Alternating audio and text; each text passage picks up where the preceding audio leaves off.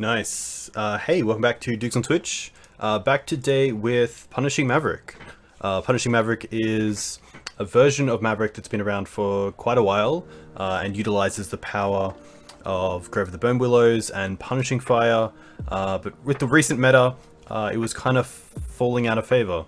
Obviously, with cards like Oko, Thief of Crowns, and Dreadhorde Arcanist in the metagame, there were a lot of X3 permanents that Punishing Fire just doesn't really deal with. So we did see a few versions of green, white, red Maverick move towards Lightning Bolt as additional removal, but the Punishing package we didn't really see coming, so we are running it back. I think the Punishing Maverick could be okay. Hey JR, welcome. It'll be interesting to see how it performs. This deck is also running a Stoneforge Mystic package, which is really nice, along with a pretty normal suite of Hate Bears. This version isn't running Mother of Runes, which is a card that I've been on and off with. It obviously opens you up to a lot of cards like Plague Engineer, and there's a lot of Terminus running around, which is tough as well because Mum's pretty good at protecting your threats like Gaddock Teeg against decks like Miracles.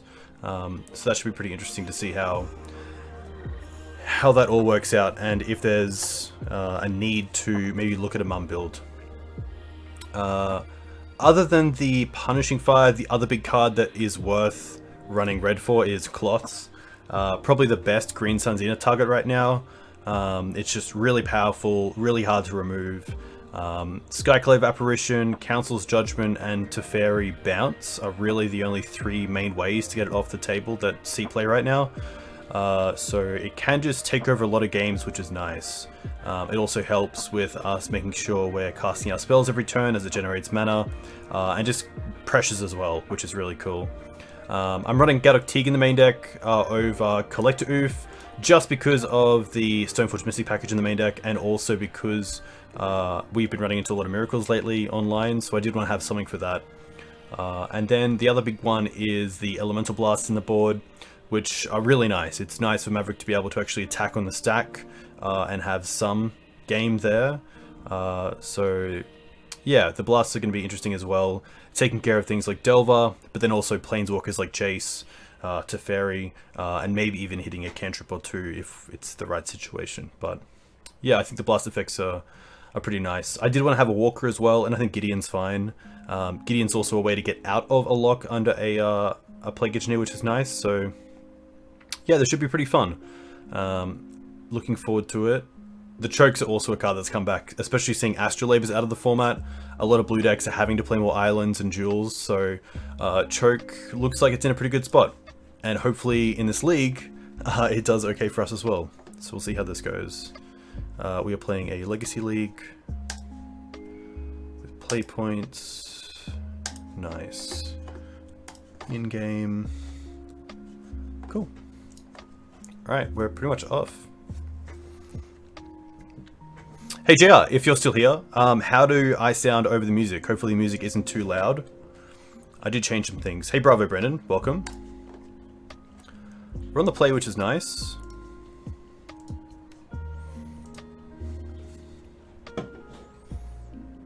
Sounds good? Cool. Okay, thank you very much. Might just make myself a little bit smaller so that it doesn't take over the bit. Hey Devon, hope you're well.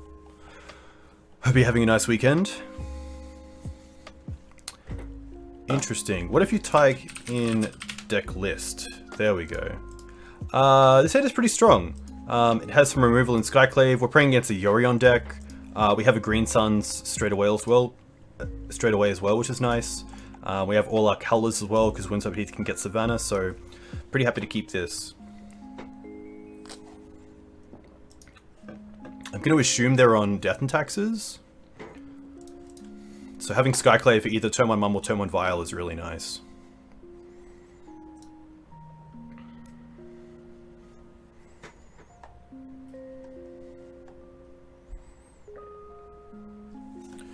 Opponent thinking about their 7. Cool.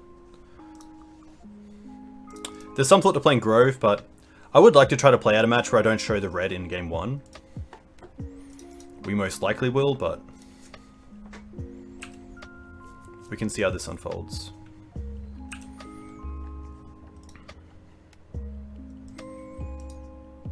Basing into Vial. Okay. So this is an interesting one. I can either show the Wasteland here or I can show the Grove. I kind of want to keep the Grove for now, just in case we draw into Punishing Fire. I don't want to put the Grove into Wasteland territory, so I'm just going to get rid of the Vial here.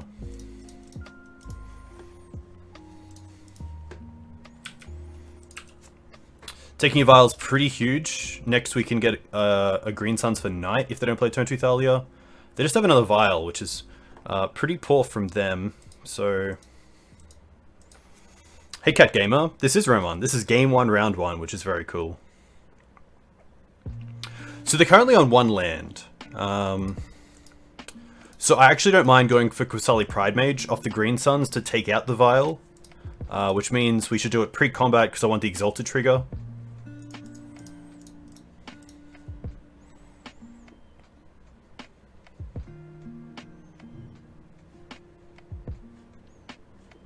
I'll play a Canopy. Burn Willow is hopefully back. Hey Ben, hope you're well. Alright, let's get Qasali Pridemage. Let's attack for 4.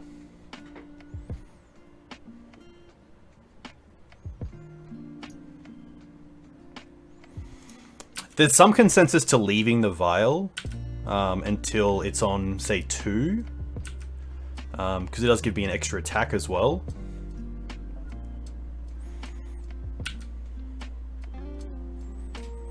So I don't think there's any reason why we can't just leave the Qasali in play for now. If anything, it gives us... It doesn't really give us an extra attack because the Soul attacking Skyclave is attacking for 2 extra due to Exalted, so attacking with the Qasali and the Skyclave is still dealing 4. The only advantage of attacking with both creatures is if my opponent has a Swords to Plowshares, then it doesn't kind of fog the whole turn, they still take 2, so...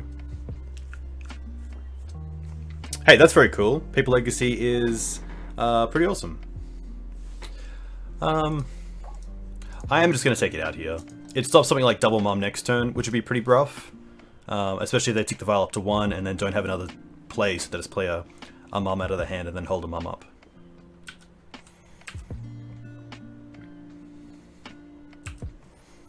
But we need to start drawing something pretty good because we don't have much pressure here. We luckily have an extra draw step thanks to the Dryad Arbor. Sorry, the Horizon Canopy. So hopefully we can draw into like a Green Suns, or maybe another Reliquary.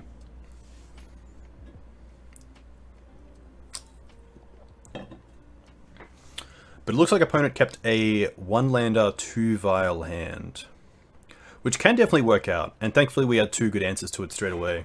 And there's a Giver, which is interesting, so... Here I'm pretty happy just to make the Giver pretty much block the Skyclave. I could Wasteland the Port, but I think just getting this Skyclave attacking with the Sword is better, to get the Giver out of the way.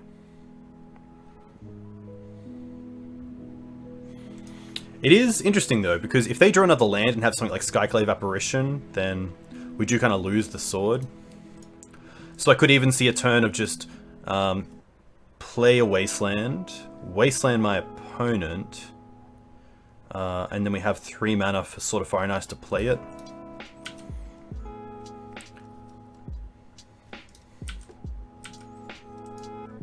Giver, not as bad. If it was a Mum, I would definitely get the Sword online. But seeing that the Giver can't protect itself, I'm pretty happy here to see if we can just start getting some hits in.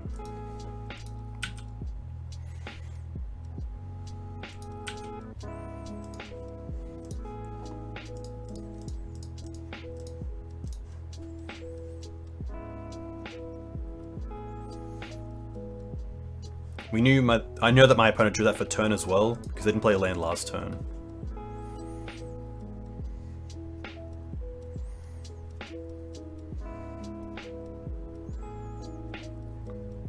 So it's going to be interesting. They really need to draw a land here of some kind and play a 2-drop that they can protect.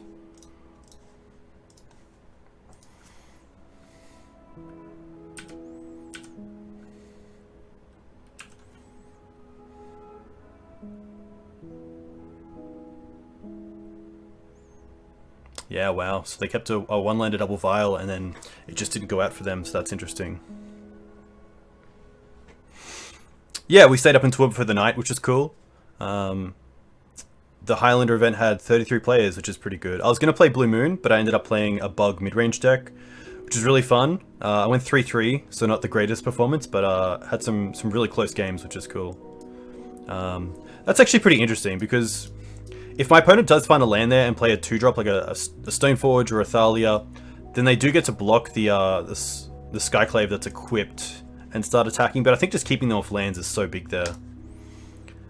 This is going to be an interesting one. So I think we can easily take out the Thalias. We can easily take out the Teeg. Skoos is probably the other card that I'm on the kind of maybe board about. Everything else is pretty solid. And then we're looking to bring in the Gideon, the Council's Judgment, the Choke, the Collector Oof. But not too much else, so... Teeg is really just stopping me. And then I might just trim on Thalias here.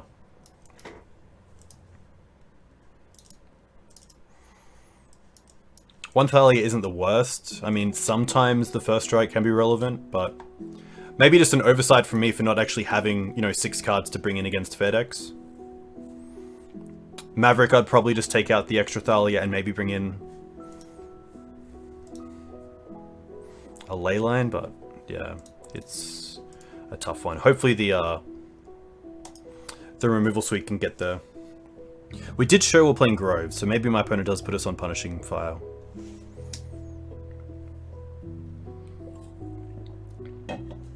Yeah, JR, that's a great point. I think that Ooze is probably the best of the worst in this case. Hey Mark, hope you're well. Hope you had a good D&D session. Ben, I'm not sure what that card is, so let's give it a quick rundown. Hey Gav. Haha, well good, best of luck for the challenge. This is an interesting one. I haven't tested that card myself, but it does look pretty cool. But back to JR, yeah, I would keep Skoos over the others. Skoos at worst can grow off the yard from combat. The only issue is if your opponent brings in Rest in Peace, then you do have a 2-2 for 2, but Skoos can be relevant, and the incremental life gain can be pretty important. This is a pretty awkward hand, because we do have the Collector Oof in hand, which means that the threats we have are not going to be turned into better threats thanks to the sort of Fire and Ice. And if our opponent goes for a turn 1 Mum play other than a turn 1 Vial, this hand doesn't really deal with that, so... I think I am pretty happy to mulligan this and just keep the Oof as a Green Sun's target, hopefully. Okay, this is actually a pretty good hand. We can play off basics if we want. I think I would probably just drop the Questing Beast here and keep the Green Suns, but Beast is also pretty interesting. If they play a turn 1... I guess it depends what we draw as well, but if they play a turn 1 Mum, we have the Swords off a basic, which is nice, which plays around Wasteland but doesn't play around Port. We can then turn 2 Green Suns for a Mana Dork if we want to get a turn 3 Beast out. I think it's just the Savannah here that I drop and keep the fetch lands, because at least the fetch lands grow Nut of the Reliquary, which is relevant.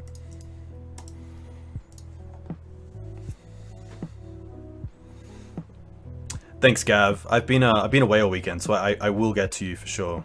Just gotta find the time.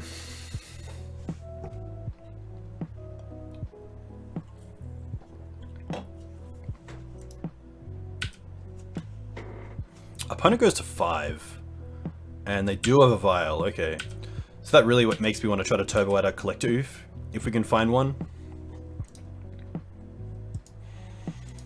So here we have some pretty good options. We can Green Suns for Dried Arbor, and then next turn Wasteland. I kind of want to keep the Green Suns for Collector Oof, so I think just Windswept Heath Pass is fine.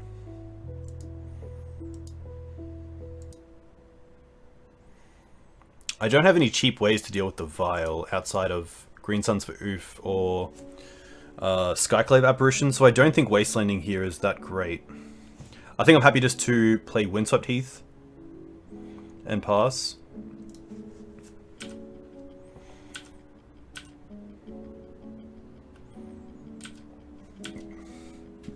And at least here we have a Windswept Heath for basic plains, we have the Forest as a basic, and then we have the Windswept Heath number 2 for a red source to get our colors online.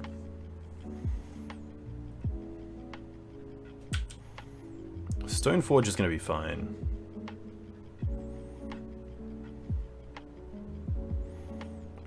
See, they're on the Mull, they're probably just going for Batterskull.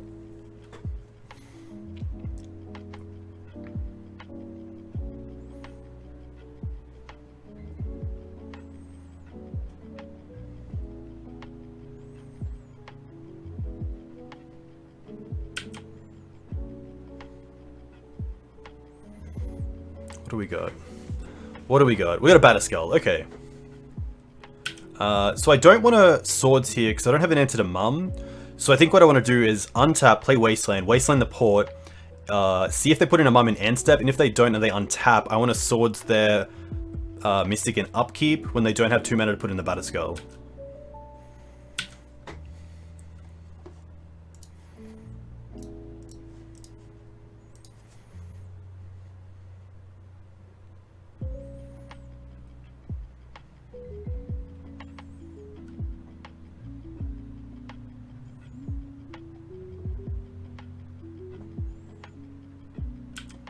Alright.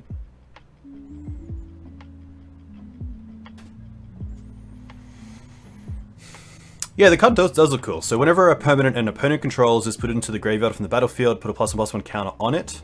At the beginning of your upkeep, if it has 1 or more counters on it, you may remove all of them. If you do, exile each other non-land permanent with converted mana cost less than or equal to the number of counters removed this way. I guess it is a little bit tough if you already have a board out that's doing well. It looks like they do have a Mum.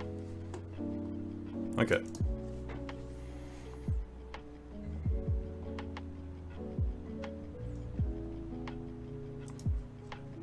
So now the big question is the threat the Mum, or is the threat the Stoneforge into Batterskull? And I think because of our hand, we also have Green Suns for Kusali Pridemage. I'm pretty happy just to take out the Mum here. And then make them have a land.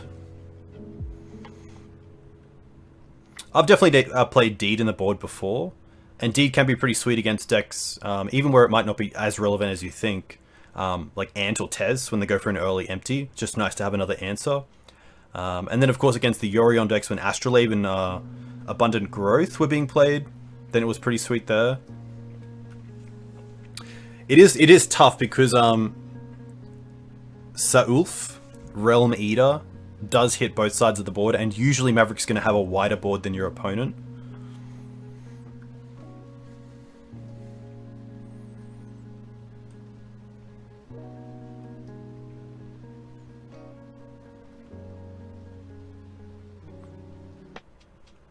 Yeah, it definitely feels pretty cool in a matchup where you're going to have a lot higher CMC permanents than your opponent, maybe against something like Elves or even Legacy Goblins.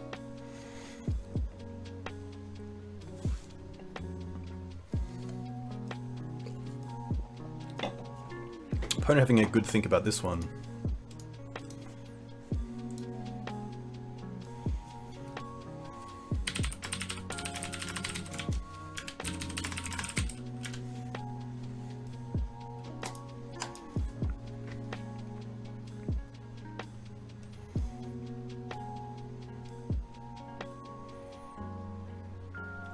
I think the big question here is, if my opponent untaps, plays a land and passes, do we use the Green Suns to find a mana accelerant to then cast a Questing Beast or Gideon the following turn?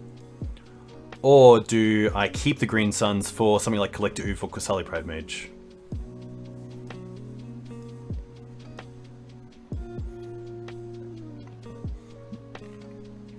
Obviously depends as well on my draw. If I draw Collector Oof, that's perfect. If I draw a Mana Dork, that's also fine.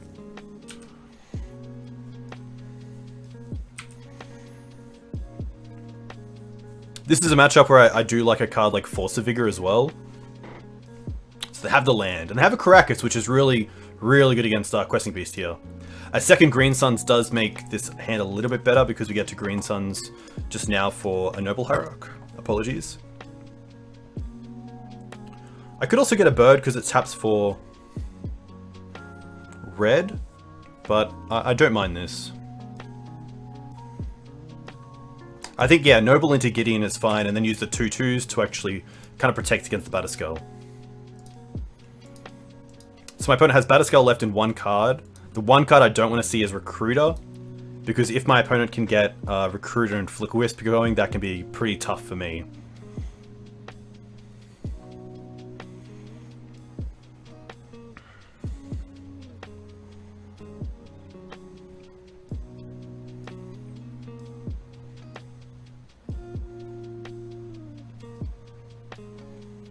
Looks like my opponent's either lagging or thinking about putting in a 2-drop here. They're just going to pass. And hopefully keep File at 2. I can see them putting it to 3 because they have 2 mana. So if they could draw a 2-drop, they can just cast it. But if they draw a 3-drop, then it's just a huge advantage to already have the Vial at 3. Yeah, so they put it to 3.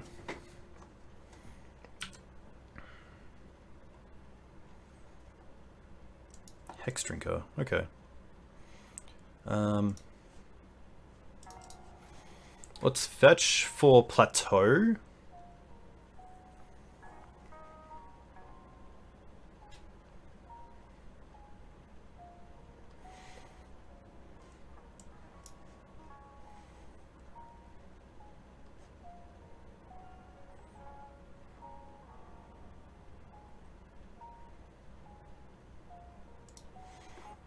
I could also go for Hex Drinker, tick up here. I could Green Suns for Collect Oof to turn off the Vial, and then Gideon next turn. Definitely have a few options. I think I'm happy just going for Gideon here and trying to get it into play.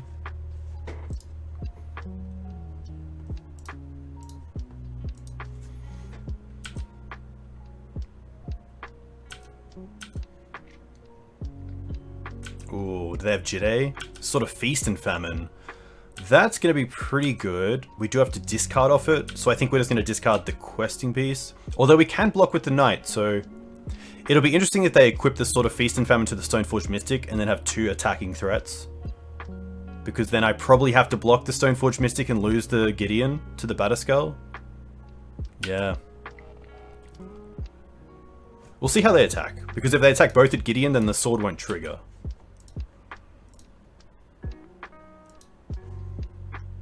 Yeah, so they were attacking me with the Stoneforged Mystic. I think I kind of have to keep the Knight around here. Or the Gideon. And just discard the Questing Beast.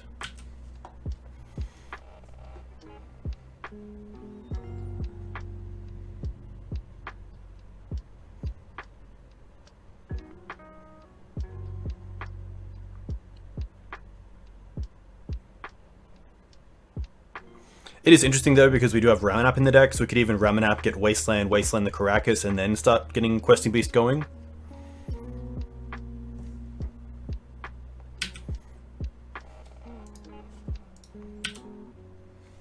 But I think here, because we're probably just going for Green Suns for Qasali Pride Mage and holding it up, I'm just going to go for Questing Beast drop here.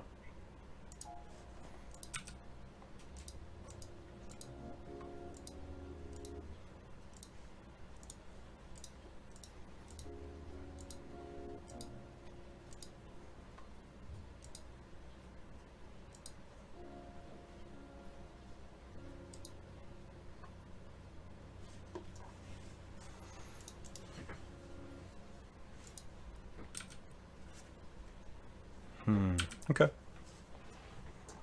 Hey, Epic. Hope you're well. Moxalicious? Haha. Alright, we're going to use Gideon first. Now we can Green Suns for Qasali Pride Mage. I probably want to tap with my Noble Hierarch and hold up the Forest because it's less likely to be interacted with before I actually have to use the Qasali Pride Mage. Jimbo! What were you just playing? Hope you're well. We had a pretty good Highlander tournament up here yesterday in Toowoomba. Had 33 players, and I believe Eddie took it out with red-green ramp, which is very cool. Highlander top 8 just concluded. Interesting, that's cool. Ah, the Underground C1? Very nice. That's cool. Hey Draco, thanks for the follow. Let me know where you're from. If you play Legacy, what you play in Legacy.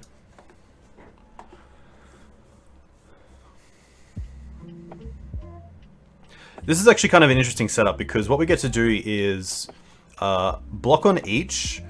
I'm going to block the...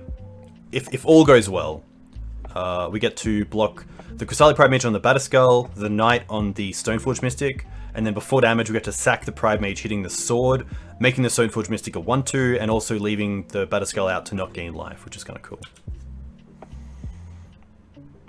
What took down the event? Mox Emerald first place? Very cool. Esper Tempo? Okay, that's cool. I'll have to look at Moxfield and the Highlander Discord and Facebook group for the end results. Does my opponent have a 3-drop? If they have Flicker Wisp, they probably just hold up Flicker here. Just because they know that the Pride Mage is definitely targeting one of their equipment.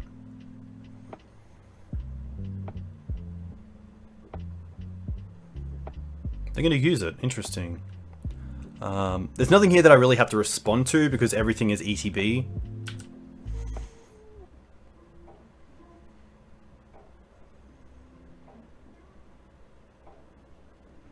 Recruiter. Yeah, that's pretty good.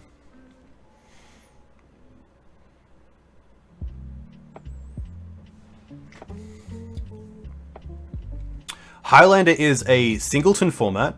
It's called 7-point Highlander, and it's pretty awesome. There's a points list which you can use of up to 7 points, with the most powerful cards being up to 5 points, I believe. So cards like Ancestral Recall and Time Walker 5 points. You then have a bunch of 1-pointed cards like Crop Rotation, Green Sun Zenith, Snapcaster Mage, Jason Mind Sculptor, Karakas, Wasteland, and there's a bunch of decks you can play of all different varieties and all different costs. So you can play pretty budget decks, you can play some pretty expensive decks as well. 7-point Highlander has a really good Australian community, of course, because it is Australian 7-point Highlander. It's a little bit like Canadian Highlander, which is a 100-card singleton format, which has a point system, I believe, as well. It uses the vintage restriction list, or banned and restricted list. But yeah, it's really cool, Gav. You should check it out. Ah, Legend, thanks, Tyrone. A huge thank you. Alright, so we know about Charming Prince. Charming Prince is an interesting one, because I think Flicker Wisp is just a little bit better there because of how it interacts with Vial. So that makes me believe they already have a Wisp, or they're only running 1 or 2, and the other 2 cards in their hand are just Flicker Wisps.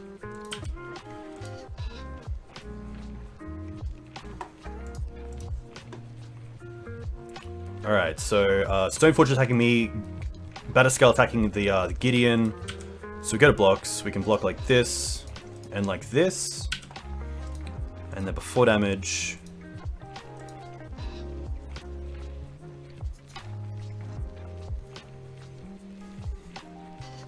can try to hit the sword.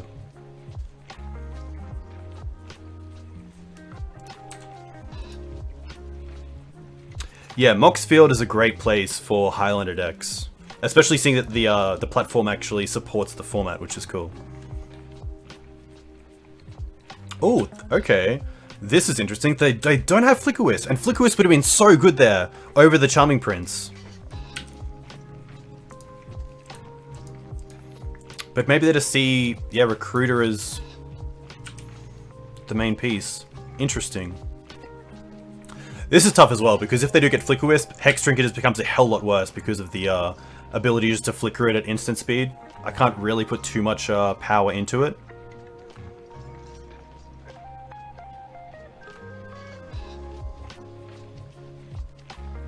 Pride Mage is really cool. This deck can definitely play a card like Knight of Autumn, but just for this version I wanted to lower the curve, and Qasali Pride Mage is still a really good threat.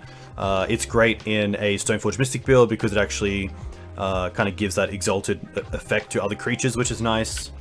But Knight of Autumn is hard to pass up. It just has a lot of different abilities to use. Kind of like a Swiss Army Knight, I believe it's referenced as. Knight of Awesome. Okay, it's called Knight of Awesome now. is really good as well, because you keep the body around. You don't have to sacrifice it to destroy something.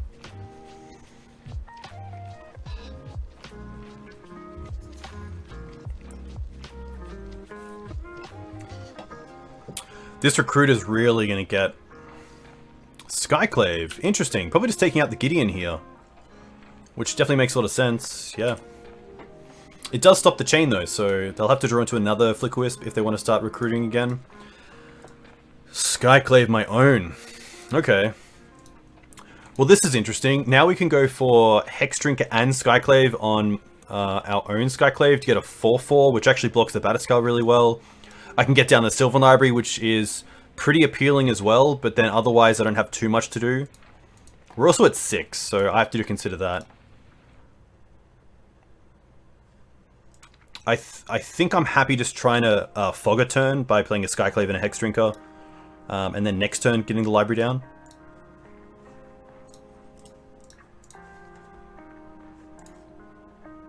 I could take out the Vial, which is interesting, but I really need to start getting some creatures on board that protect me from just dying to combat damage, so I think this is okay to get a 4/4 and then play Hexdrinker. My opponent's got 2 cards left. I don't know what they are, so...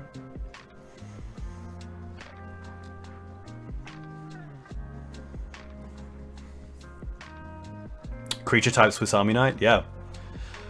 Yeah, I think I will have to find room. It's tough as well, because Skyclave now in a lot of Maverick decks does kind of fill the void of having more main deck Artifact or Enchantment, or just Planeswalker hate as well. So it is nice to have a green Sunnable answer to Equipment, but Skyclave does a lot of the work for you as well, so it's really about finding a good mix.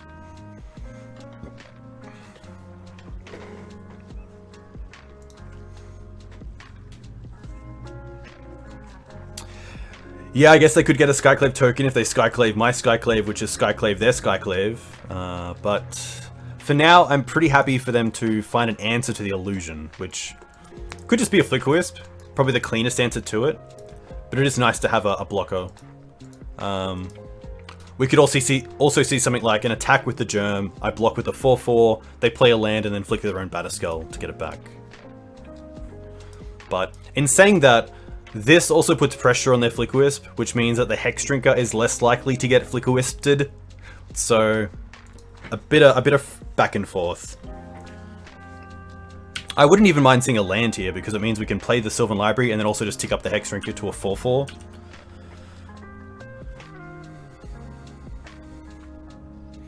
Yeah, Knight of Autumn in the board is still a fantastic choice. I do like the three Stoneforge builds when I'm not playing Cradle. I kind of like using Cradle as like my second or my third Stoneforge Mystic as a way to power out a Batterskull.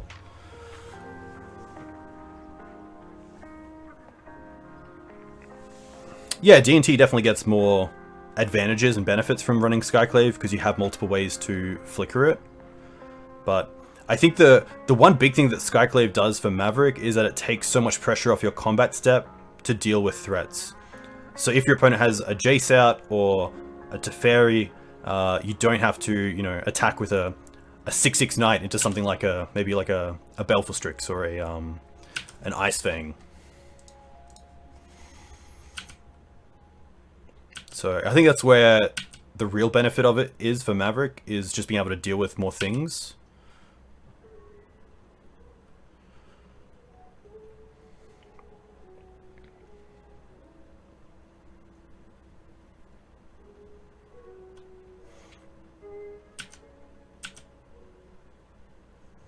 Knight. Well, Knight is currently 1, 2, 3, a 5/5. So I could go just Knight and pass. I actually don't mind just playing the library here and trying to dig for some sort of answer. Some sort of removal, because right now they don't have a Mother of Runes. Punishing Fire would be fine. I also just get to use my leftover mana here on Hexdrinker and just part back. Hey Penguin. Hope you're well. What did you play and how did you go? Yeah, Hopkins, Plague is really nice. I think although Abrupt Decay is really nice, I think Plague is the big reason to go black right now with Maverick, because it just answers a lot of the ways that Maverick dies to go wide strategy, like a Goblins deck or an Elves deck.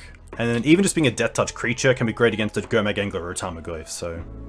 Hey Saito, welcome. I hope you're well. Good night to everyone. Yeah, I guess in Brazil it is...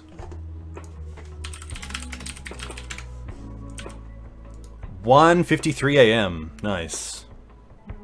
I don't mind trading the knight here.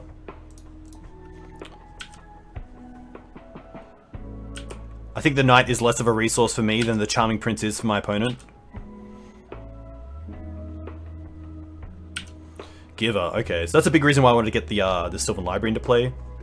Just to try to find an answer for some sort of removal.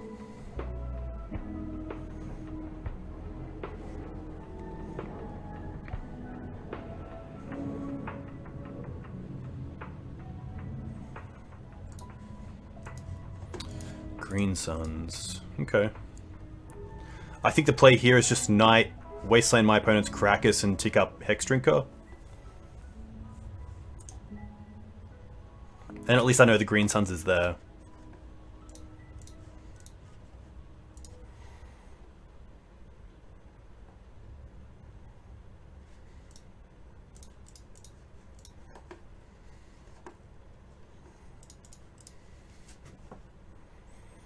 Giver's going to be a little bit interesting. Thankfully, I can target it with removal, and then target something else if I need to. My opponents get damage through here, might even just have to try to go for protection first and then swing, but we'll see how that turns out.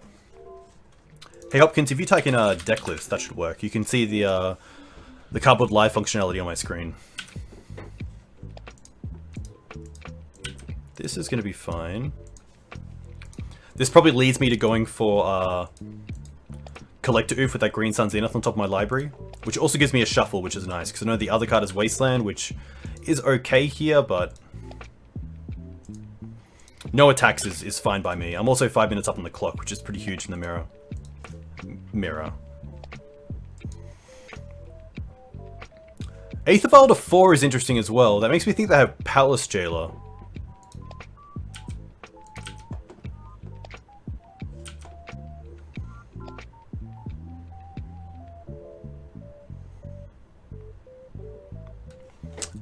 Yeah, maybe they want to put Yorion into their hand. That's very correct as well.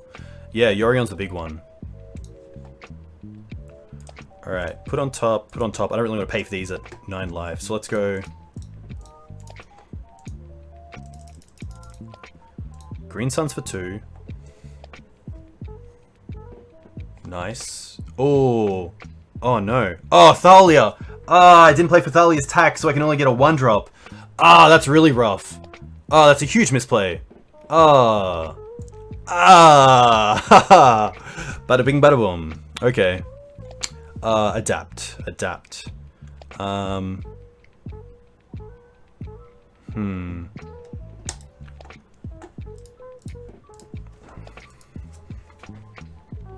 That's pretty rough.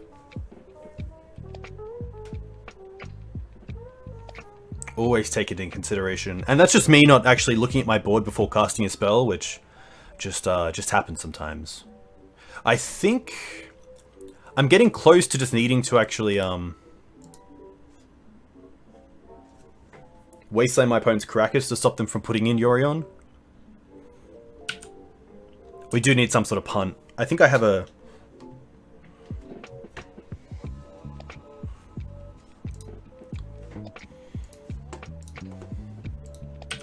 I'm gonna see what they do end step.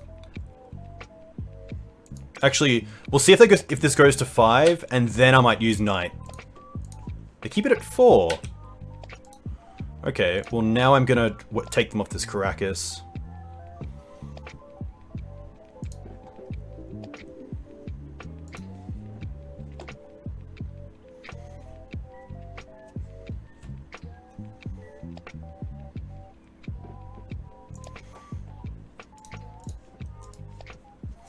Always think. Yeah, I do want to keep that Yorion out of their hand, which is pretty huge here. They'll probably use the mana here to Stoneforge Mystic.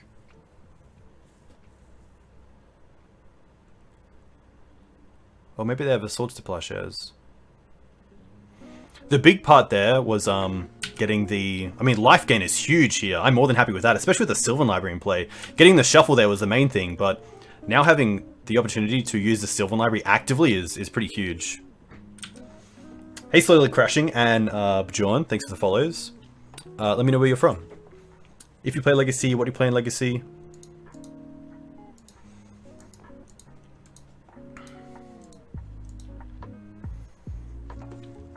Hopkins, Cardboard Live should be in the opening screen, so let's have a quick look.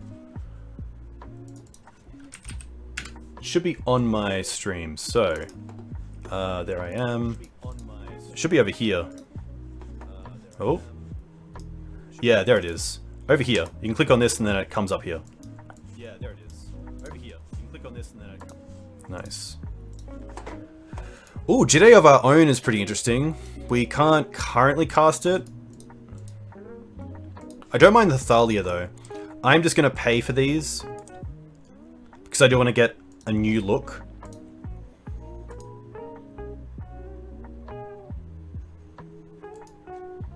Could also tick up Hex to pretty much be perfect.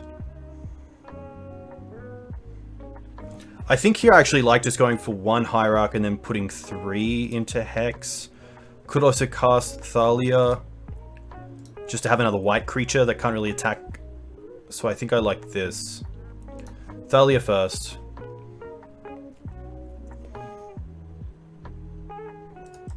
Jidei's probably not getting through, so I don't really care about Jidei here. And I don't mind just being on defensive here. I don't really want to attack with the Skyclave. I guess I could, but my opponent can just give Pro with Giver and know that nothing's happening, so there's no real point to attacking here. If I was going to attack, I should have played the first Hierarch and then just attacked with open mana.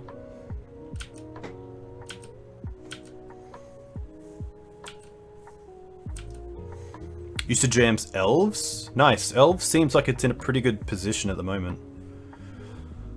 I don't think there was much that it lost to from the new set, but... Hey, Mr. Lee, welcome. Sorry, yeah, with the bannings, there were obviously some cards that did snowball other decks forward, but I don't think there was any cards that were banned that really put the pressure on Elves in a kind of pushing it out of the meta kind of way.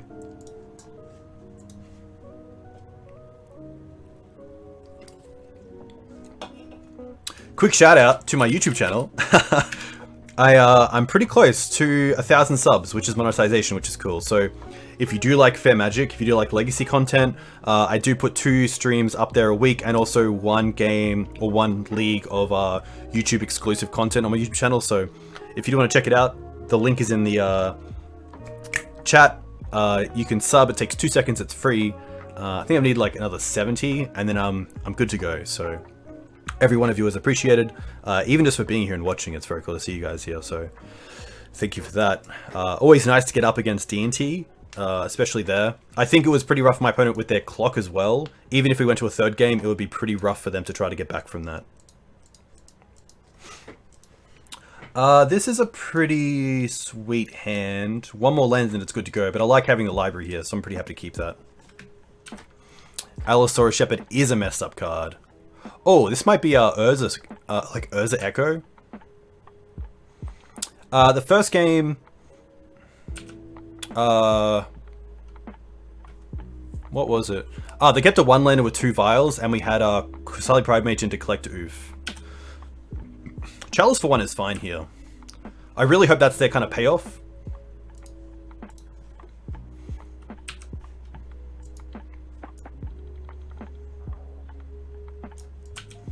I didn't want to wasteland my opponent there off the seat, even though it kind of takes him off 2 mana. Hopefully this will be fine. Emery's pretty good. Urza Petal Mishra.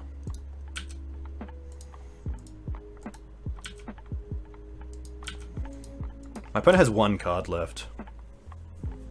Hey, thanks Ben. A huge thank you.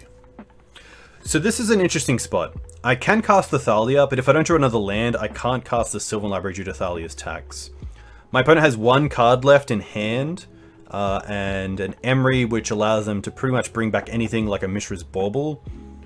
They have to cast it though, so it does actually cost them, which is kind of nice. So I don't mind Thalia here. I have a pretty high likelihood of drawing a third land over the next 2 turns, so that's a pretty interesting one. I think I'm happy with Thalia, especially if I can keep like a Karn off the board. I'm pretty happy about that. So let's just go for a Scrub Savannah off here and cast Thalia. If my opponent also has like Hull Breacher or Narset, then the library gets turned off pretty easily as well, unfortunately.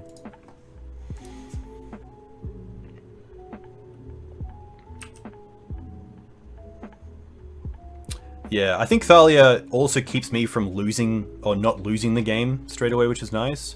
Interestingly enough, my opponents also use these baubles, which they can get back with the Emery, but Wasteland currently turns off the Mox Diamond as well, which is kind of nice. Or the Mox Opal, sorry.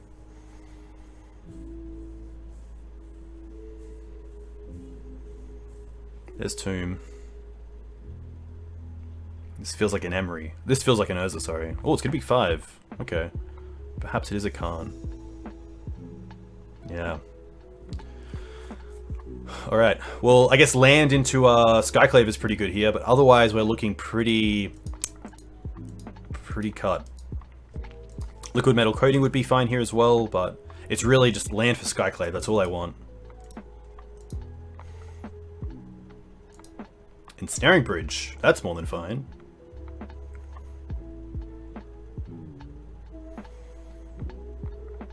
Ah, not the land I wanted, but pretty close. So let's go for attack Karn.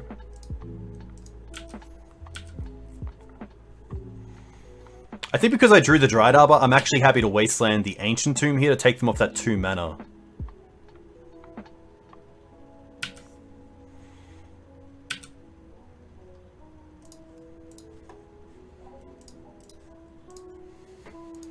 It's also a land they can't get back with the Emery, thankfully, so can only hope that that did something.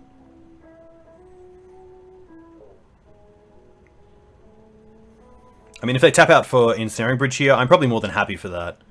It's kind of like a fog for a turn. This deck can do much more busted stuff than Ensnaring Bridge, so I'm pretty happy to see that, in all fairness. I was going to cast a Bauble, okay.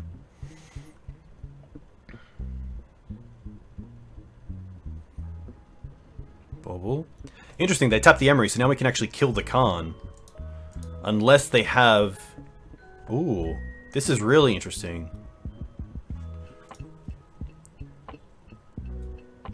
Ah, you have to cast the cards. Hopkins, that's a great pickup. Do we draw a land? Ah, it's a Wasteland. Which maybe is good enough. Maybe Knight this turn is good enough, because we can play Wasteland. We can attack Karn for 2 and then for 1. Oh, I don't want to attack them, sorry. Yeah, I need the mana. So this is a pretty nice one, because it also means that we have Karakas for Emery.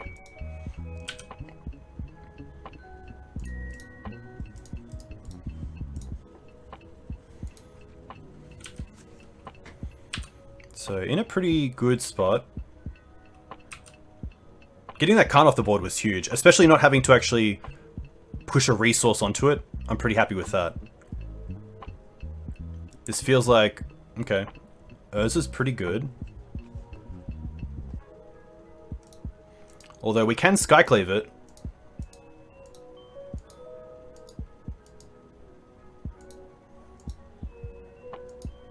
Green Sun Zenith would be pretty nice as well, because then we can get Collector Oof.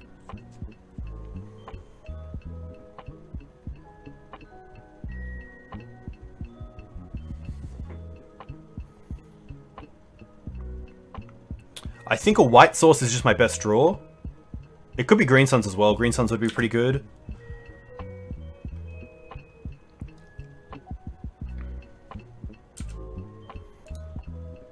Oh, Cradle. Okay.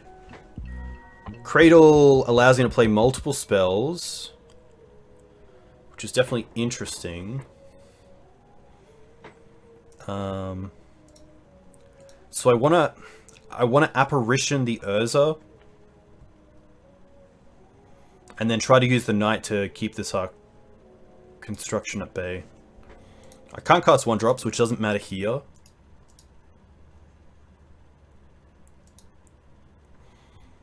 So let's go Cradle. I do want to use the Skyclave here. So we might just go white. I think I can drop the Wasteland here. How do I want to do this?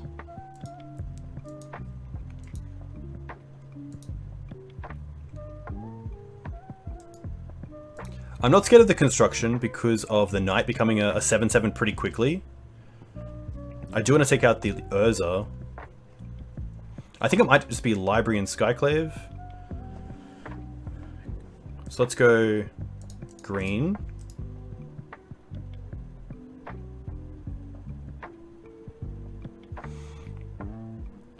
I don't want to lose the Arbor because then I'll lose it to Cradle. I want to be able to play the Skyclave and then have 4/5 mana, which then allows me to play Sylvan Library. I guess it doesn't really matter there.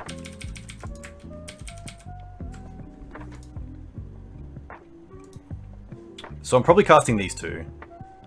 I can't cast the Thalia because I need triple white. I can't cast the Clots because I'm not getting a red source. I guess I could get a Plateau.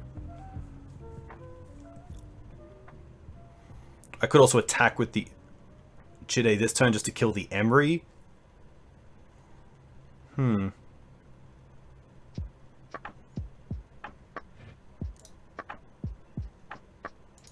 Alright, well we're definitely doing this.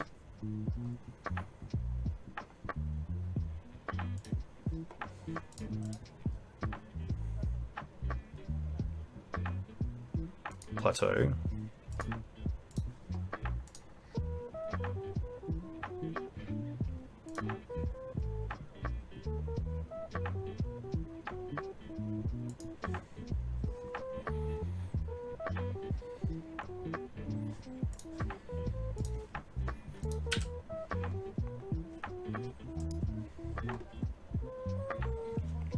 Now, I can attack with the Thalia into the construction just to kill the Emery, which I don't mind. It leaves him with 1 card in hand.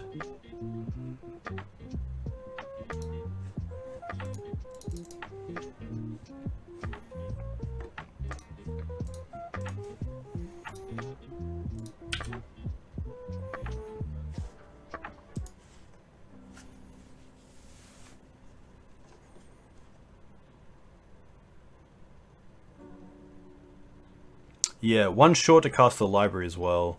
But hopefully this is fine. I think leaving my opponent with a construction is more than fine, especially once his Knight untaps next turn. And then next turn we have Clots and Library to come down, and also the other Thalia if need be.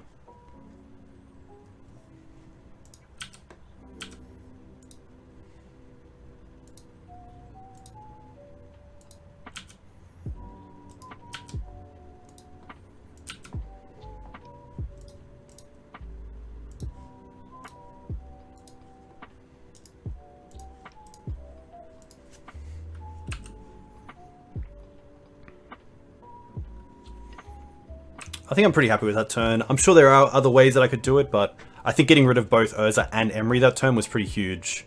We know they have an Ensnaring Bridge, which is fine. Another Urza is okay, because we have Caracas, but that does make it a little bit harder with these constructions getting really big.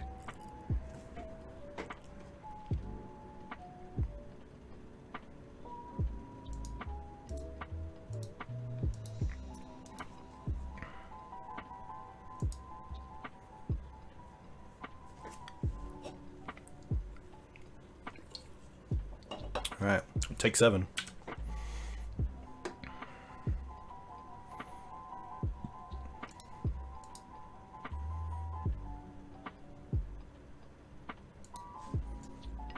Nothing in the bin that's big yet. I wonder if they play bridge here.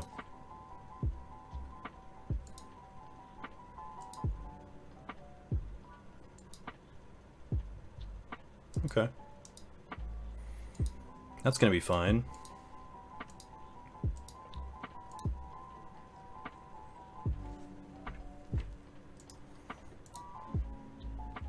Definitely feels good. Feels good to be able to play around with a few different variants. It's cool that like Punishing Fire might be okay, so it's cool to try it out. Opponent has one card, so if we wanted to attack, we could attack with the Dryad Arbor. That's not going to be good. I do want to play the Sylvan Library, so we're going to play the Forest. We're going to... I could play Cloths, but then I need red. 1, 2, 3, 4, 5, 6 mana. That's a lot of mana.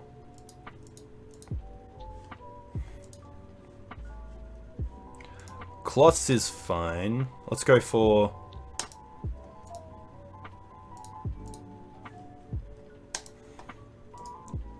Cloths first. Now Library.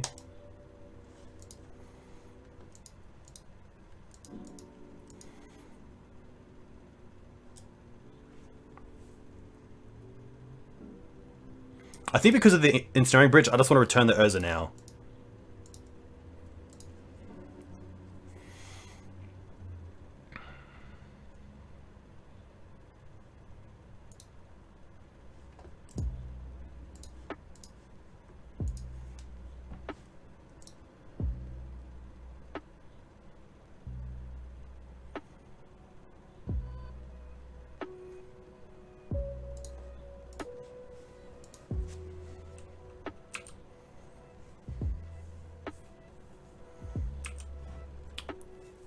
Hopefully this is okay. Opponent has 3 cards in hand, one is Urza.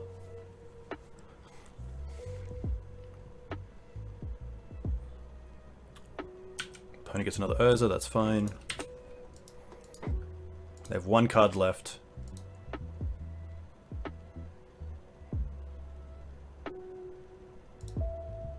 I guess they get to use the Urza straight away, which is pretty nice. They find the Emery, which can get rid of the Ensnaring Bridge, which is pretty huge. So I do need to find removal here off the Sylvan Library. Collector Oof would be pretty nice here. Punishing Fire would be nice. Oh, they have an Echoes. Oh, okay. Well, we found another Skyclave.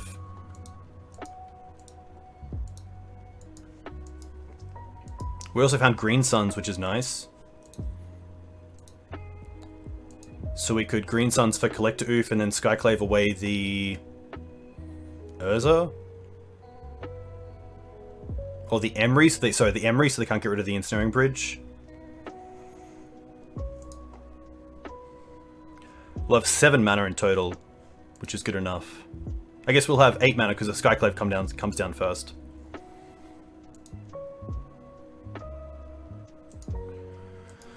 Yikes. We have Caracas for Emery. Yeah, I guess that's very true as well.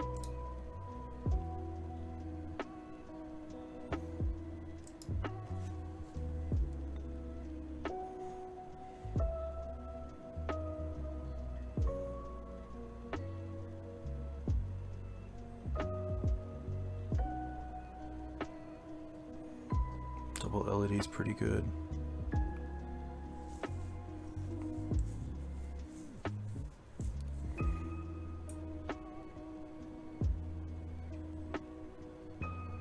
Chalice on 1, okay. That's fine.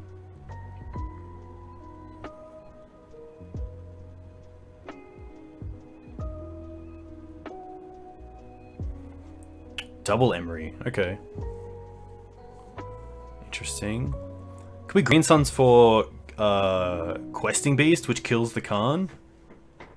Okay, well, Questing Beast is just there. Punishing Fire is there, which is nice. So let's go put this on top. Pay for this. So I believe the only way to get rid of the Ensnaring Bridge is to use the Emery. So we can Punishing Fire the Emery. We can cast the Questing Beast, which they can't block, and it kills the Karn. We have a few things to do here. Ah, because of the bridge. Yeah, okay. Yeah, okay. Okay, we have Skyclave for the Karn, and we have Punishing Fire for the Emery. Yeah, okay. Well... Cloth triggers.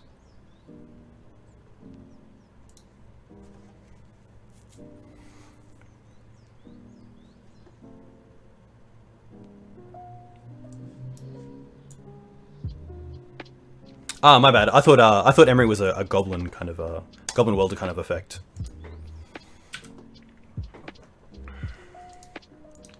The issue is if I take out the bridge, we just died at the 12/12s. So I think we just have to go for Skyclave on Karn, Punishing Fire the Emery to stop any sort of shenanigans. Yeah. So let's play a land. I kind of want to keep up the Caracas.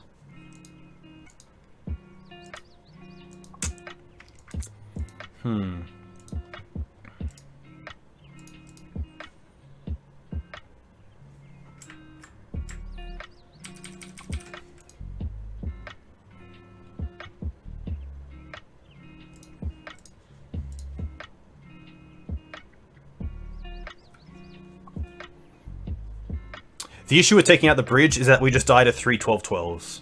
That's the big issue. The bridge is actually good for us because it stops them from attacking. So I want to Punishing Fire the Emery.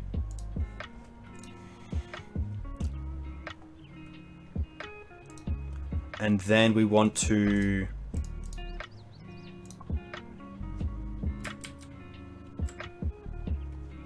I think I want to use the Caracas here for white. I could also play... Yeah.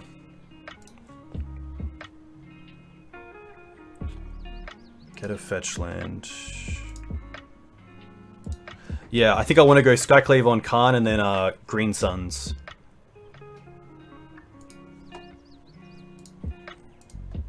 Which I can currently do.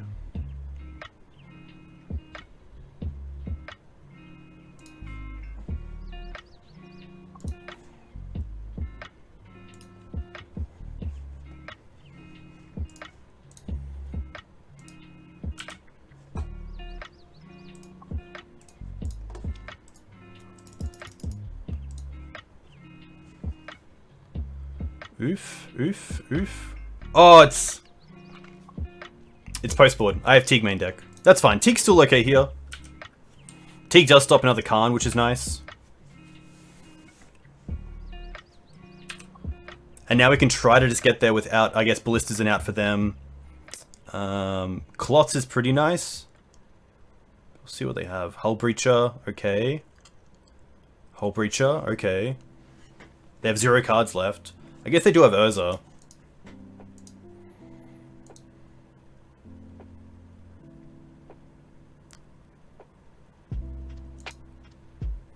Yeah, Flicker's would be cool, or some way to like flicker the bridge for a turn.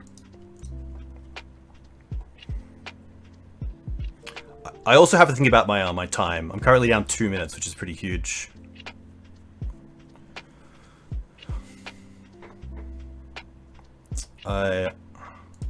I could even start attacking with Birds of Paradise if we can get an Exalted creature out, which is kind of cool. Which is probably Qasali Pride Mage because it also interacts with my opponent in a way. But the bird does die to it does get Chalice, so I can't cast the bird. That's a big no-no. We have some pretty good sideboard cards as well. Oof, the Blast Effects, Deafening Silence. Wow, they don't have an out. Okay, well, that's pretty awesome for us. So this is an interesting matchup. What don't I like? I don't really want the Hex Drinker.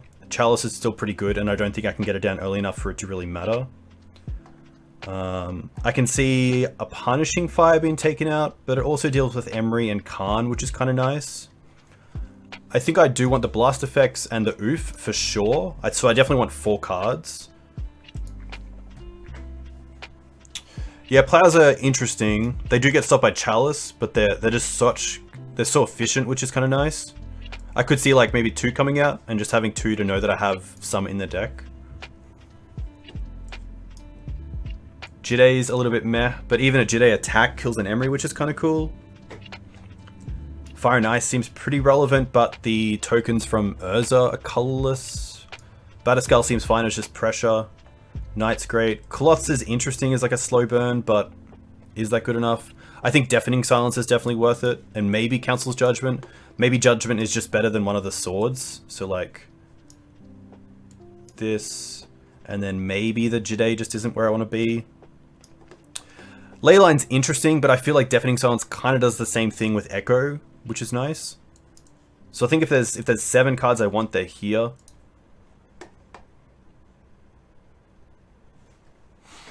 Yeah, it could just be the Stoneforge Mystic package. It could just be keeping in the Sword of Fire and Ice as a way to turn some of my creatures into real threats.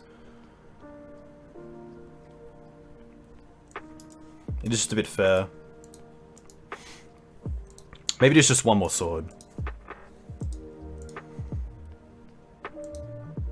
I don't mind this. Ramanap's interesting. Yeah, this seems pretty sweet. The blast effects are really relevant.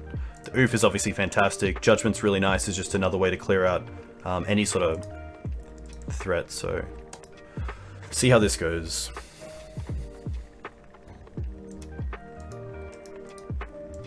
This is a pretty good hand. It doesn't really get affected by Chalice too much, and just turn 2 oof or turn 2 Thalia is really nice. So I'm pretty happy to keep this. Only thing this hand is, I guess you can't really play around an Echo, so pretty happy to keep this. It has 3 lands as well into Night, so it's got a really nice curve.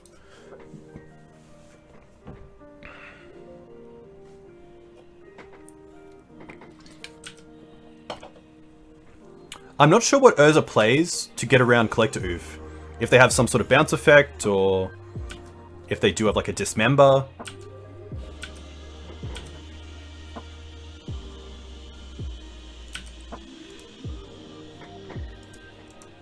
It is really good. The only reason I cut Oof is because we are playing Stoneforge Mystic, and in the last 3 leagues we played against blue-white like Miracles 5 times, so I do want to have Teeg for some sort of interaction around or against them. Dismember and Echoing Truth? Okay. Hey Tech, thanks for the follow. And KC, hope you're well. Let me know where you guys are from. If you play Legacy, what you play in Legacy. Brazen Borrow is pretty cool as well. Oh, just a pass? Okay. I think here I would rather run the Thalia into a Dismember, which they can't currently cast anyway, and then play Oof. I'd rather, yeah, bait with the Thalia. Especially if they have like a Force or something. Thalia also not really putting us behind, which is nice.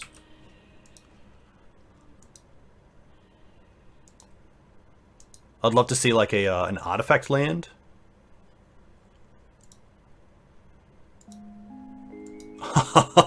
There it is! You love to see it.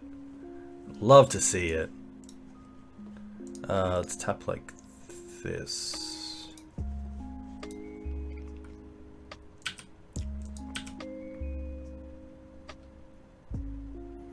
Oof, really nice here. They're gonna force it. Okay. So they did have the force. That is gonna be fine. They did lose an Urza to that, so that's a pretty big nice win as well.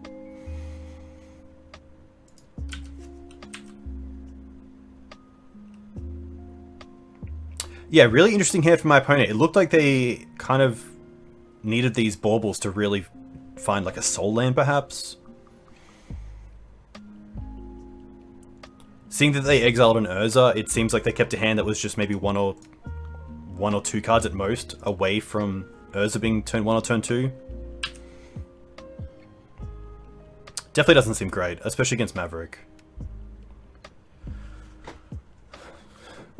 Pedal's okay. If we draw a land here, I'm kind of keen just to get Beast on the field and just go to town. Knight is also pretty nice because it does start taking care of their mana, so we'll see what actually happens when we draw. Hey Loma Boy, welcome. I hope you're well. I liked your stream with Gav. Basic Swamps, very cool. Teeg, interesting. Knight has pretty high upside. I'm not too scared of something like Chalice or Karn here. Especially if I already have a Knight in play, so I don't think I have to play the Teeg here. I think I can just go with Knight. I think we attack first. See if our opponent does anything. Punishing Fire has been okay. It hasn't been unrelevant, which is nice. But I do like having it in the deck, which is cool. Hey Super Bud, welcome. I hope you're well. Let me know where you're from. I like Knight here, and the reason that I like Knight here is that I don't think I'm really scared of any 4-drops my opponent plays when I have the Knight in play. So I don't think I have to play the Teeg to be cautious of anything. Yeah, I think that Knight just puts us in a really good position where next turn we can even start Wastelanding. We can still cast the Teeg next turn.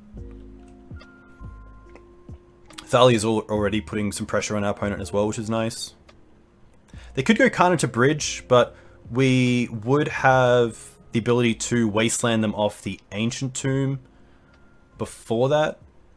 So they'd have to draw into a land to cast it. But that's, yeah, that's a very real threat. Hey Mika, thanks for the follow. Let me know where you're from. You're in Canada building a Maverick deck. Very cool. That is very cool to hear. You'll have to let me know what variant you're building. Just another pedal effect.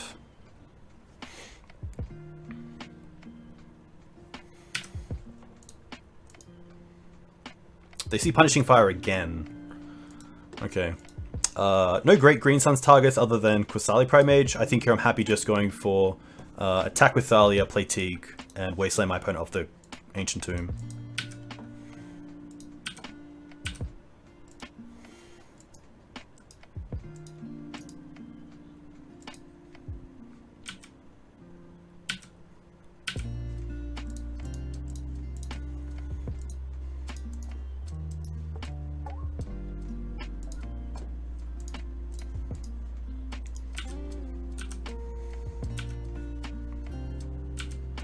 Yeah, I do like seeing Mum in the deck as well. I haven't had much time to play around with Mum, but yeah, she seems really good. Especially if you want to protect your threats like Gaddock Teeg against Miracles. Although I do like having Teeg against Miracles in the main deck, I don't have a way to protect it, which is not the greatest deck building strategy, but it works. It's okay. Greatness and needed cost. Dark Confidant, welcome. I hope you're well, thanks for the follow. Opponent's at 13. I can just go with Questing Beast here, which is pretty sweet.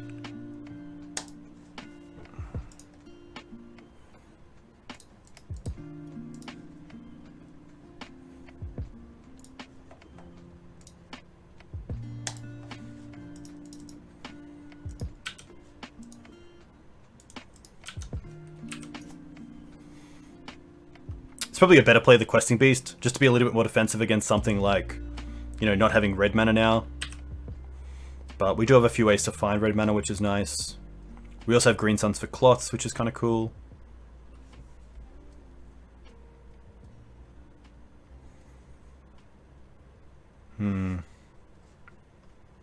Hey, thanks Mighty Penguin, too kind.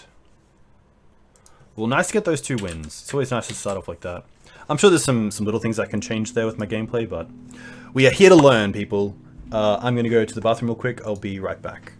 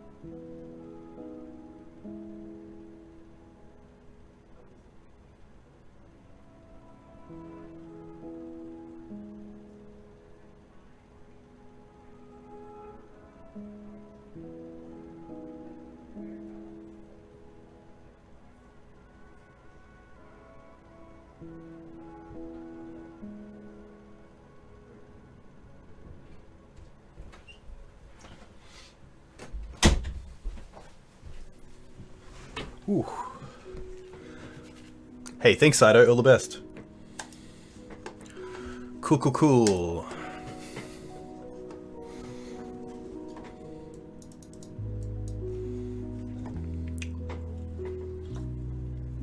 Hey, F Pauls. How are you finding Modern at the moment? How are you finding the new bannings? Did any decks... I assume there were some decks. I'm not too up in Modern. I know that Tybalt's Trickery got banned, so obviously that deck's kind of scrapped. I know that Simian Spirit Guy got banned, so Ad Nauseum's looking a little bit rough. What's kind of... I know you're a big fan of Uro in some decks, especially the Primetime decks. Is there a card that's kind of just like fit into the Uro shell? Yeah, it looks like some really cool bans. I'm a big fan of it.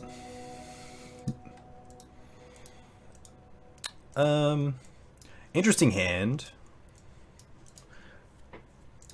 The Dried Arbor is a little bit rough with the Green Sun's already in hand. But I'd love to have a fetch land just to play around Wasteland a little bit.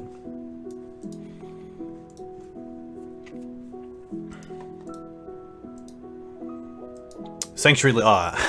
Mystic Sanctuary is a card that I do not like playing against. Yeah, Field's obviously a pretty big loss. I guess if this was a 6, I would probably keep it without the Dried Arbor, so I think I will just keep this. But it's not the greatest. I do want to have like a Thalia in my opening hand just in case my opponent's on some sort of combo deck. I guess we do have like maybe a turn 2, turn 3 Green Suns for Teeg. I'm gonna mull. I think we have some really good 6s. I'm pretty happy with this deck as well in Mulligan. It's like a Noble Hierarch. Yes. Yes, this is what I want. Thank you. Okay. I'm gonna put back the Cloths. Build up my mana, and then probably just Green Suns for it, but... Could also go with dropping the Bird. The Bird's nice because it allows me to create red mana, because I probably just want to go for a basic off this Windswept Heath. I'll keep it. I think it might just be the Bird, but Hierarch's interesting as well. Some little things, especially as this taps for red, and it's also not a human, so it gets a Plague Engineer deck that's running a main deck. They're probably going to name human against Maverick. I'm going to ship the Noble. I think this is a pretty nice 6. Snow-covered plains, that is fine. Another fetch land's actually really nice here, because it means I can fetch for a basic if I want to play the Bird. I don't have to go with... basic. I know Abzan Maverick definitely mains Plague Engineer. I'm assuming Grixis might be. Probably in the board. Espervile, yeah. I'm going to use a fetch. I am going to get just the other Savannah.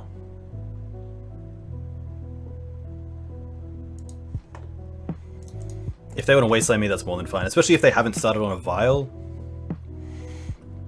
They didn't even have a Swords to Plowshares, which is interesting.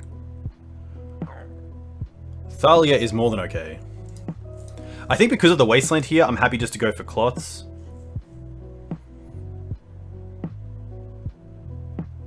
But Cloths isn't going to be great in this matchup. Green Suns for 2 isn't that great right now. I guess I can only Green Suns for 1 because of the Thalia. So I'm just going to go for Cloths.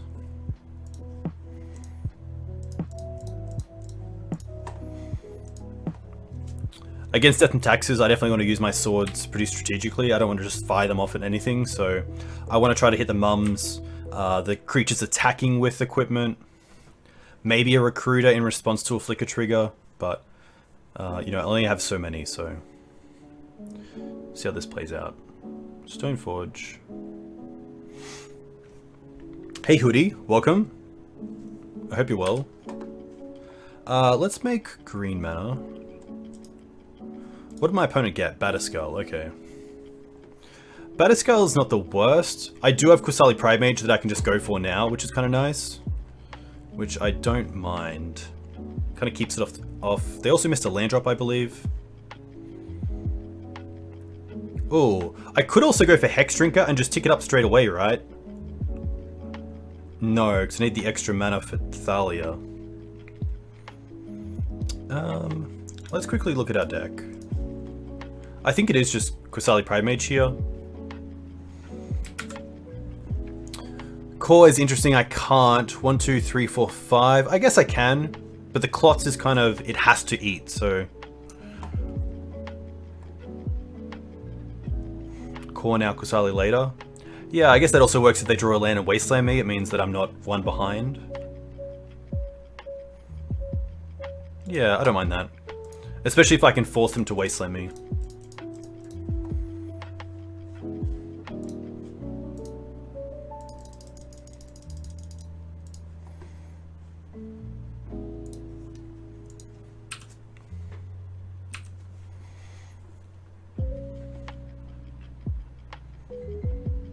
Cloth is probably an easy cut against TNT. The graveyards aren't used too much, there's a lot of exile abilities, they could bring in Rest in Peace.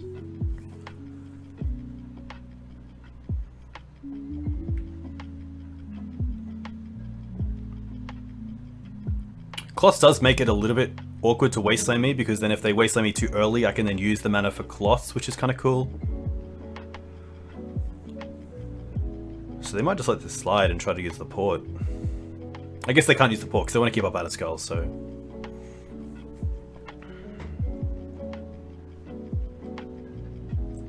Ooh, Skyclave. Skyclave is interesting, but I think here it's best just to Green Suns for Qasali Primage. So let's fetch first. I'm just going to go for a basic. And then 1, 2, 3, 4 allows me to Green Suns for 2.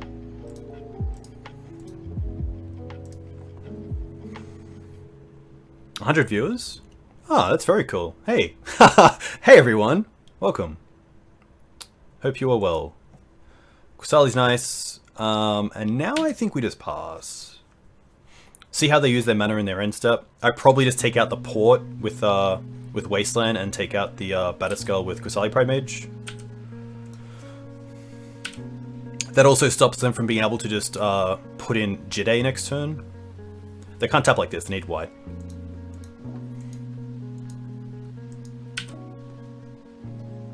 They put in Jide, okay. Well, that's interesting. They can't save this at instant speed, which is nice. So here I'm pretty happy just to get rid of a Savannah. Get a Wasteland and take out the port.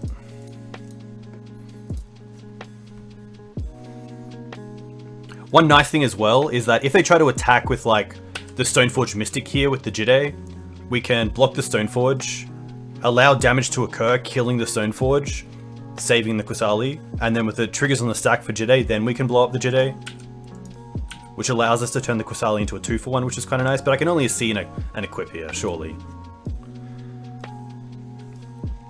I think Knight of Autumn is a great card, and I definitely wouldn't expect anyone not to play it. Yeah, I think it just does so much for the deck, but I do like that Qasali is a little bit cheaper, although you do have to pump the mana into it. I do like that it's just a card I can play on turn 2 a lot of the time, and the Exalted is also really nice.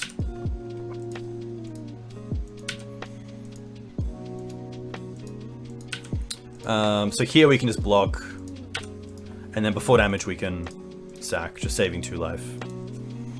And now I get to Skyclave the Stoneforge Mystic, hopefully, to stop the Batterskull from coming down. Scoos, not really relevant. Let's take out the port. Let's use this for a green, white, Skyclave. Take out Stoneforge Mystic. Play Scavenging Ooze. Sack this Taiga. Yeah, the red isn't that relevant. We could also make red from Clots for Wasteland. Wasteland their Wasteland when they can't Wasteland us, which is kind of nice. And looking pretty strong.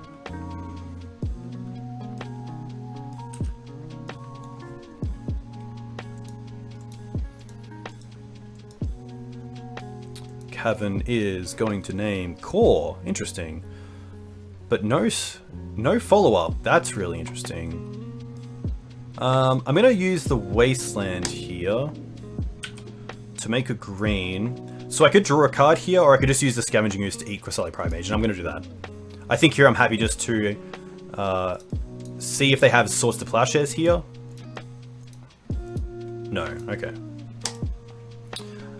So unfortunately this is a matchup where I actually didn't think too much about it with sideboarding, and I should have brought in... I guess I should have more cards in the board for it, but we take out 3 Thalia and Gaddock Teeg and bring in these 4. Not the greatest. I usually have some number of...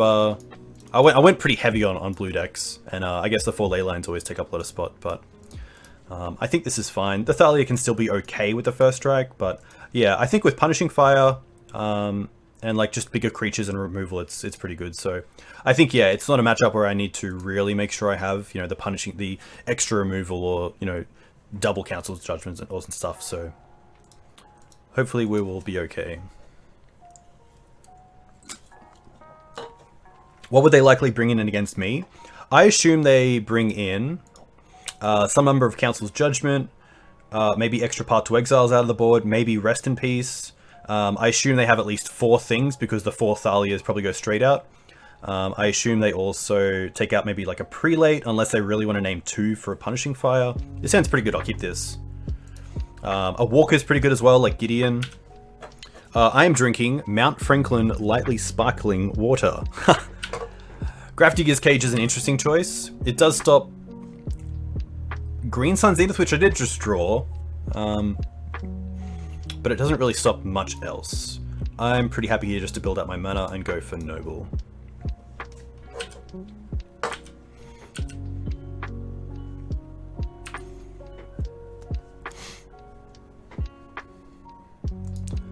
Interesting. I think here I'm happy just to go for Windswept and Stoneforge Mystic.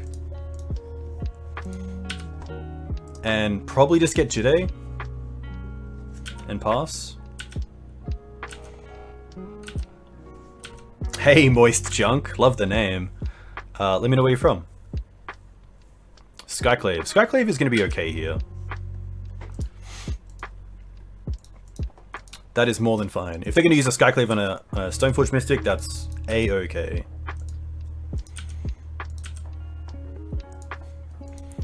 So now I have some pretty cool things to do. I probably want to Wasteland the Wasteland, and then just hold up Punishing Fire on the Skyclave.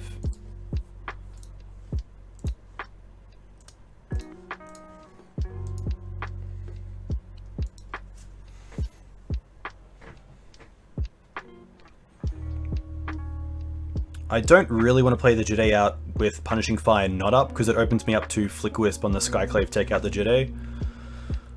I could just Punishing Fire the Skyclave here to actually get an attack in, which I don't mind. It does open us up to removal. I'm going to get Plateau. Punishing Fire this. Get the trigger. And then I get to attack this turn, which is kind of nice.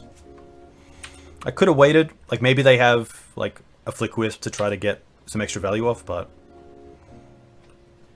see how this goes. You're from Vancouver? Very cool. Big fan of the Canadian community. They have a Flicker Wisp, okay. Grove, that's pretty nice. I think here I'm just groving back. They do have the Wasteland though, so... this is actually pretty interesting. Maybe I'll do just Wasteland them. And then next turn try to get back to the Punishing Fire, but it could work out incorrectly. I'm just gonna play this. It can get wastelanded, which is probably incorrect, but I'm happy just to keep going strong with this plan of just keeping stuff off the board.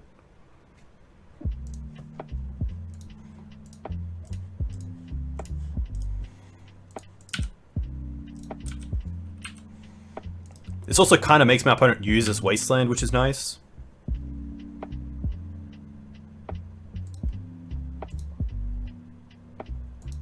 This is fine. Oh, Stoneforge. Okay, that's going to be pretty good. Into a basic as well. Haha! Ah, no red mana! Adapt. Adapt. Adapt.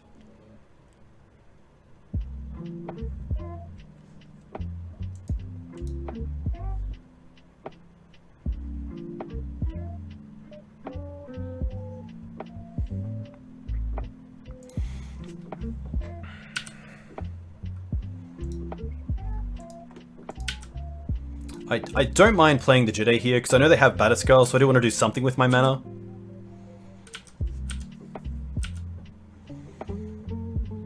Ooh, another Wasteland.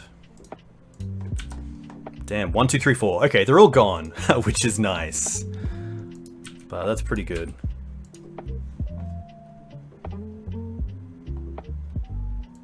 Another Green Suns, wow. This Graph Gauge is doing a lot. I will admit that.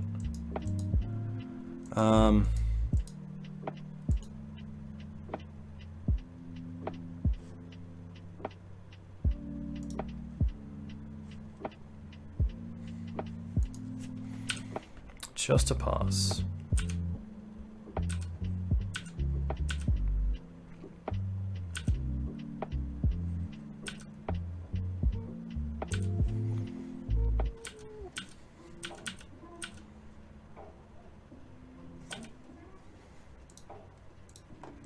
I'm pretty happy to actually wasteland the port here, so they can't use it in their second main phase. And I was going to wasteland it anyway, so they can't tap me off a mana in my turn.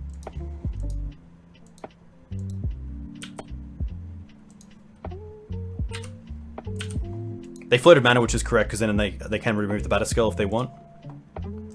Okay, birds is something.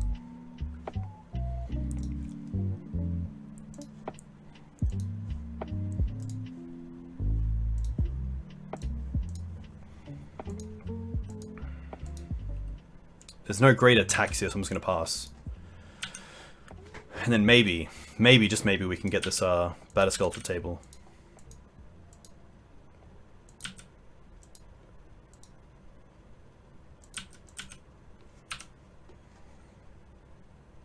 Can we draw Kusali? That'd be kind of cool.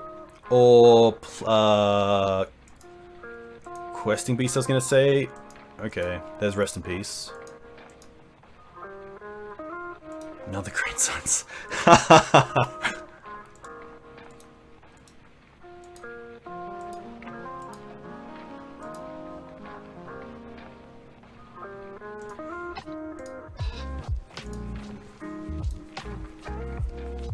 Cage is doing a lot of work.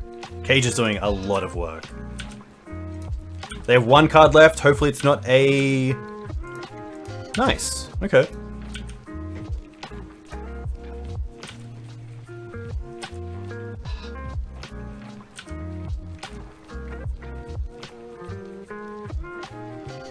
Vial is fine.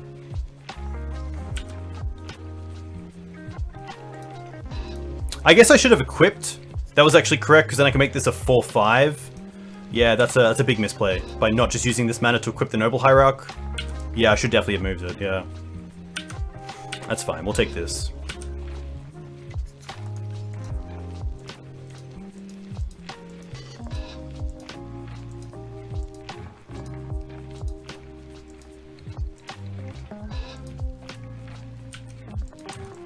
Alright, what can we draw? Oh, they tapped the Caracas as well. Interesting. 2, 3, 4. They have no cards in hand.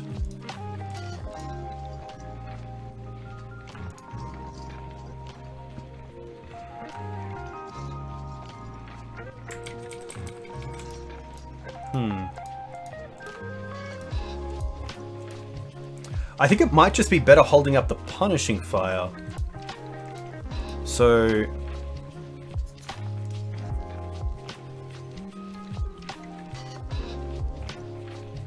No. No. Attack with bird and then swing back.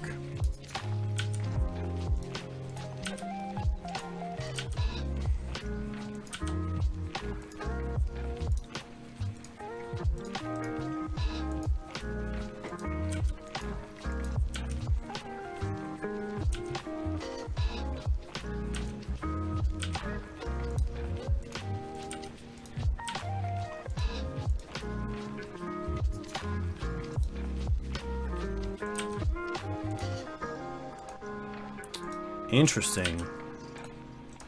We will block.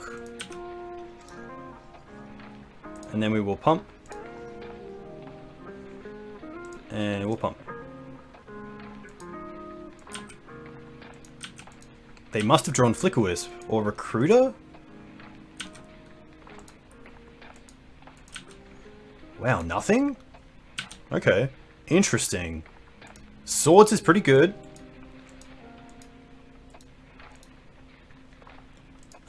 Let's just put this back on the bird.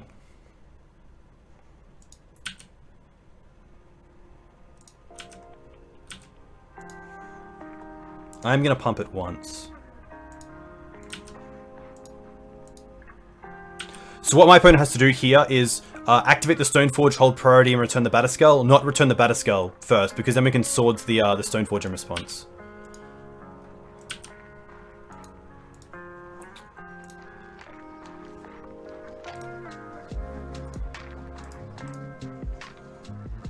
They only have 4 mana? Okay, yeah, that's true.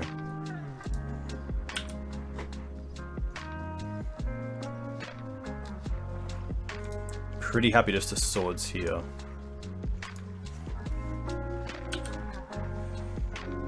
And then Wasteland off the top would be huge. Getting rid of this Karakas would be really nice. But if they want to tap out for the Batterskull, that's more than fine.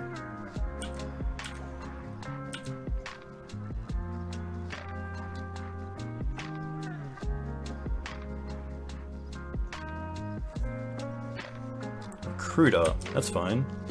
We'll see what they get first. Probably either Leonid Relic Water or Flicker Wisp. Maybe Skyclave Apparition. Okay. That's fair.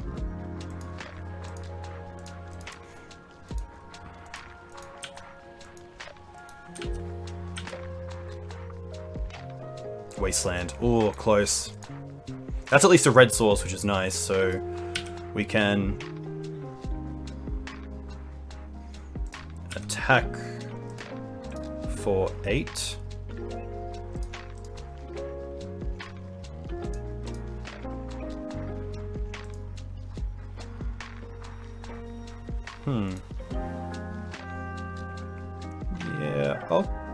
Yeah, I'll get the extra 2 in. Maybe getting the life is actually better. So we can use 2 to kill this Skyclave. Then we don't get a 2/2. Interesting spot. Definitely want to get some damage going, but... Aether Vial. Stoneforge. Okay. I'm probably happy just killing this. I assume they get their own Jide. Sort of fire nice, okay.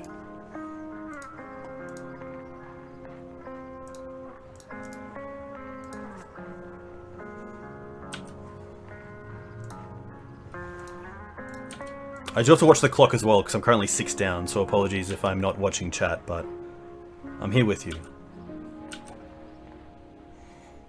We also have to realize that if I Punishing Fire anything here, we do lose it to the Rest in Peace. Skyclave will take out the Jide. We will gain 2 life. The clock indicates how much time I actually have left, so if it gets to 0, I lose the match. Batterskull. Alright.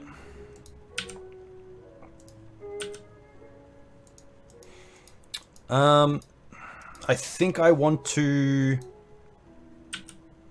Punishing Fire here. I kind of want to find some room for the Rest in Peace, but... I think just getting rid of the Skyclave is fine, then untapping and casting the Questing Beast to attack in. Force of Vigor would have been sweet. Very cool. Alright, what do we find? Sword. Okay, that's pretty good as well. Put it on the bird.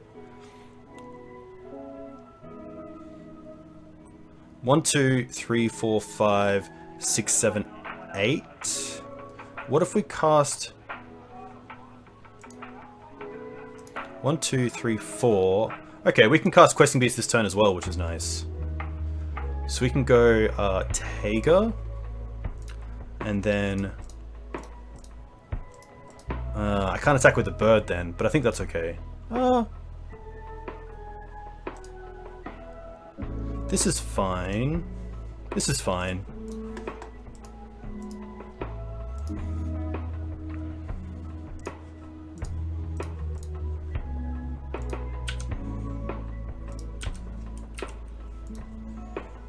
It is pretty nice to play equipment again. Oh, they're going to allow us to draw. That's interesting. Just a land. Okay. That's fair.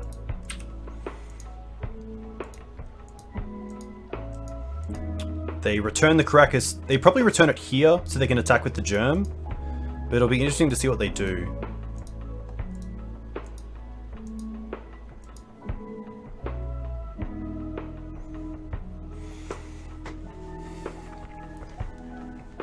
We have Skyclave and Qasali Pridemage to answer the Grafdigger's Cage, which is kind of nice, so we do have some outs.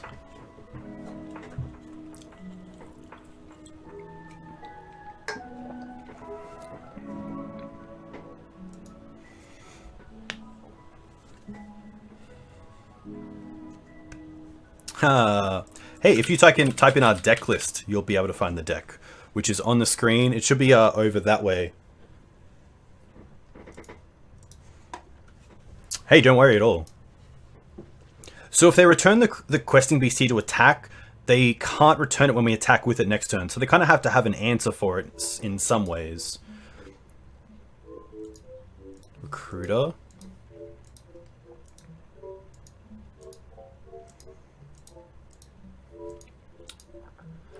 At least we get to attack with the bird next turn in the air with Exalted.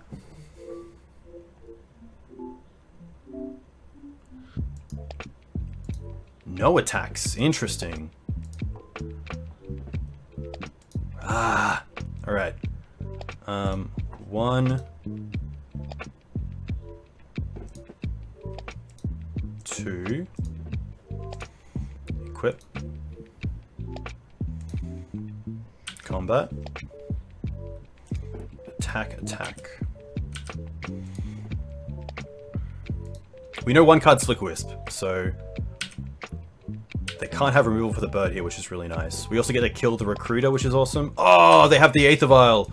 Rough. I didn't even think of this. I didn't even take this into consideration.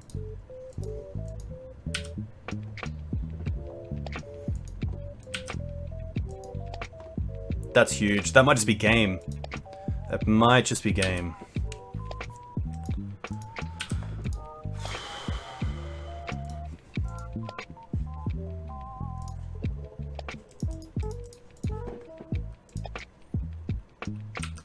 Yeah, because they can equip this in the air. So we'll see if they equip in the air. That's the big question. Teeg has been pretty good. Teeg's a lot worse in the decks that aren't running Mother of Runes because you can't protect it against the decks where you want to protect it, like Blue-White Miracles.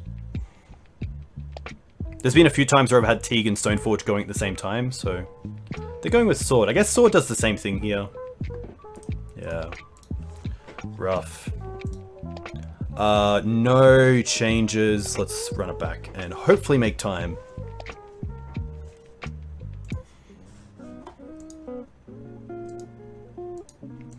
Rough.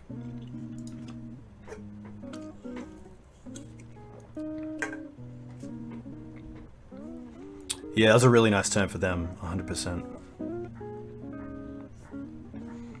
I'd love to play first. And this hand is pretty good. I'm going to keep this. Turn 1 Dryad Arbor, and then turn 2 Sylvan Library and Swords to Plowshares. I'm pretty happy about that. I do want to get a Savannah though, so I can go turn 2 Skyclave Apparition if I really would need to, like off of Vial. So Savannah, Green Suns for Dried Arbor.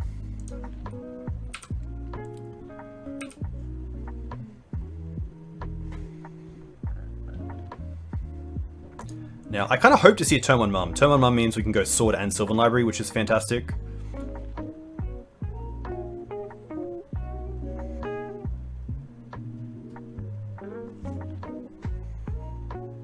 Even a Wasteland here is fine for us. Yeah, that's more than fine.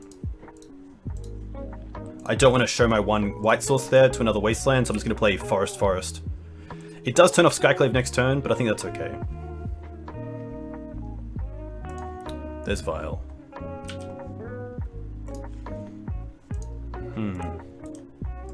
I am just going to pay for this. Because we want to go Windswept Heath, so it can't be Wastelanded, and then just attack here, holding up Swords, Punishing Fire.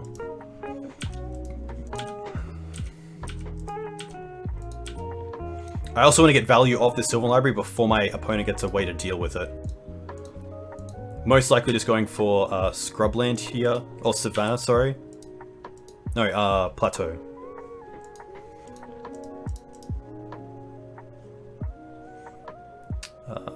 Plateau. Punishing Fire this. The one issue here is that I don't have an answer to Mum. Ramanap's interesting. I don't mind Ramanap, but I don't really want it. Put on top. Put on top. Land. Fetch. I do want to get a shuffle. And then we can see if Skyclave happens here, or I can wait a turn to see if they have Mum. But we do have some pretty nice answers to Mum, thankfully, so it's interesting. I think just taking out the Vial here is best. Because we have multiple answers to the Mother Runes. It is a risk I'm willing to take.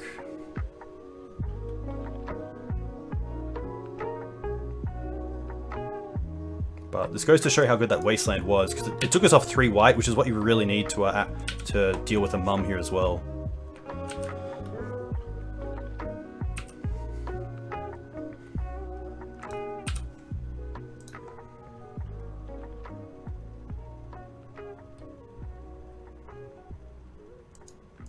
Yeah, hopefully Punishing Fire does enough. I don't want to see like Rest in Peace here.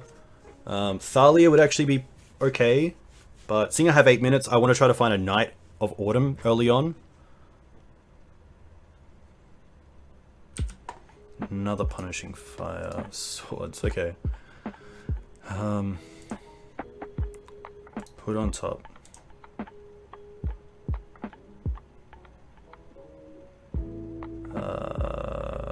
Put on top. Grove. No great attacks here, so I'm just going to let them untap.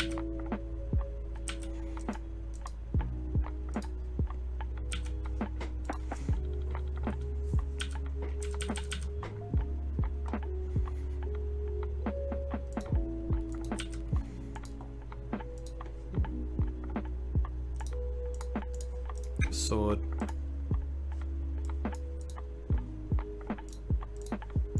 Sword.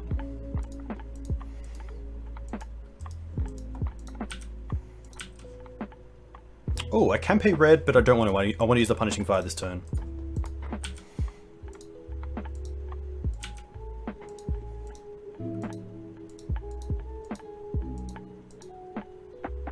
Ah.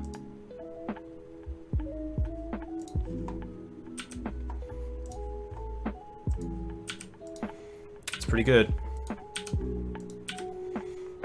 Can we find a Green Sun Zenith? Hexdrink is actually pretty insane. Put on top, put on top. Pun this. Land. Hex. Tick up right now. Attack for 2. Hey, Bugger the Bush. Hope you're well. So, Flicker Wisp is really good here. Skyclave Apparition is really good here. They need a third land for that, and they've missed a third land for a little while here. So we'll see if they have an access to it. Council Judgment's pretty good as well, especially on Hex Drinker. But at least we have a clock going to some extent. We can also draw a card free here. So let's go for... I'm actually going to pay here. So I can just get some extra looks with this Sylvan Library.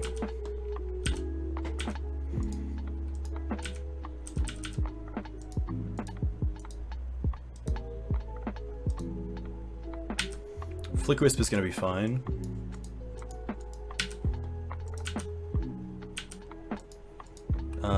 I'm not going to draw a card here because I don't want to really draw the... I guess I don't mind about drawing the sword. Knight. Okay, not the greatest because of Rest in Peace, but put on top, land, punishing.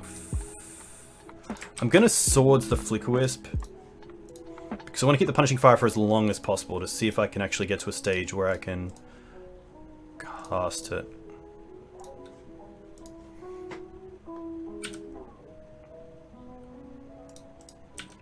With the Rest in Peace gone.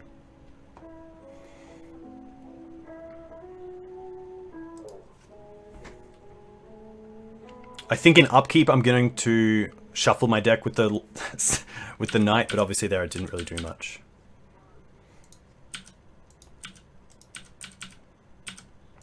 I guess that's a big reason to keep the swords, because this doesn't kill the Skyclave. Yikes.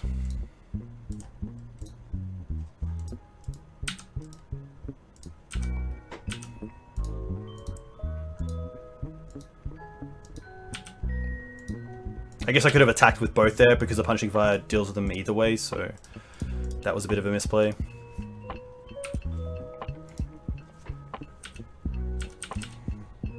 Yeah, should definitely attack with both. And I probably should have thought about another Serra Avenger. I didn't think they'd have more than one, but obviously they did.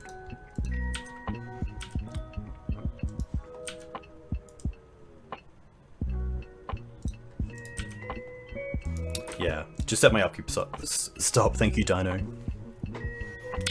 Skyclaves is okay. Probably taking the Knight? Yeah, okay.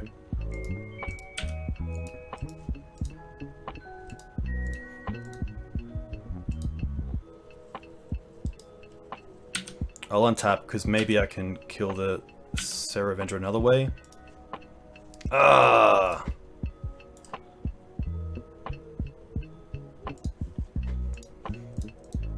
Rest in Peace, really good here.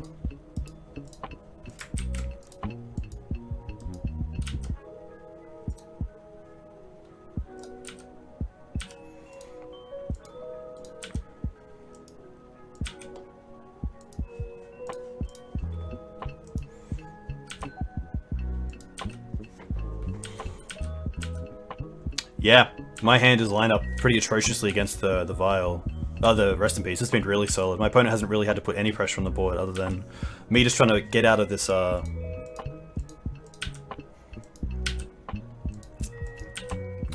this lock.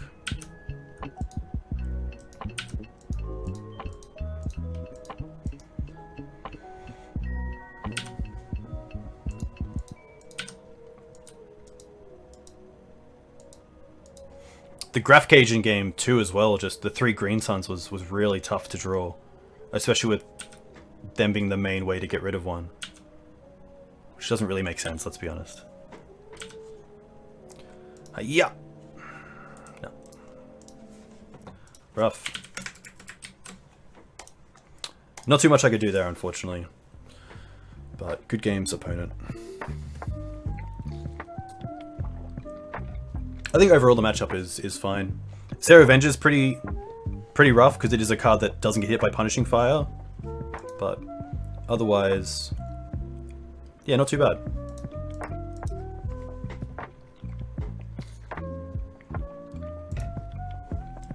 Yeah, definitely. Some really hard-hitting cards. This hand's fantastic. I'll keep this. We have access to turn 1 mana acceleration. We have removal in swords.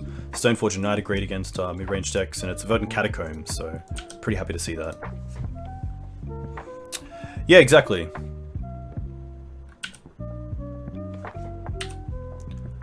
Here I'm pretty happy just to go for basic into Green Suns. And then next turn maybe we can go Knight and Swords. That'd be pretty sweet. Yeah, my only thought for using the Swords on the Flickwisp was that if we drew into an out for the Rest in Peace, then the Grove on the board and the Punishing Fire just becomes so good for our opponent. Or for me.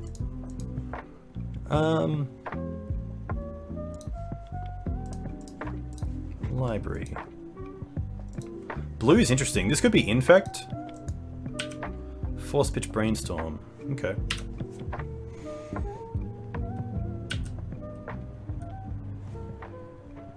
Ice Fang. Interesting. This could be like Bant Natural Order. Or just like Bant Stoneblade.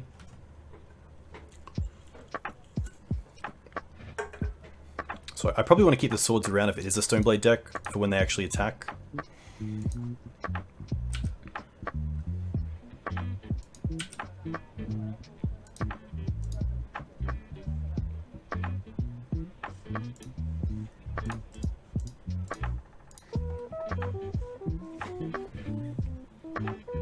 Yeah, I did not expect Sir Avenger to be back in the format, so that was definitely not a card that I was playing around.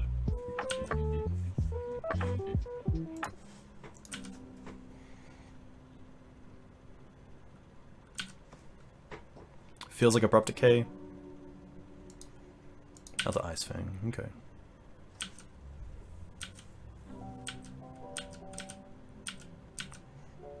Definitely a cool card. Opponent's still not doing too much here. We can attack with... That's actually pretty interesting. So if we swords the Ice Fang here, we can then next turn... no, we can't... We have access to 6 mana, but we can't play Stoneforge, play Jide, and attack with Jide because all our creatures will be tapped. So I think I'm happy just untapping here. There's the Cradle.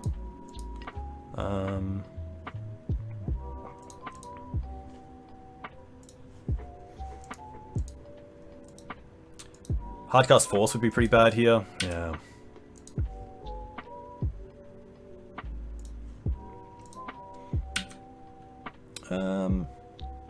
I'm happy to attack for 1.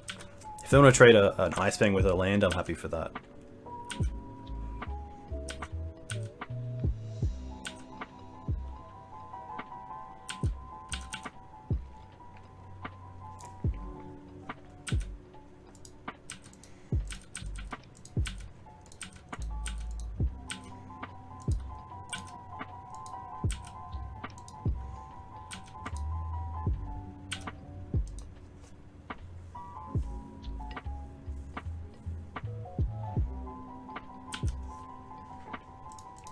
Just going to try to draw a card here. Hopefully my opponent doesn't have Hull Breacher. We would have the swords for it, but I assume my opponent is also on Daze. Yikes. Okay. Not really getting anywhere this game.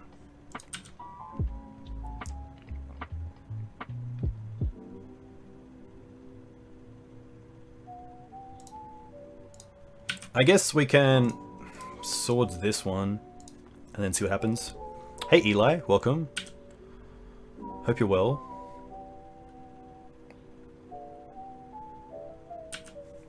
Another Hardcast Force isn't the worst because we do have a second. Yeah.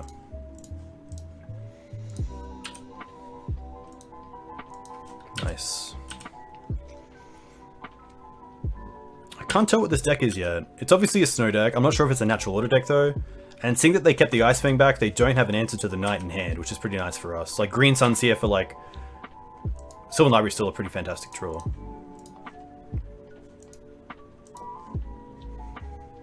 I'm gonna play the Windswept Heath because then it gives us a way to fetch other than just Knight. Still happy to attack for 1 here.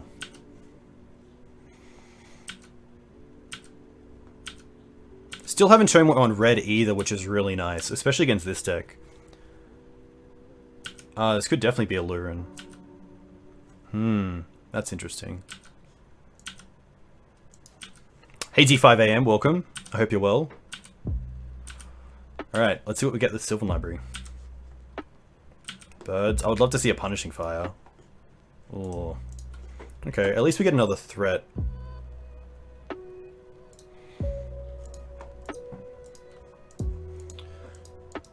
They did attack here, which is interesting. New meta's pretty fun. Blue-White Miracles is really strong, at least against Maverick, which is tough, but otherwise it's been pretty good. I'm gonna cast Goose first. Okay. So they have another Ice Fang.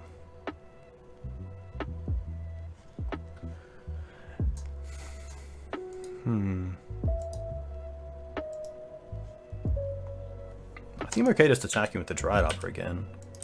Not really in a rush here, but losing the Knight would be a little bit awkward. Yeah, Blue-White Miracles is always good against me. That's very true. I could eat the Yard for Uro, but I can do that in response to the Uro, which is nice.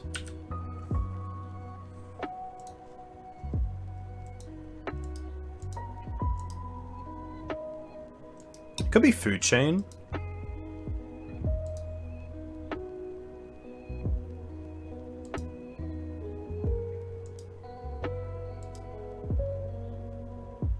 Aluren.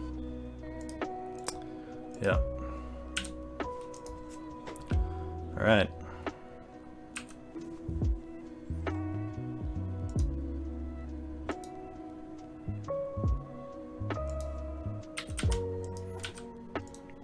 Interesting. So they played it with one card open. Just gonna eat our Stoneforge. And then might as well eat. I was gonna target Brainstorm there, but still works out. Brainstorm.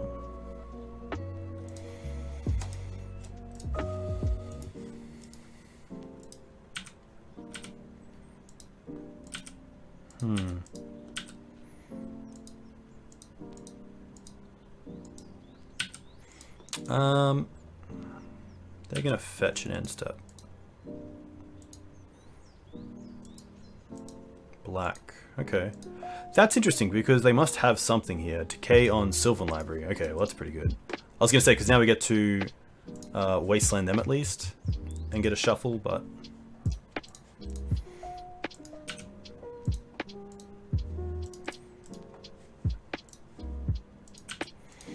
yeah. Oh, Green Suns. Okay. Probably just Green Suns for something to deal with this, which would be a Quasali Pride Mage. Could go for Questing Beast, which just puts them on a one-turn clock, which is kind of nice. I kind of have to get rid of the Aluren here. I just lose to it if I don't. It also means I can attack with Dried Arbor first for 2, which means the Shardless Agent isn't the greatest block.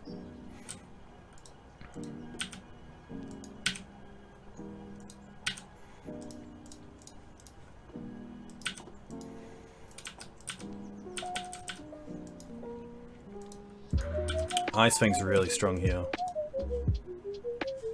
This song keeps coming on and I hate it. Let's go to Stream Beats. Lo-fi. Nice.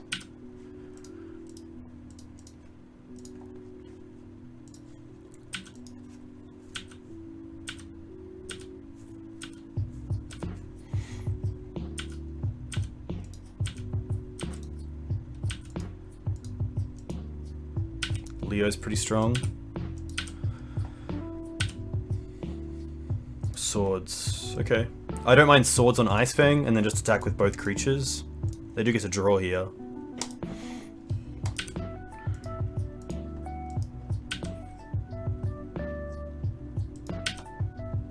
I could have Caracas the Leovol, but I like attacking with both creatures here just to see what they have. That's fine. That's fine. Ooh, double block. Isn't another creature. I can't even like wasteland my own Dryad Arbor. Maybe I should have like set that up beforehand, but it seems okay. How do you, yeah, like that.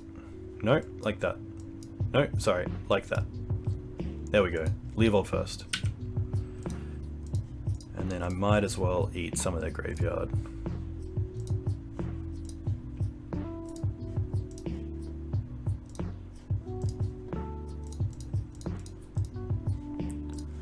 Can only assume Uro's in the list, so...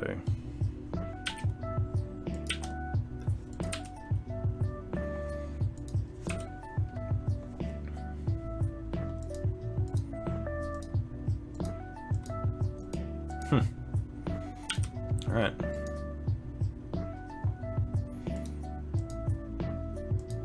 Cabin Harper, yikes. It's pretty good.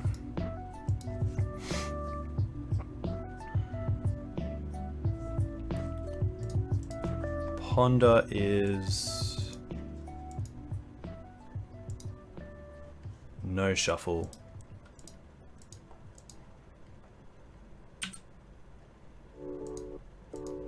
Skyclave is pretty good.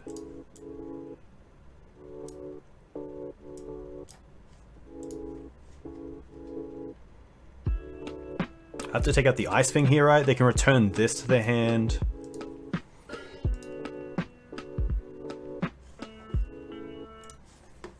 So taking out the Ice Thing here just seems correct.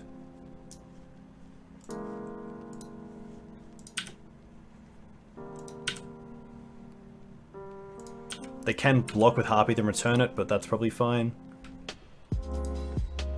Means they're not attacking in the air for 3 next turn, which is kind of nice. Yeah, definitely a bad spot for us.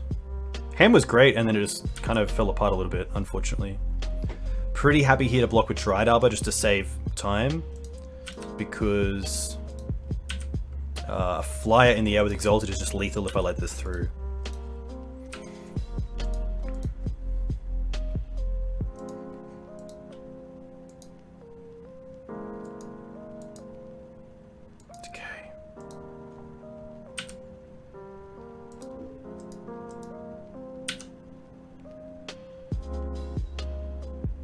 No great attack.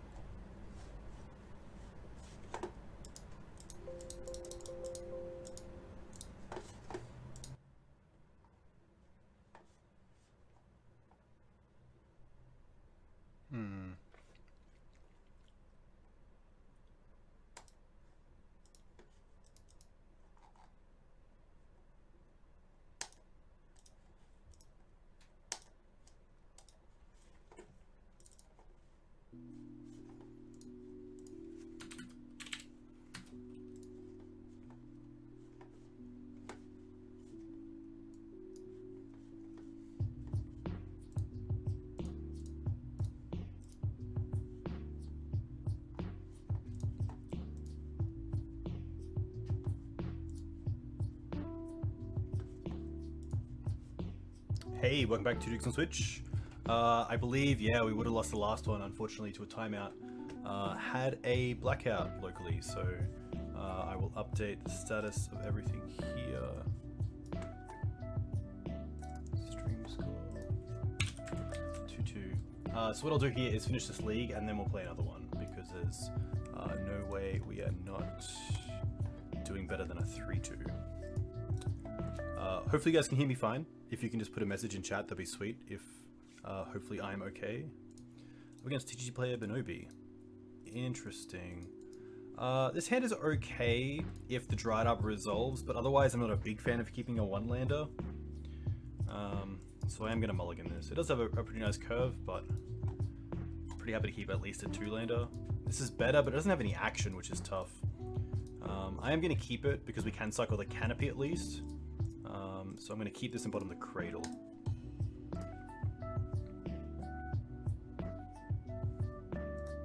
I'm going to keep the fetch land for Dried Arbor, and also it's pretty good with Sylvan Library. So I'm pretty happy just to go for Savannah into Noble Hierarch.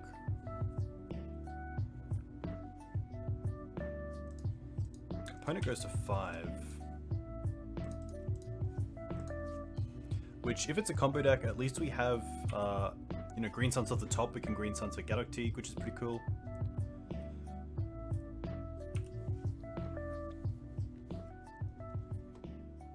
Interesting. This is going to be Elves. So Gaddock Teeg would still be a really good draw, but Stoneforge Mystic isn't too bad either, because we get to go land. Hey Eli, a huge thank you. It's tough. Yeah, we had a blackout for about an hour across a few suburbs. Pretty happy just dealing with the Korean Ranger here and then playing Stoneforge for Jitte, and then next time we can actually attack with it. So this hand's actually turned out pretty well. Yeah, it sucks. That was the best stream I've ever had naturally. Like, you know, sometimes I'm pretty happy to get like around like 60 to 80 once I'm in like the flow of things, but to have 140 natural viewers is pretty sweet. So it kind of sucks to get taken out of that, but hopefully, you know, we can only aim higher next time, so that'll be pretty cool. Always sucks as well to lose a match, but Aluren's tough. I'm not sure, like, I can definitely say that's not a an easy matchup. But we're looking pretty good here actually against Elves, which is nice. Luckily my opponent can't get Wirewood and Elvish Visionary down this turn. Hey Tim Grant, welcome. I hope you're well. Because Wirewood is definitely the first way to get... Yeah. So this was a little bit of the reasoning as to why I maybe should have kept the Swords to Plowshares, but Questing Beast is actually pretty strong. It's probably just Beast and attack with both creatures, which isn't the greatest, but it does at least make my opponent have to do something.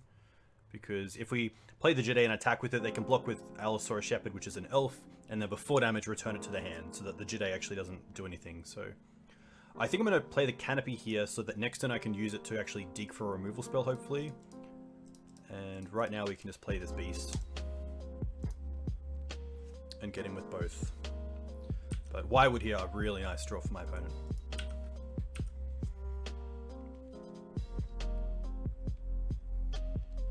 Trample does beat. Interesting. It doesn't have Trample. It doesn't have Trample, unfortunately. It's the one term that it doesn't have. So I could have attacked for 5 with Exalted, but I wanted to get both creatures in because at least if they block the Beast... I guess they can't block the Beast. The next turn we actually have the Jitte online, which is nice. It's nice to talk through these plays because now I'm actually getting to a stage where I can see that, hey, next turn if they don't have an answer, this Questing Beast isn't going to be able to be blocked outside of some sort of Lord effect. They only have 3 cards in hand as well, so looking pretty good. I think the only thing my opponent could do is somehow get a board state where they could also Allosaurus Shepherd on their turn to block with a 5/5 creature.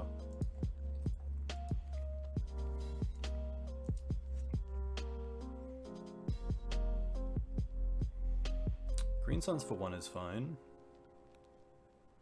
Always scary against Elves. I mean, we have a great play here with Jide, but you never know what's going to happen. Okay. This is fine.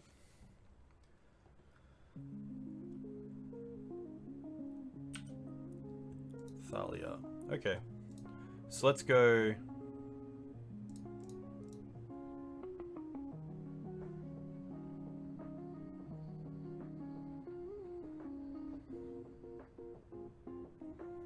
I might as well just put in the Jedi and not use Stoneforge and just attack with the Stoneforge as well.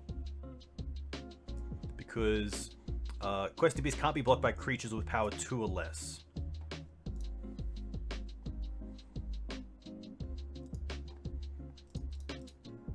And if they want to, for some reason, block the Stoneforge and return a creature, then I just get to...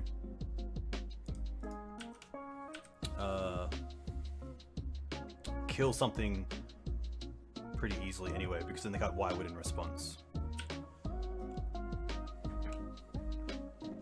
Hey, thanks, Tim. I hope you're doing well. Alright. So here we get to... I guess I might as well go to upkeep. I'm just going to kill the Wirewood here and see what they do. Probably return the Elvish Visionary,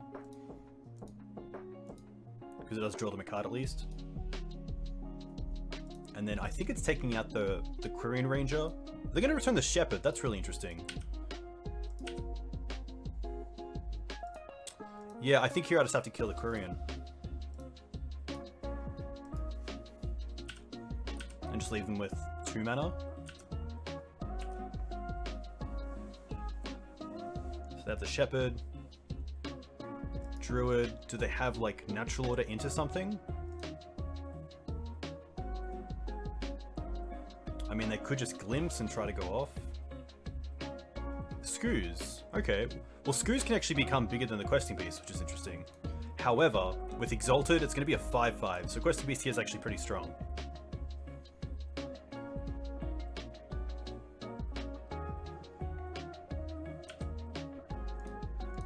Alright. I'm going to probably draw a card first.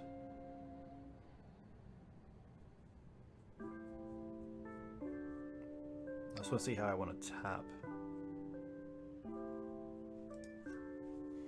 I think tapping the Savannah is okay. A land, okay. Well, we're definitely attacking.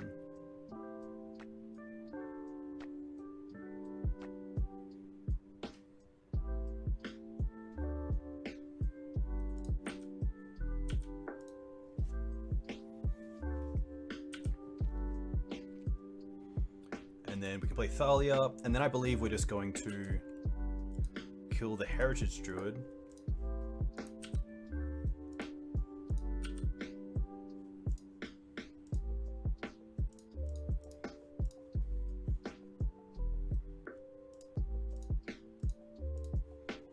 And probably the Shepherd. The Visionary is interesting. It might just be the Elvish Visionary here. Because at least it's something they can't bounce with Wirewood if they somehow get in a position where they can start drawing some cards and getting there. But it's going to be tough for my opponent. I mean, the Skoos is nice as a way to make use of the Elves going to the graveyard, which, you know, Elves don't usually have the graveyard as a resource, but hopefully Skoos isn't going to be enough.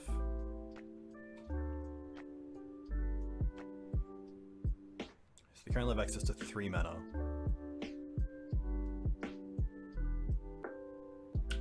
And then it's going to eat creatures.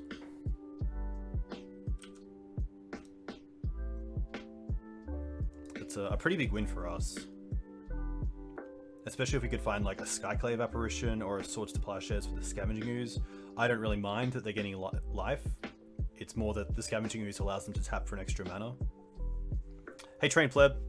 It is. Thankfully, we are back with some energy, which is nice. And yeah, the blackout's over. But I'll be sure to do another league after this. There's some thought to getting Dryad Arbor here.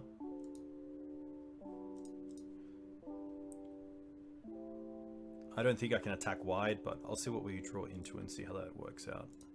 Because if we draw removal for the Scavenging Ooze, it's...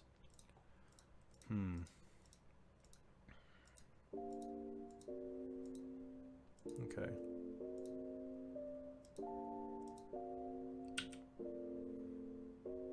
Hey, Lemma Boy. Yeah, thankfully I am alive. We had a blackout, so... Back, finishing this league and then playing another for sure. I don't think I want to attack with all my creatures here. I'm happy just to trade the Questing Beast with the Skoos if that's their plan here.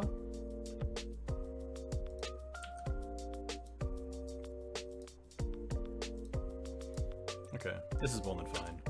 Because this turns off the Cradle as well.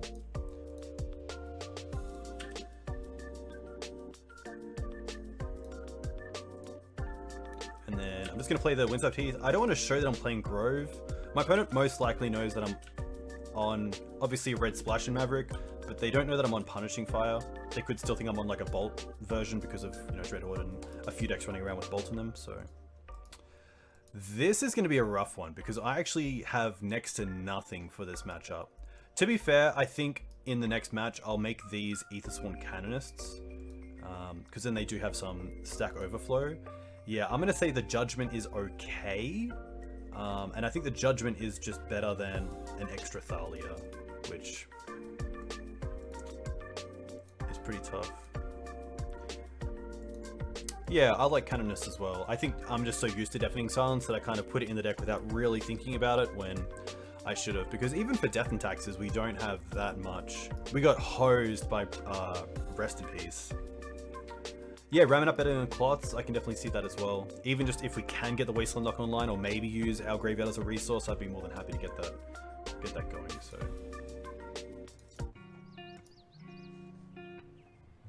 This is 60.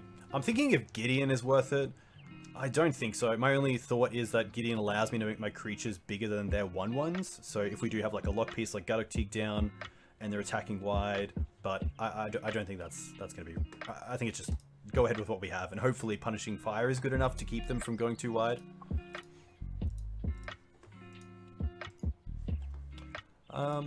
This hand is interesting because it's kind of all in on the Hex Drinker. We do have removal. We do have some extra mana, so I don't mind this. My thoughts for this matchup is probably try to mulligan for a Green Sun Zenith for Teeg, but without Mother of Runes, Teeg's also pretty open to Abrupt Decay. Yeah, I think in the blind, I would be more than happy to keep this because it's got Mana Acceleration, it's got Thalia for the blue and unfair decks, it's got Hex Drinker and as a really good threat, and then Swords of Plashets for removal, but... Any room for Blazing Volley? I was going to play Fiery Justice, because it'll also hit Planeswalkers, which can be relevant. But, yeah, Blazing would actually be pretty cool. Because it is only one-sided.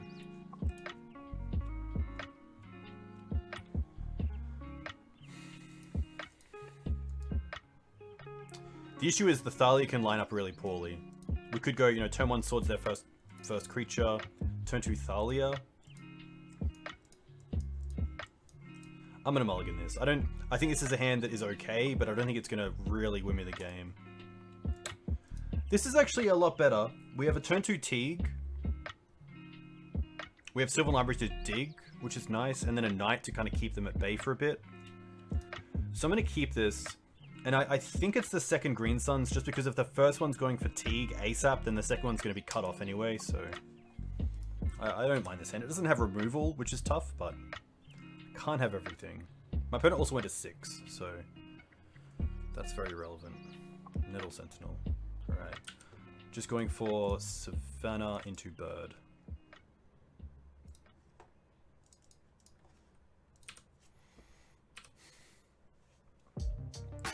Yeah, Muldrotha, that's a very good call. If I don't take that long to think about the mulligan decision, it's probably more so a mulligan than not.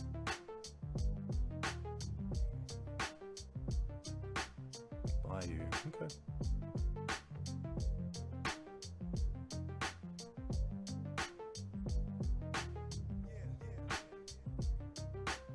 Why would? Okay. It looks like my opponent's going pretty wide, so they might have a natural order plan. This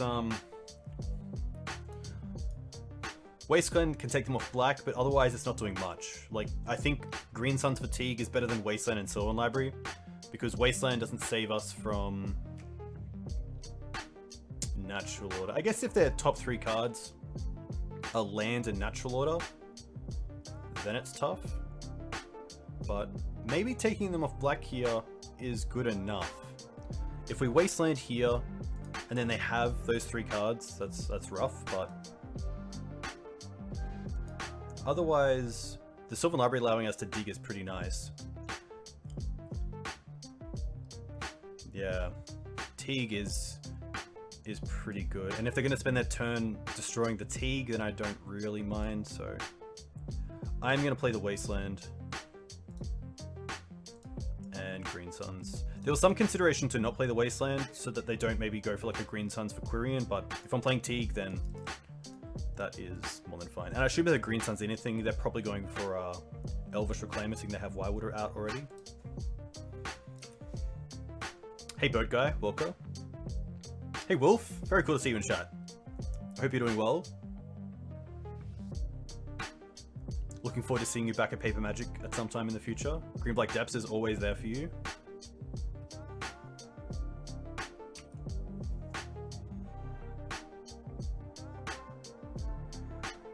Next time we have some options as well. We get to Knight and Wasteland, we get to Sylvan Library perhaps. They're going to decay before...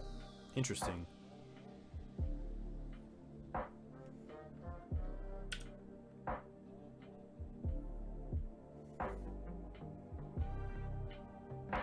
Interesting decay. You can't play the next weekend Legacy? Nice.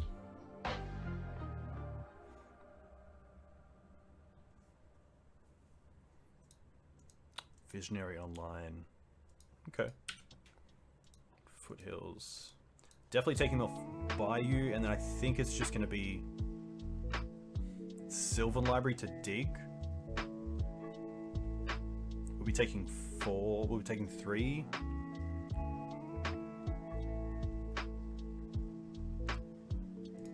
Yeah, I don't think the Knight does enough, it's just a blocker, because once they're down to the forest, they don't really have anything else online. I can play a Wooded Foothills and hold up Dried Arbor, which if I can trade with like the Wirewood, I'd be very happy.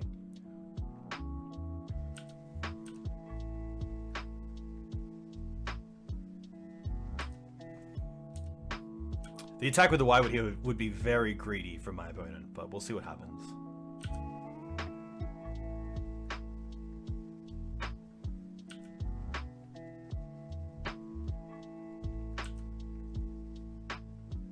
Oh, they're going to attack with it. Wow, this is a trade I'm pretty happy to make.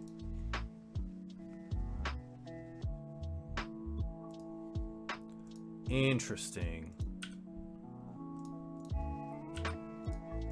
Especially when they have the Elvish Visionary. That's pretty huge. Especially if I can take them off the Llanowar Elf here. Okay, not for now. Do I want the Cradle? I probably don't. Do I want the land? It's actually interesting. Maybe I want the Cradle more than the fetch land. This fetch is gonna take 2 away. I definitely don't want the library. I might want the extra mana. I wouldn't mind seeing even like a Scooze off the top. Cradle's also really nice just to be able to like tap 1 land for Green Sun Zenith, so I think because the Knight is also a shuffle, I'm going to put this back on top. Play the Wasteland. Fetch for a Taiga because it's a red source and a green source for Scooze.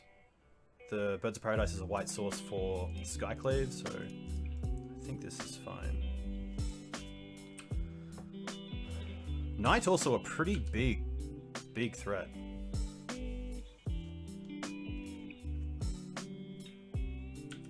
Druid, okay. So no Glimpse, which is nice. Unless they glimpse into Elvish Visionary. And then Cradle. That'd be pretty cool. We can just 6 here as well, so... Yeah, maybe my opponent just didn't think of Dried Arbor. I've definitely had mine lapses like that. Ooh, Rex Age is pretty good. But it is going to take their whole turn up, which is kind of nice. Hey, Steve. Hope you're well. We did run out of power, unfortunately, for about 2 hours. And the funniest thing was, I was like, man, stream's down. I'm going to go get a coffee. And so I got in the car, had to like weave my way safely through traffic because all the lights were out. Got to the cafe, and they're like, "Oh, we're closed. The power's out." I'm like, "Of course it is. Of course it is."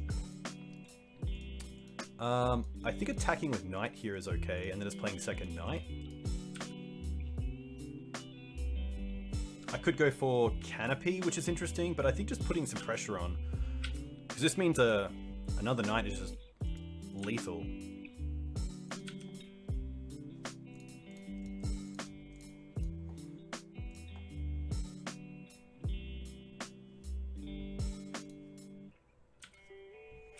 It's really hot today. It's 37 degrees.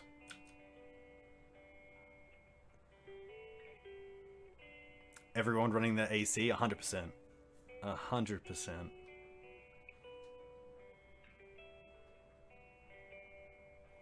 I think I should actually play the Wasteland, because if I drew a Wasteland, I could then potentially attack for lethal with even just one Knight if they don't block, because I can Wasteland myself twice.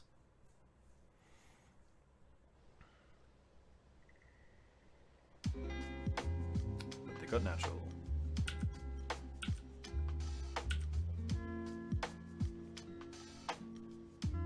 Yeah, maybe that attack wasn't good, because we could actually live. It would be close if we could live through this. We can't, of course, but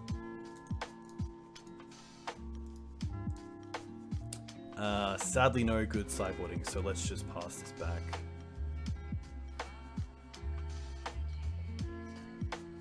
I guess Quasali can come out. I think.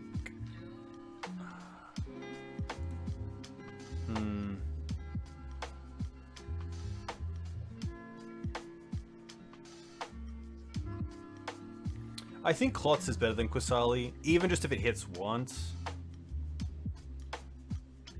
But I do need to think about this matchup a little bit more with sideboarding, because which vanilla creature is better? Yeah, we have not the greatest. Pretty average hand. Okay, against an unknown opponent, but against Elves, this hand isn't really doing anything, so mulligan this.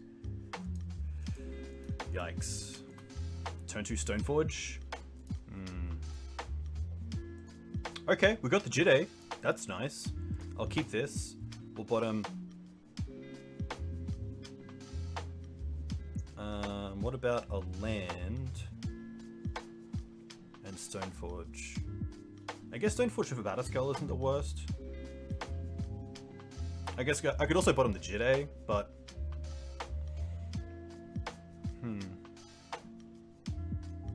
I'm probably okay bottoming a land here. Turn 2 Teeg, and then turn 3 attack. I guess I could bottom these two, so we have turn 1 Noble, turn 2 Teeg, turn 3 attack with Jide. That seems okay.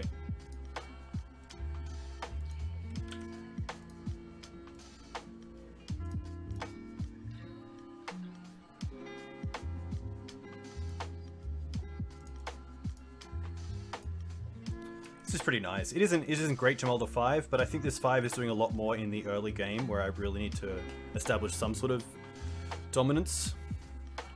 And yeah, maybe it'll be okay.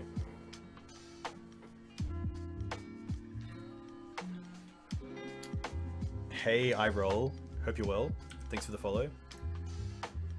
Now this is interesting. We could also Wasteland our opponent off the Bayou and then play a second Noble. That puts my opponent off Abrupt Decay, at least for now.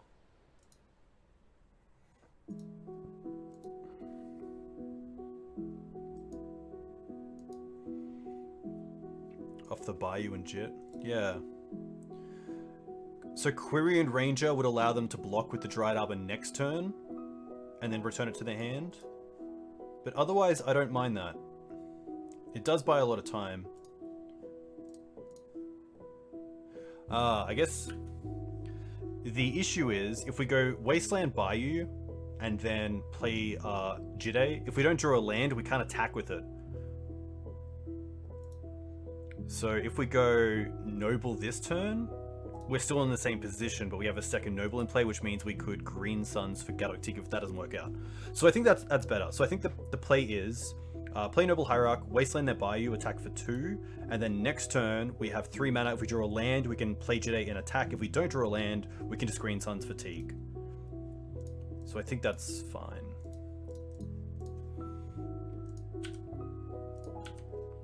There's some thought to going after Dryad because it kind of adds an extra mana with Cradle in hand, but I think just taking off black is so good against our 2 threats in hand right now, being Jide and Green Suns.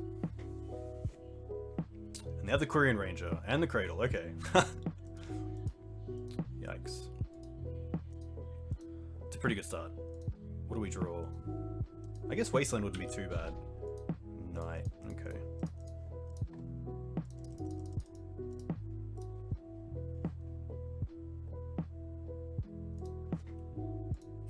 I guess they still don't have black mana, which is nice, but...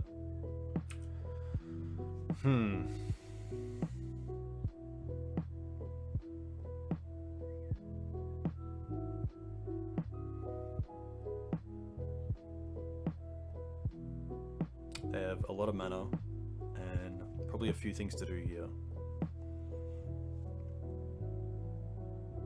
Yuck. Well, that just turns Jide off completely.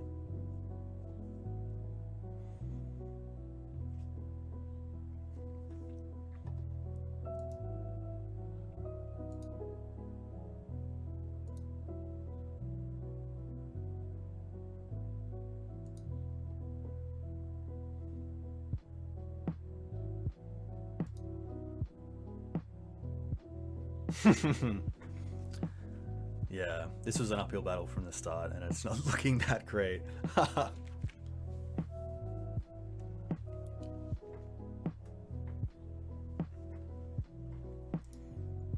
This is where I really miss Plague Engineer.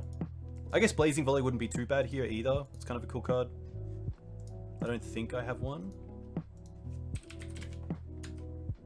No.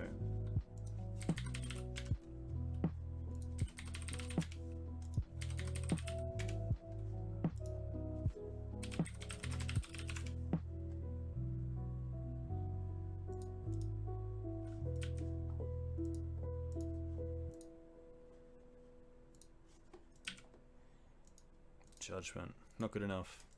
Just like Knight. Pass.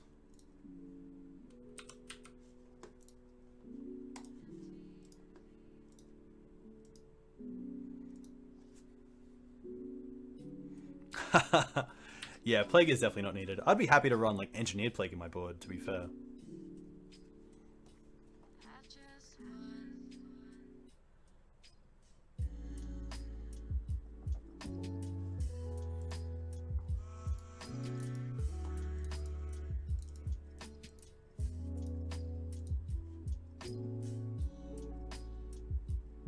Alright, while my opponent figures out their turn, we can get the next league going.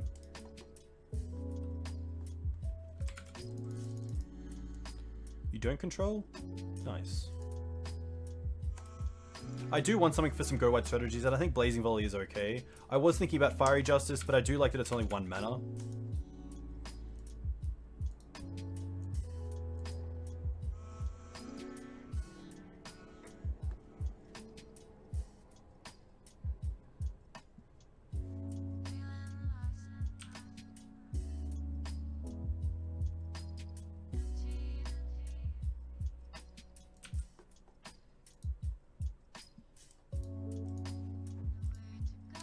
Just nothing.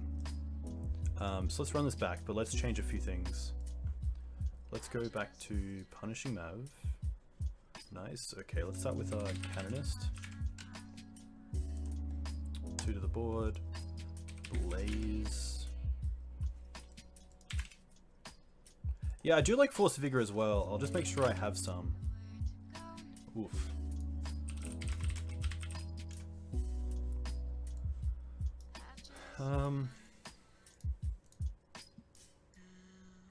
There's Canonist.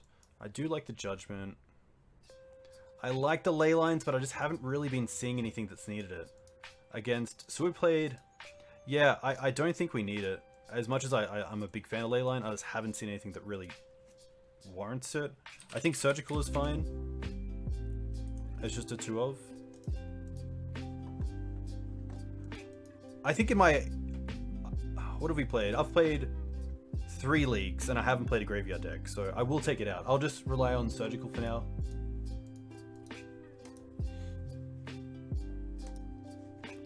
I really still like Collector Oof and Ramanap.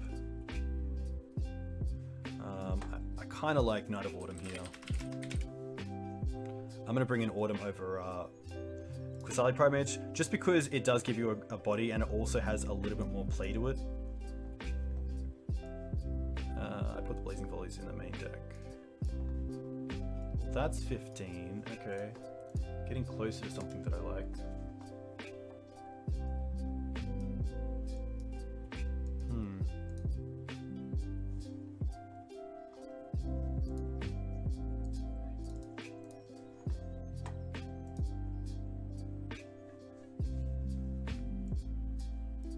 Let's quickly go to the Decktech build.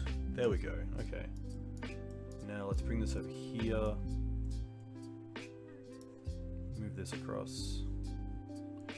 Bring this up here, okay. That's looking a bit better. Let's display this by CMC.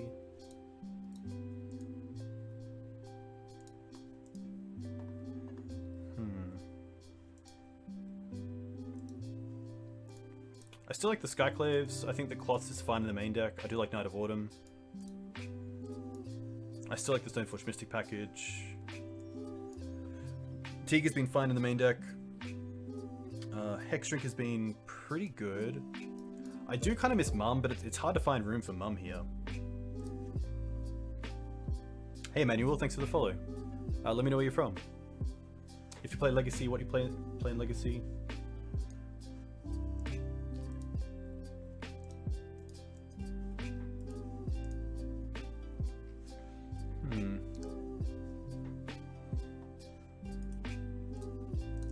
I'm going to switch a bird, because there were a few times where I had Noble out and Punishing Fire and just couldn't cast it, which was a little bit awkward. And I guess it also hedges a small amount against Plague Engineer, which is kind of nice.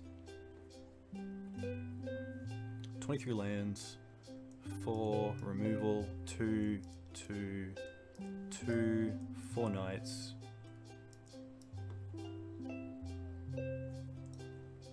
There is a world where I play a second Jide, and then just play 3 Mother of Runes.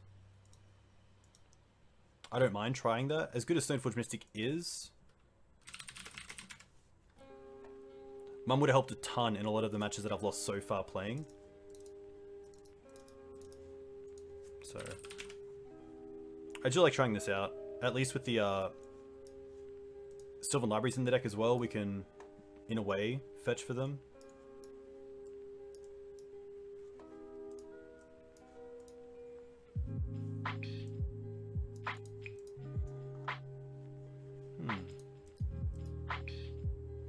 Blazing Volley is interesting. It obviously is a pretty nice removal spell against X decks, but there's probably times where I just wish it was a Part 2 Exile. Like Blazing Volley does nothing against Stoneforge Mystic, Skyclave Apparition. Could also just be Bolts. There's not a whole lot that I want to deal with Path that I can't just Bolt.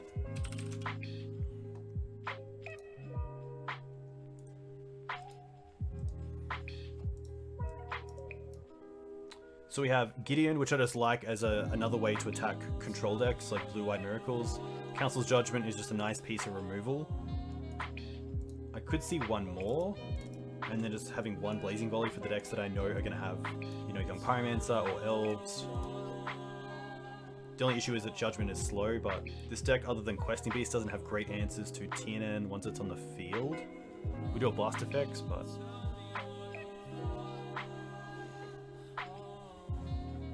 yeah, Fiery Justice is always interesting as well. It's what I used to play for a while in the board. Yeah, I like the idea of one Fiery.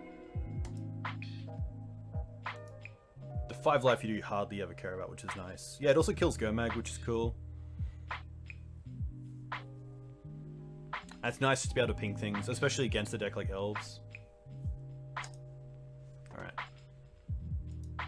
And it comes with an Ice Age printing, 100%.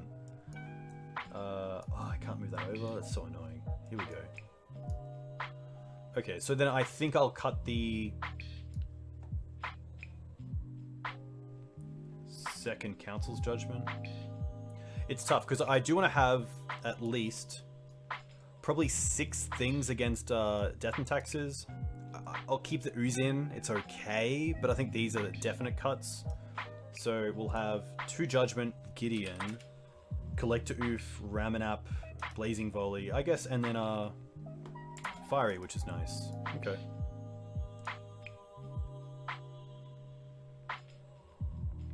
Yeah, I'm gonna try. I do want to play the Mum build, and there are builds that play the 2 Jedi's mana, just 2 Sylvan Library. But no, not at all. Don't be as nice as it is. I think this is looking better.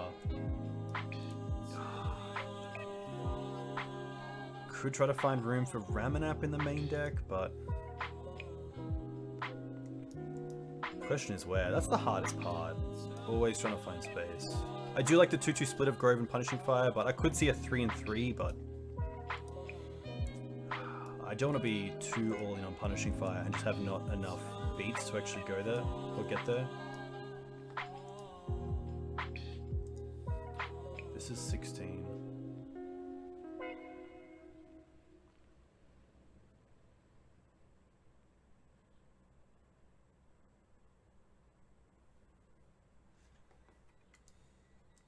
I'm gonna cut the Gideon.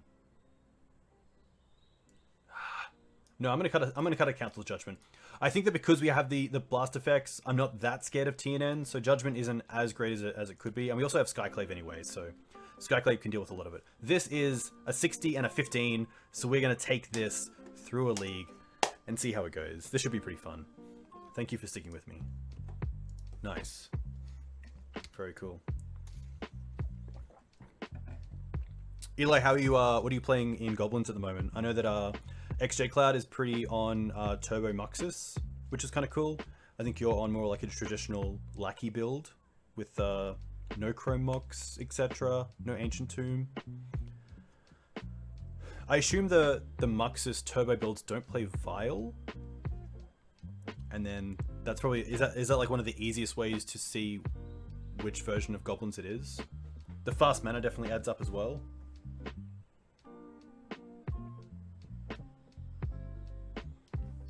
Alright.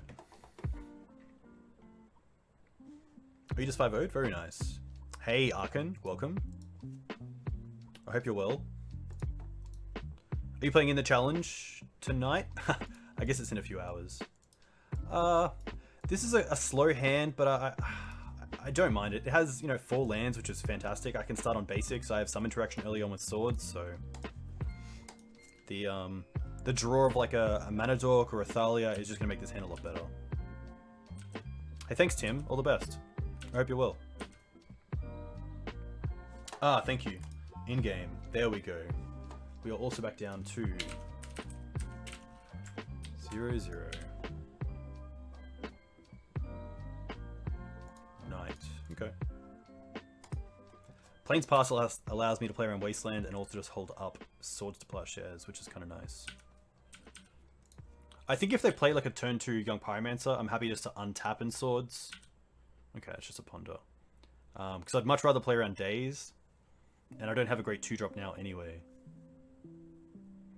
There's some consideration to playing Forest and passing, and then Swordsing and Upkeep to play around Force Negation, but it doesn't play around...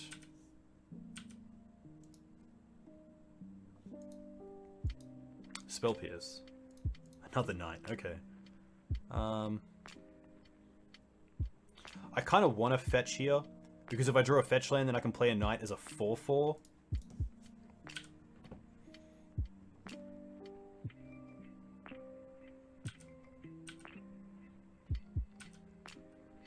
Which, if I can, not lose a Knight to a Bolt, I'd be very happy. My opponent's also just passing here.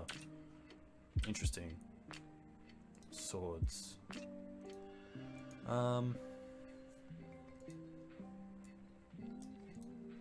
They're most likely Rogue. Yeah, I'm also getting Stifle vibes. I am just gonna pass. 2, 4, 6, 7. I really want to be patient with these knights.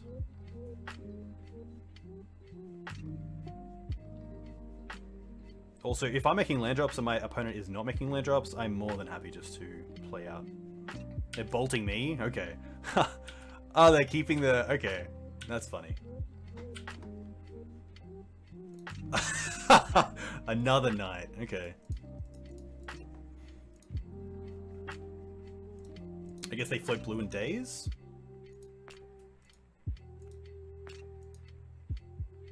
No. They let it resolve. Interesting. The tough thing is that if I don't draw another land, the knights are still just going to be 3/3s when they come down.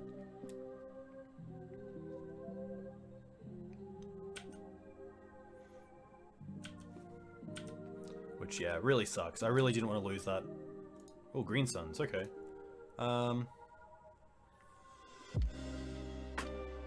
I don't mind green suns for Dried Arbor.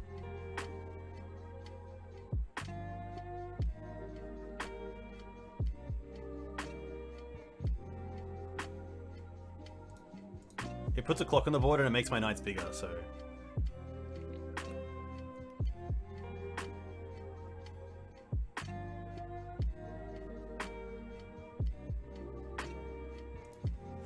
And it gives me a clock, so... Take what I can get.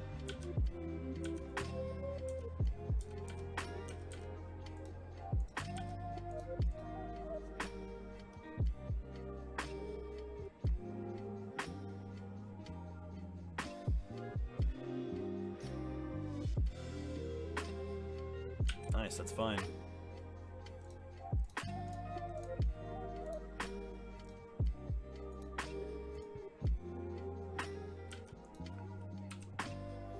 I did have the Skyclave, but I don't mind this. Plateau, okay. I guess we play one.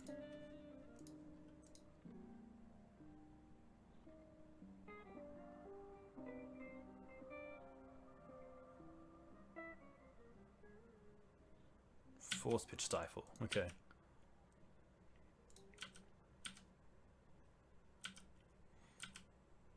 I will fetch now. I'm just going to get a basic as well. I could go for a Savannah. I don't mind going for a Savannah. If they want to wasteland me and spend their turn doing that, that's more than fine. This also means I can hold up Swords to Plowshares in their turn and play around days, which is kind of nice.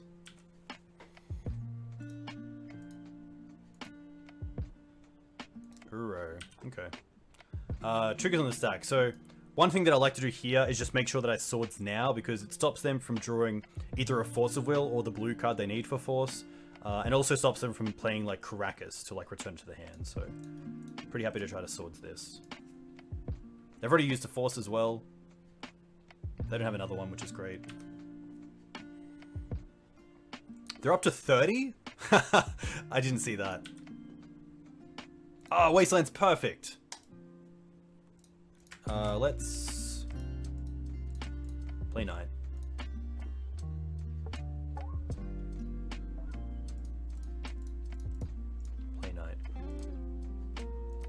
I guess they could daze this one so that I can't wasteland myself. Yeah, okay, well hopefully... Maybe the second one was overkill.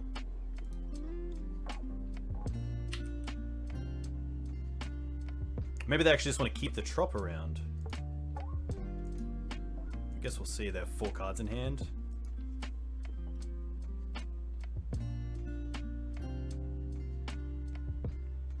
If this is like Chain Lightning Bolt, I am gonna not be happy because I could easily have played around that. Oh, Bolt. Oh no. Oh, I've given my opponent so much time. That's awful. That's terrible. It's so easy to play around as well. Just be a little bit more patient.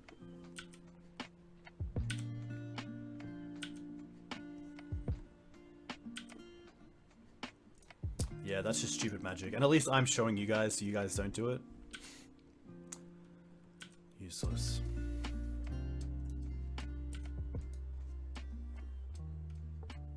This game would be locked up. But I can't let that have any effect on my game. Because there is a game 1 here still to be made.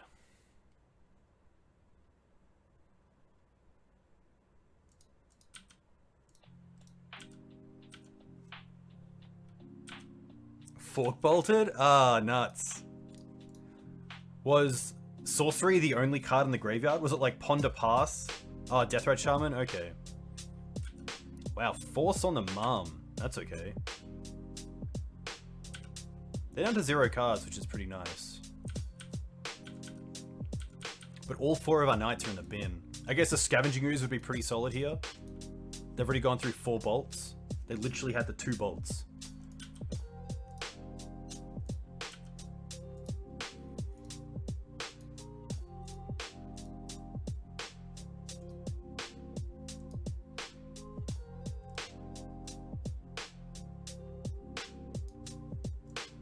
Oh, they're playing Loam? Yikes. Did not expect Loam to come out.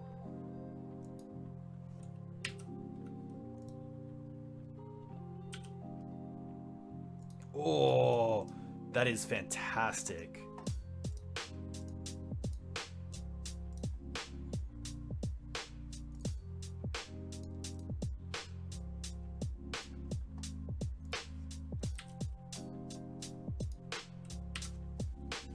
So they have 2 lands and 1 card. Wow, not wastelanding me. Interesting.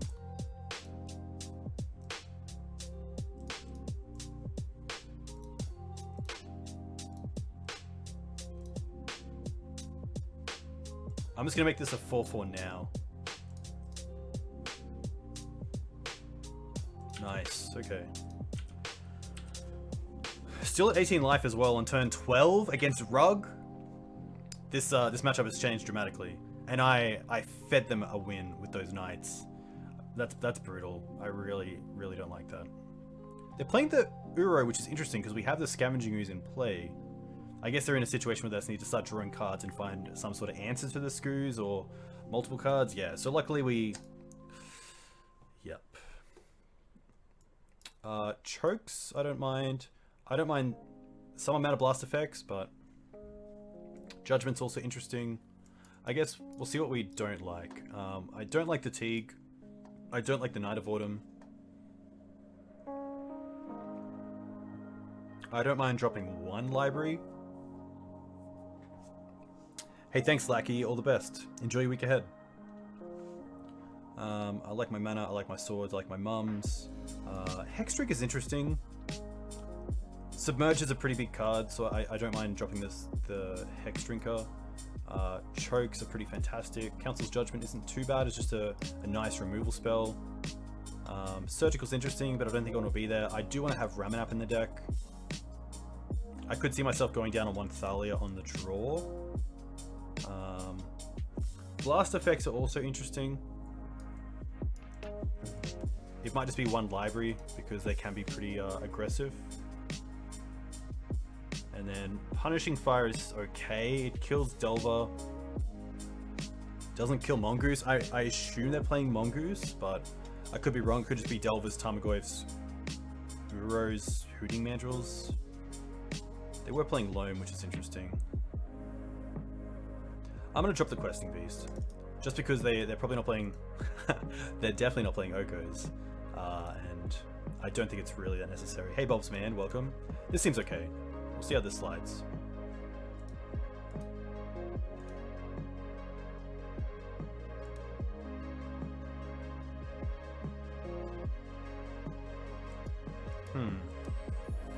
I'm gonna mulligan this. This is another one of those slow hands, but it just doesn't really line up too well. I can't even play around Wasteland in the early turns, so I'm gonna mulligan this.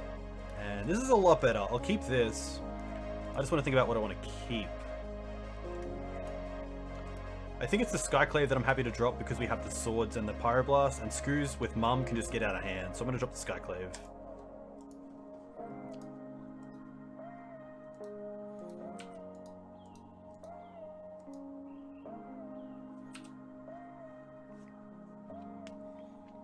Yeah, exactly. I feel like the meta is a little bit better for a deck like a strategy like Punishing Fire. Hopefully, it is still a little bit slow, but I think that's okay. I'm just gonna go for Plains here and cast Mum. I could Swords to bait a Daze, but if I can get the Mum online ASAP, I'm pretty happy, especially when they haven't played a Volk.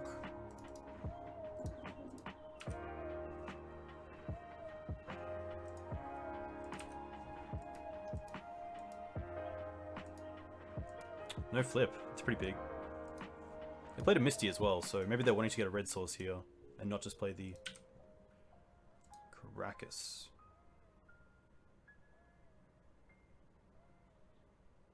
Happy for that. Yeah, it could be Pyromancer. Could be True Name Nemesis.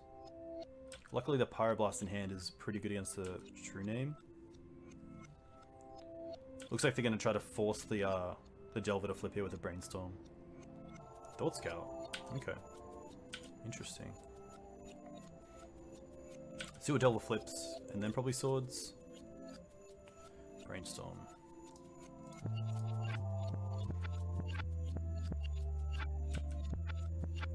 Arcanist was really good. Coming from a Maverick player, if Arcanist survived a turn and hit, it was tremendously difficult to get back into play, or get the deck going again. Happy here just to hold up Pyroblast. I don't want to play the Scoos out when I can't make it bigger than a 4/4, and I currently can make it a 3/3 with Mum in the Bin.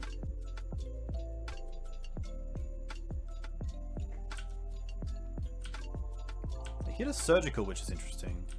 I wonder if they wanted a Surgical Punishing Fire.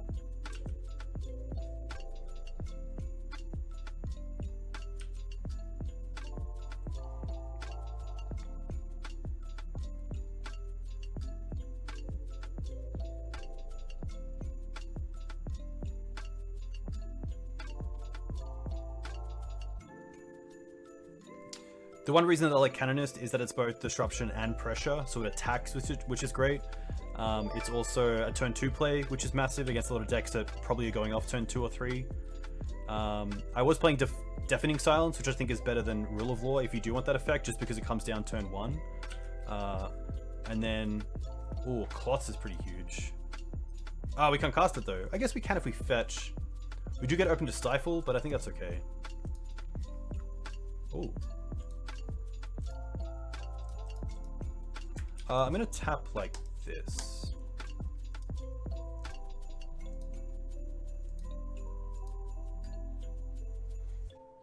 But yeah, Canonist is really nice because Canonist attacks, which Deafening Silence and Rule of Law don't, which can really help, especially when applying pressure on your opponent. You're not getting Tager. I guess it does allow us to have 2 red sources, which is, yeah, pretty key here. This also puts us in range of...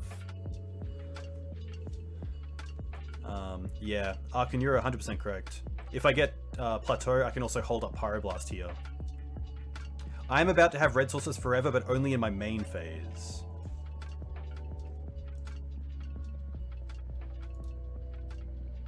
Goyf is fine.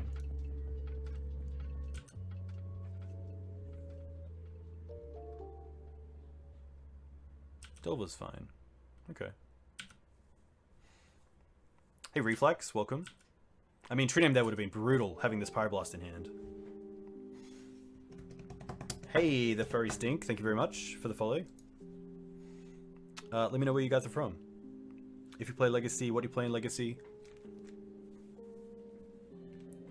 Thankfully the Clots can't be submerged, which is really nice. Oh, Mum, okay.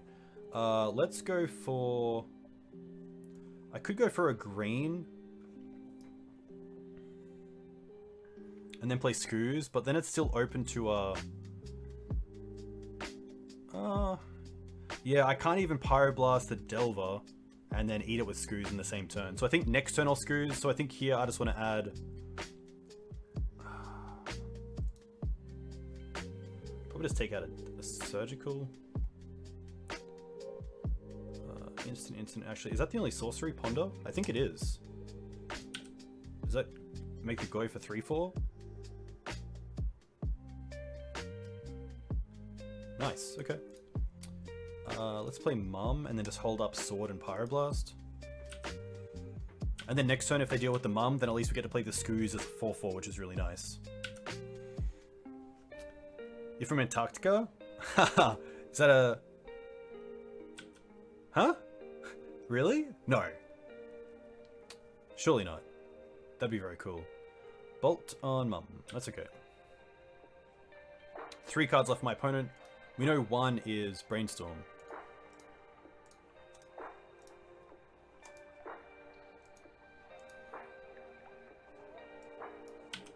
Brainstorm is fine.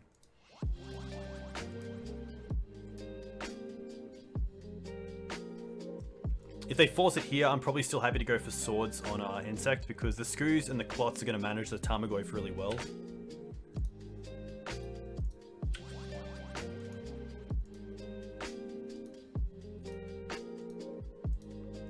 Could even just Sword the Goyf here, to be fair, just make the use of my mana.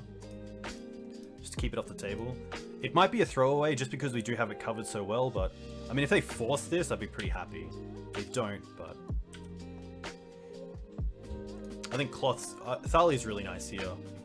I mean, we get to... Hey, thanks, Bart. All the best. Play Thalia with Karakas up. That's pretty huge.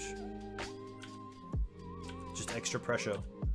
And I'd be interested to see if my opponent actually has an answer to the Cloths. Just a land for my opponent. Alright. Cloths here really showing why it's so good. Let's exile a land, and then we can play Night around Days.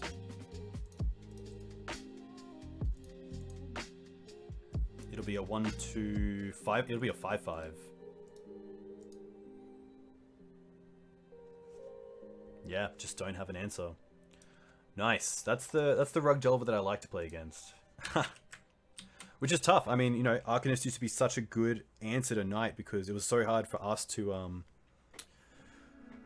play a Night that was like a 7/7, and usually by then they had an Oko to deal with it or a Submerge. And even if you played as a 6/6, you know, it's like bolt your Night, attack with Arcanist, throw the bolt back at your Night, kill it.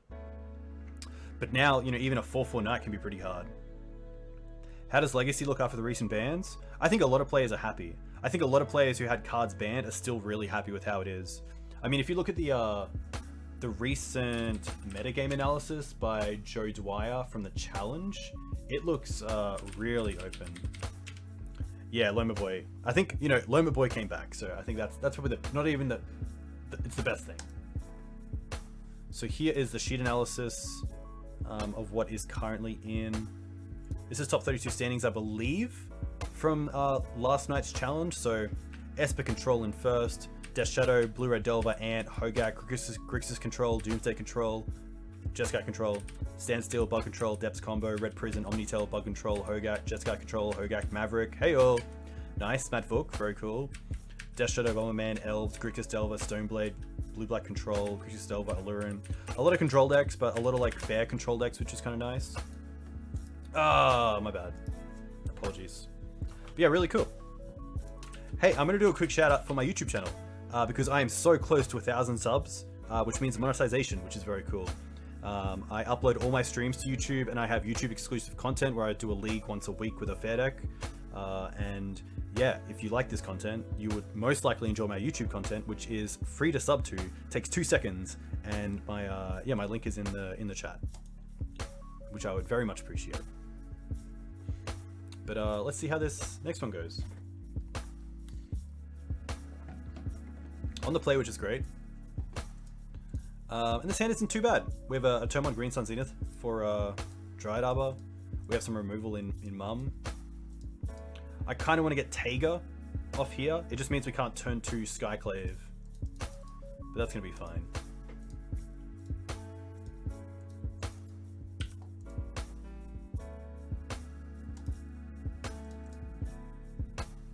Taiga here means turn 2 we could go Mum and Punishing Fire, which is kind of cool.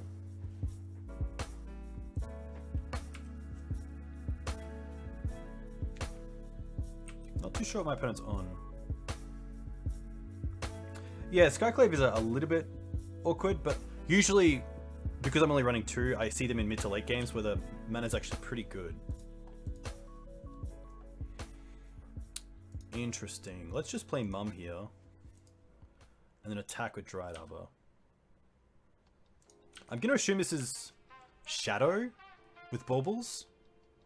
I don't believe Mono Blue Urza plays fetch lands. I think lands would be pretty strong. Obviously Wasteland and Port are a lot better with Astrolabe out of the format, so that's a big plus. Obviously Maze of Ith is also a lot better with Dreadhorde Arcanist out of the format, which is pretty cool.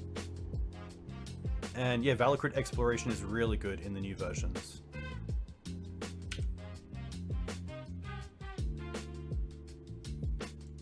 Terminus, it's pretty good.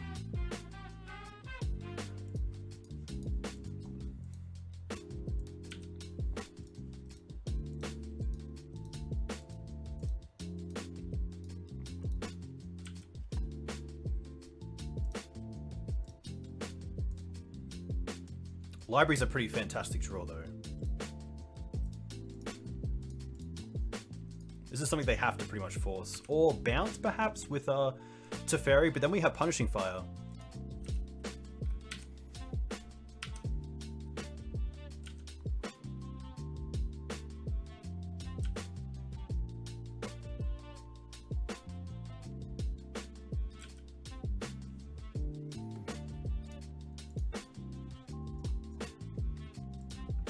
Predict is going to name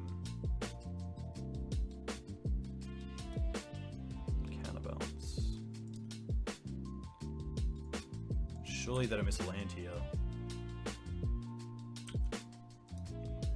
They miss a land, that's pretty huge. Wow, they miss a land. Oh.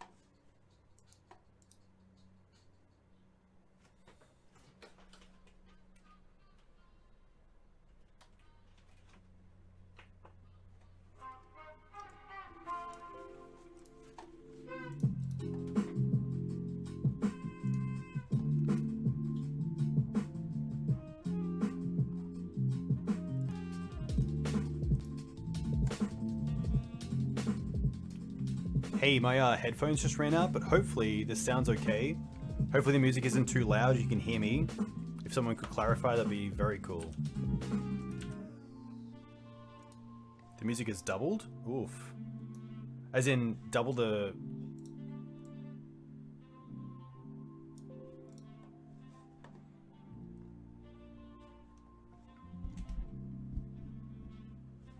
as in an echo?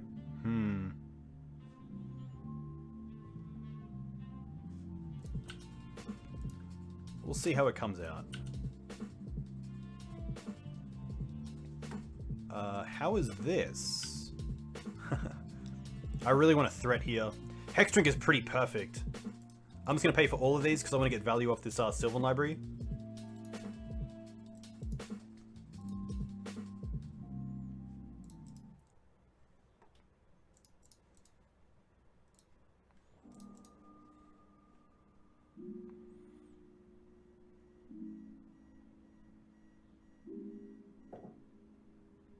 Just gonna in the forest. I do want to play around back to basics to some extent.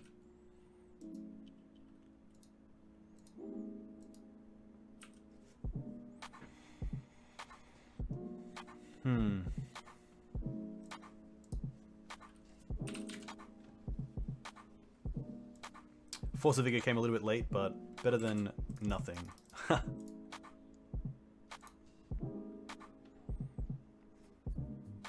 That's actually pretty funny. Alright, opponent found a third land. But now they really need to find either Terminus or Council's Judgment.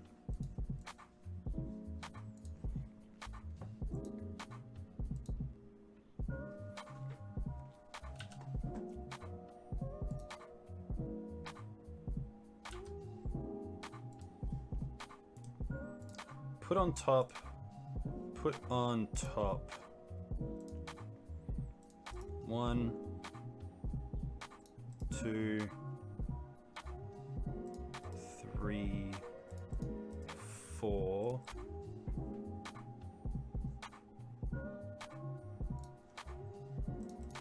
5.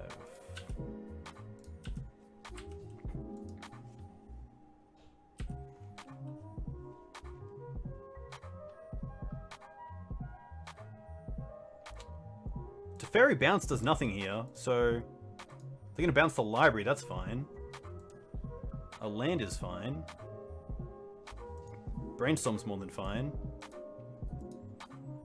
We get to Wasteland the Tundra, attack them. Punishing Fire is nearly lethal as well.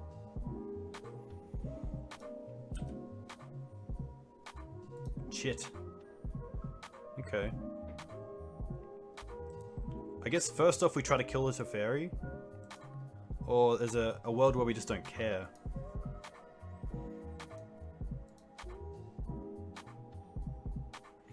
This is actually interesting, because maybe I'll actually want to Skyclave the Teferi, so if they have a board wipe, I have a 3/3 that can attack back for lethal.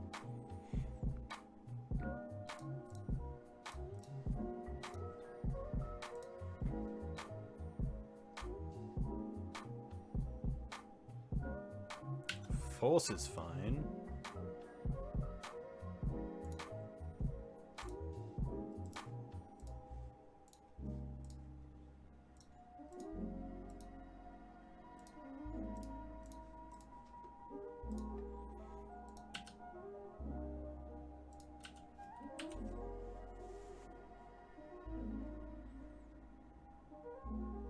Alright, what do you got? 1 white source. They can't Judgment here, they need double white. This doesn't do anything. Is it only Brainstorm? I think it's only Brainstorm and Determinus here. Predict.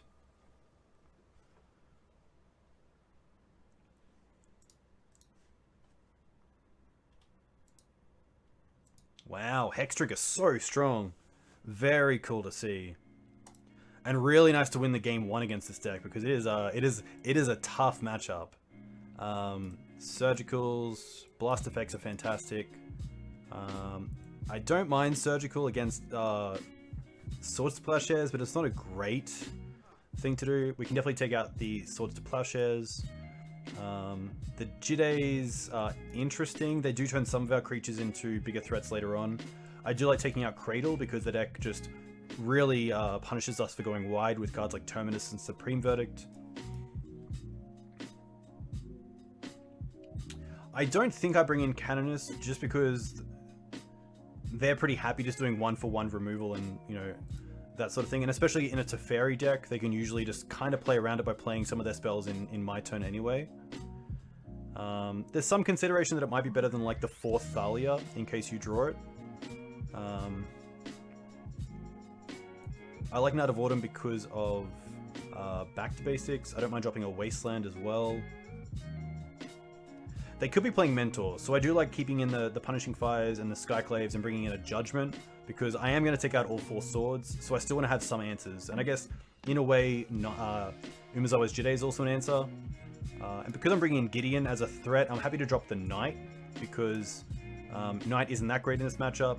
They do run a fair amount of basics, and you know, having Knight to cast it, live a turn, untap, can sometimes be pretty hard to do. So I think just to keep my threat density still pretty high, but my mana curve a little bit better with the Gideon, I'm happy just to do this. But Surgical is always interesting. I just don't think it's where I want to be. I could drop a Mana Dork as well, because you don't want to really have too many when they're Terminusing you or Supreme Verdicting you, but I think just the ability for them to be in your hand on turn 1, to cast a turn 2 3-drop, or, you know, a turn 3 4-drop is pretty huge, so we'll see how this plays out.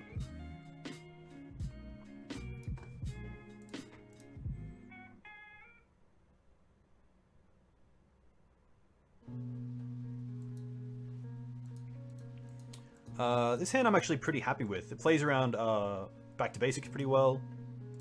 It has a turn 1 mana accelerant into like turn 2 Teeg. And then we have Choke as well, which is great.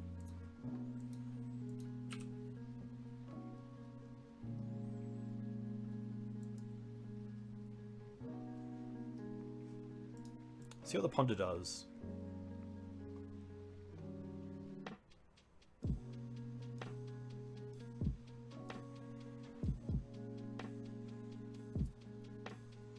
chose to not shuffle. Okay, so they're not looking for lands or anything in particular.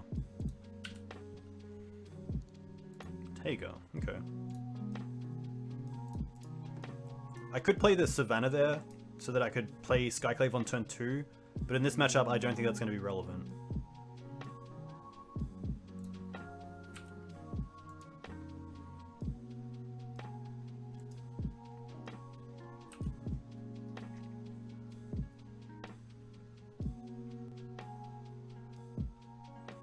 We also have a fair amount of land, so if this Dried Arbor gets Swords to Plowshare, I'm actually not too unhappy about that. Predict. Okay. I kind of want to just slam the choke here.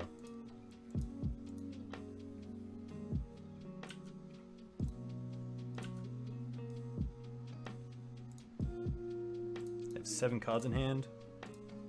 I could bait with something, but this is just so good if it resolves. Yeah, that's the thing as well. Like, if I'm not choking, am I going for, like, Gaddock Teeg? But I can still do that next turn. We still have one more choke in the deck, which is nice. Windswept. I think here I'm happy just to go for Clots.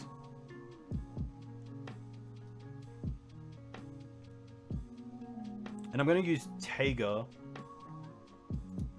so that if they back to basics me, I can untap and use Savannah for the second white to cast Skyclave on it. So hopefully Clots is a little bit harder for my opponent to deal with. And at least if Teferi is there out, then they have to bounce it and then the Dried Arbor finishes them off.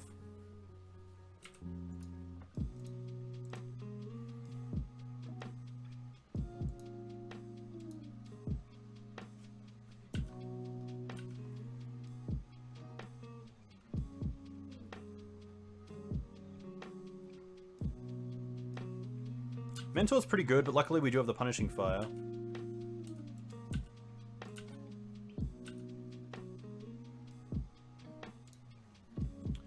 What do I want to do here? I think I just want to take out like a Ponder, so they can't snap it if they're playing Snap. I don't really need the mana.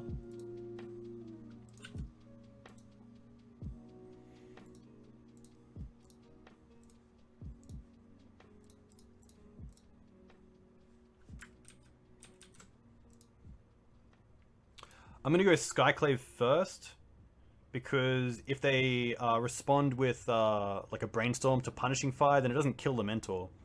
So I think I have to do Punishing Fire after I cast the Skyclave to get rid of it.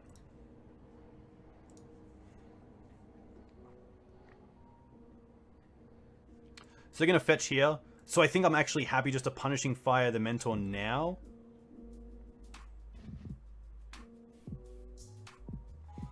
It's close. It does kind of lose the, like, Skyclave kind of does nothing then, but I think that's much better than losing the Mentor. So I'm just saying that the Mentor is so good that I do want to kind of knock at the ETB effect of the Skyclave here, just to destroy the Mentor.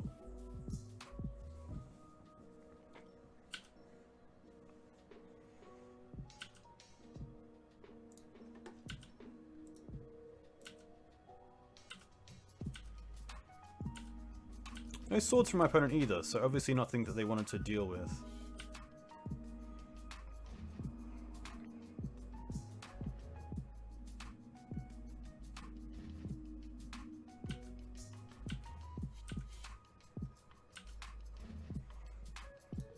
Okay.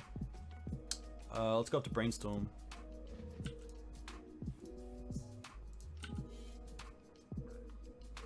Pretty happy with just attacks.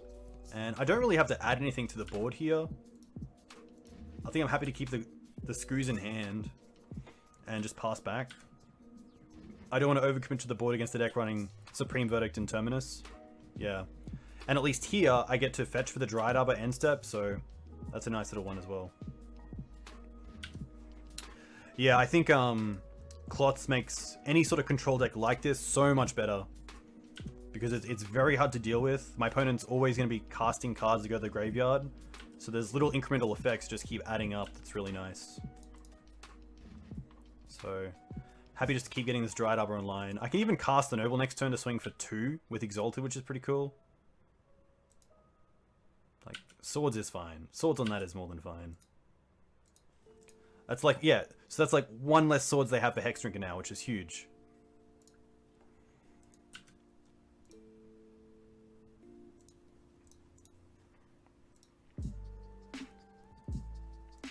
Hex is also strong. They do have 3 cards, so they could have an answer to this, but if they don't, it's just so hard to deal with.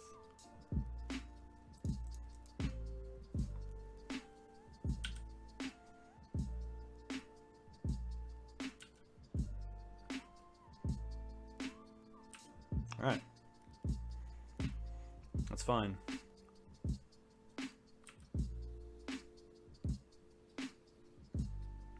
Yeah, Jimmy, that's a good... Oh, I didn't update the deck list. I should actually update the deck list. My bad. You could definitely play 3. 2 is a little bit under, but because I'm playing the second library, I feel like I'm going to see it a lot more, which is kind of nice.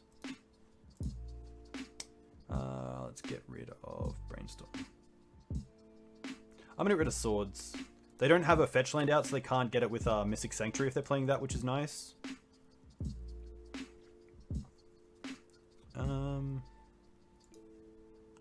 Land into Ooze seems fine. Just to keep threats in play.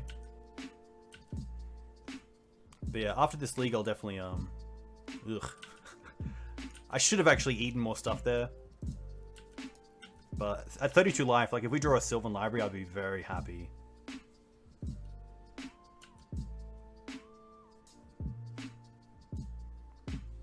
Snap into Ponder is fine. Opponent probably looking for Teferi and then a bounce effect. Wow, they're just not going to get out of the Clots lock, so... Clots there really nice. I mean, you don't usually get a 2-0 win over Blue-White Miracles on a deck like Maverick, so... Clots just like... You do need additional pressure, like everything else. Clots is only a speed bump, and you know, you're not always going to get there just with Clots. You do need other pieces of disruption and pressure, but... It's just so hard for so many decks to deal with that it really strains their ability to control the matchup when they're trying to dig for an answer for Clots. Like, it's just so good. Let's quickly export this as 2 and update the deck list.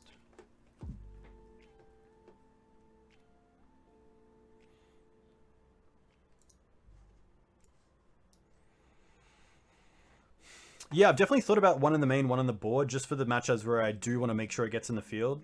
The only thing is, if it's not getting countered because you're getting it through Green Sun Zenith, there's not many areas where you need to, especially if a lot of the decks then only have a bounce effect to get out of it. But I could definitely see one in the main, one on the board if there is a lot of control decks going around.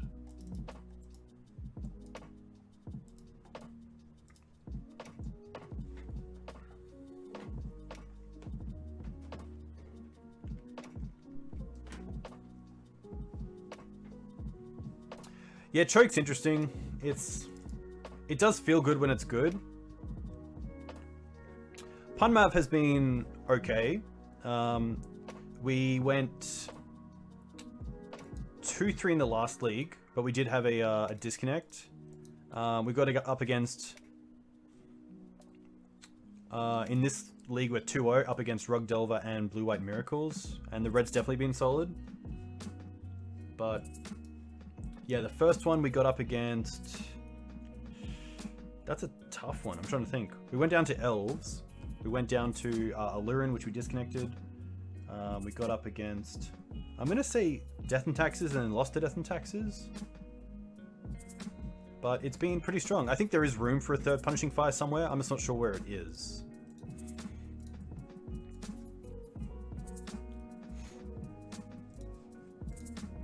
Nice. The new deck list should also be online now, which is cool.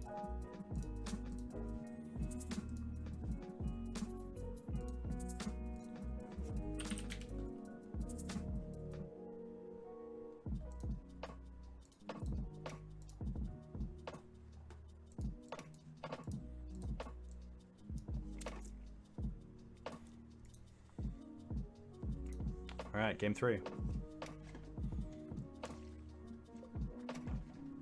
Very cool. On the play, which is nice. And this hand is pretty good.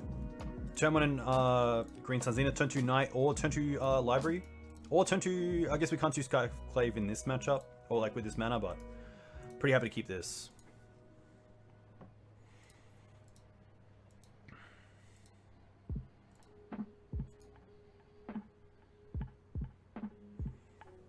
Not sure what my opponent is on, but I feel like we've played against them before. Alright.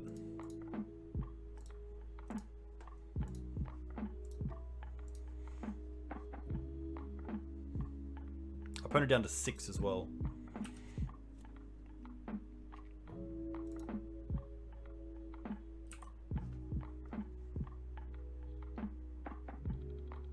Basic Forest. Interesting. Ah, Elves. Oh. Okay. Well, we do get to go Mum into Sylvan Library. That's probably the best, just to dig for some sort of removal effect. Mum also protecting Gaddock Teeg in this matchup is highly relevant. Hey, Legacy Pit. A huge thank you for the raid. That is really nice.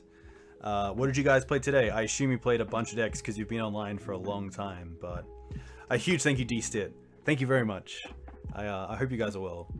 Currently 2-0 with Punishing Maverick, playing against Elves in game 1 of match 3, which is interesting. Which isn't the greatest matchup for Maverick, but I think with Punishing Mav you do have a few more outs, which is nice. But yeah, a nice start from our opponent here is going to be pretty tough. Hey Fabman, thanks for the follow. Let me know where you're from. If you play Legacy, what do you play in Legacy? Really want to find removal here. We don't, but we do find the white source for Skyclave, which is interesting.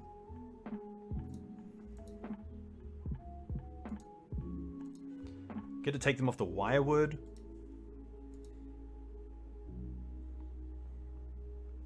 I'm going to put this back. I don't mind paying for the Wooded Foothills so I can play the bird next turn as well.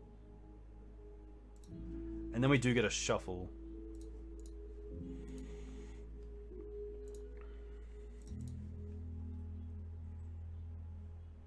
What do we want? I think we just want a Taiga. Oh, sorry, a Plateau, because then we can cast Punishing Fire without using the Grove. This also gives us double white for the Skyclave.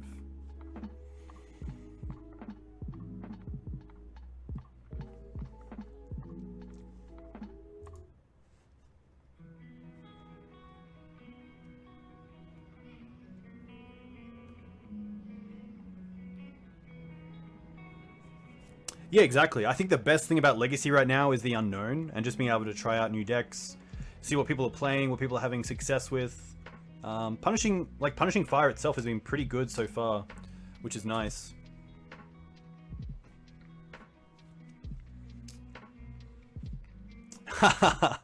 Steve, I have not seen Sinkhole, but maybe there's a list out there that I can make that includes Sinkhole in the sideboard for the control matchups. I did have foil Mav, which is very cool in English, and then I just defoiled it to English because I did like to lend it out to players, and it's a little bit easier to lend out when you don't really have to worry about, you know, thousands of dollars worth of cards. I guess, yeah, more than enough.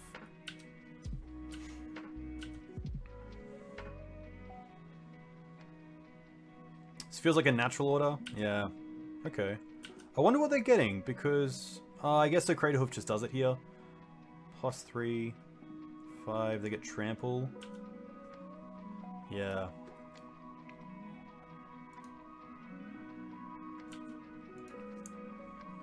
That is just good enough. Because we're currently taking 17, we can block 4 of it, which puts us down to 13, and we're just going to die to 13 anyway, so. Hey Skullclamp MTG, a huge thank you for the raid. How did you go on your stream? What did you play? Hey, Angry, thanks for the follow. And Skullclamp, thank you. Let me know where you guys are from. If you play Legacy, what do you play in Legacy? These are the cards I want. I think Ramanap's also better than Cloths in this matchup. I don't want Night of Autumn. I'm pretty happy to take out the Hex. I don't mind Mum because it saves Gaddock Teeg and Canonist from Abrupt Decay. I do like the libraries to dig. I do like the double Jide. Screws is okay. You play Esper Hate Bears? Very cool. Playing Black Red Reanimator? Nice. That's cool.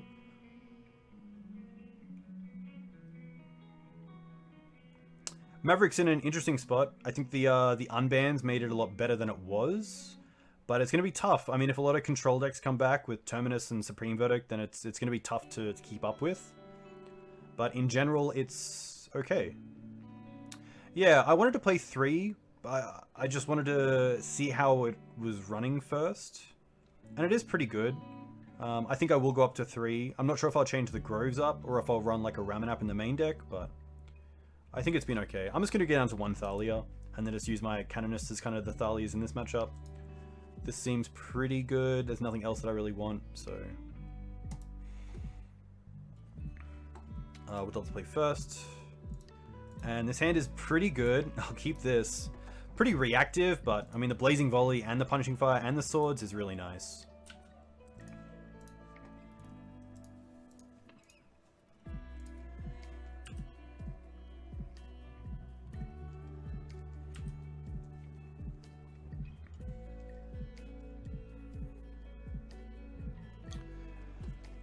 Sentinel's interesting.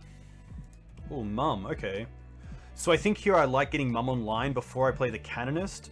So here we can just go Punishing Fire on the Nettle Sentinel, then hold up Blazing Volley or Swords for later on.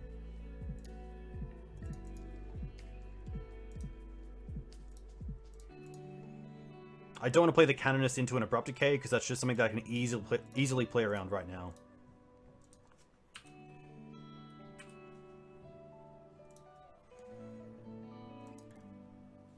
Taking out the Sentinel is also interesting because it takes them off mana for the Cradle, which is really nice.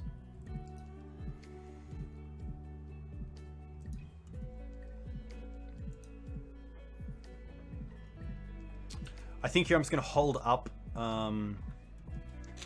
Canonist and Swords, and then next turn I can, if I draw a land, Green Sun's Fatigue and also Blazing Volley.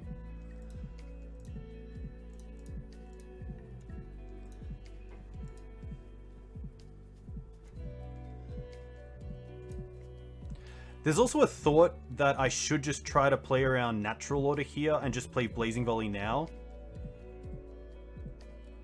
Which I don't mind. It is just a quick 2-for-1. I guess the Wirewood does change things. Maybe the play was actually to Green Suns there for Teeg instead.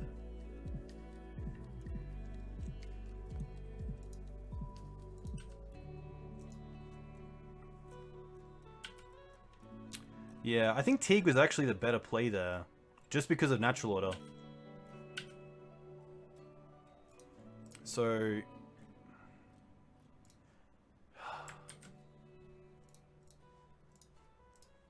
I'm going to Swords Wirewood and upkeep, which isn't a great play when we already have the Blazing Volley, and I would have liked to have used that when I had mana open to actually return the Punishing Fire, but... Yeah, I think just the misplay of just like not really looking at my hand and evaluating all my options.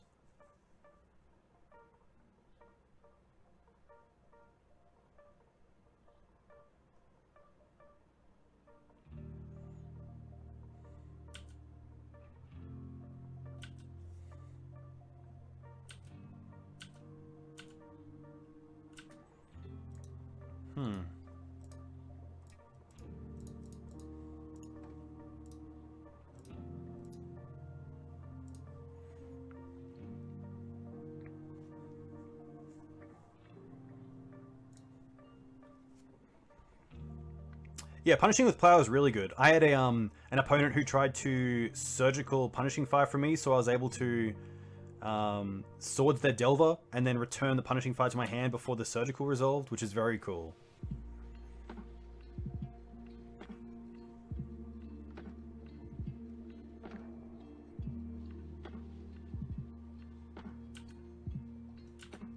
Just to pass back. End step. Okay.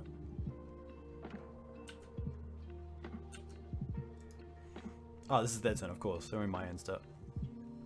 I was wondering why they didn't get dried up, but there you go. Druid's gonna be fine. I mean, if they cast a bunch of one-ofs, then I'm more than happy for that. They can only return so much.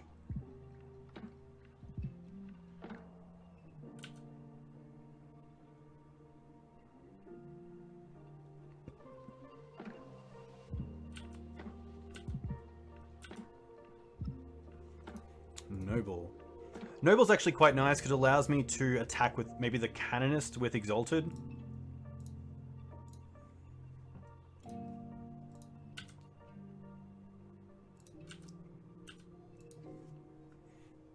They can just return a creature, but then I might just Blazing Volley after.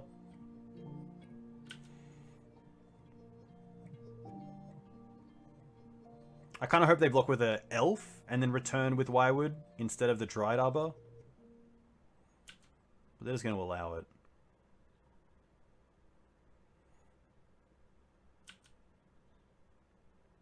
I guess the other thing that I have to be cautious of is just hardcast Hoof.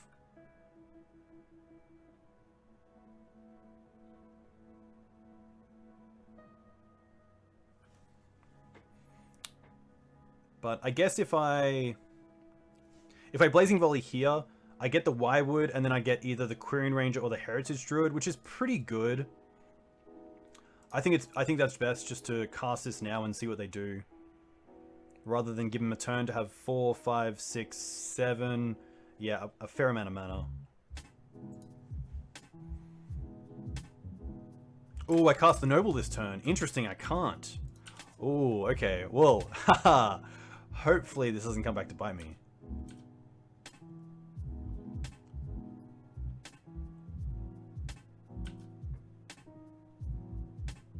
Okay.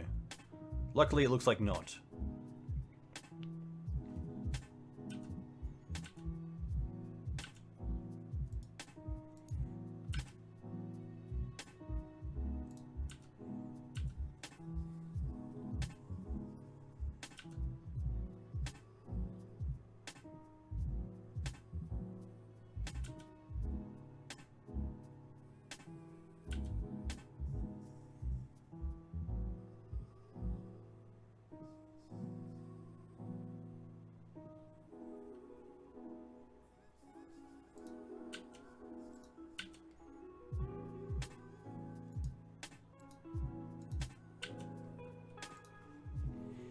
I still don't mind that Volley here is a 2-for-1.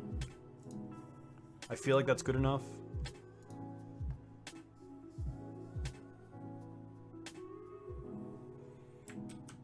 Yeah, maybe taking out Wirewood is better here.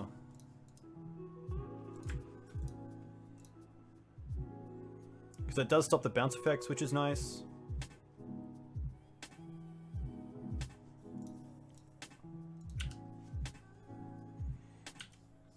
It also stops any sort of shenanigans with Elvish Visionary.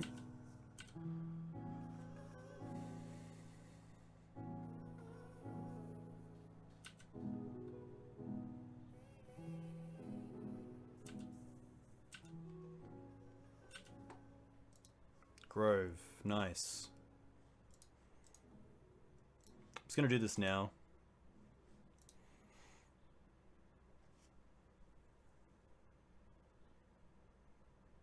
Then we get to attack for 6, which is kind of nice.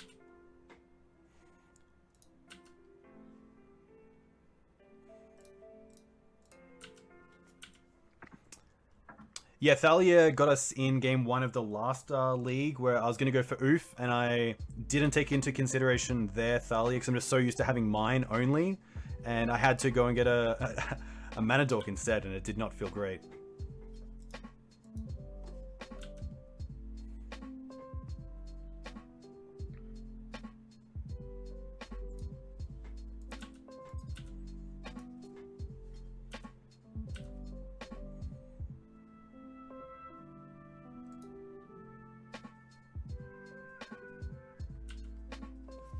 This seems pretty tough for my opponent to get out of, which is great for us. Black could be Abrupt Decay, Morph. Okay, that's fine. I'm going to assume that is the one that... Is it just Birchlaw Rangers? I think it's just Birchlaw Rangers. Yeah. I like how they... Okay, they had to show it. Okay. Yeah. I guess you have to show it, yeah. Running this back, I think we just try to go for the same thing and hope that we get a nice, aggressive hand. But... yeah, I guess the more that I am playing this, I could see an extra Punishing Fire in the main deck and then no need for the Blazing Volley in the side and just running the Fiery Confluence. This is an interesting one. The Punishing Fire is nice, but it's only a one-off, but... what this hand is really missing is a turn 1 play, because I don't want to just play a land and pass. The Scooze is late game, the Knight's pretty late game.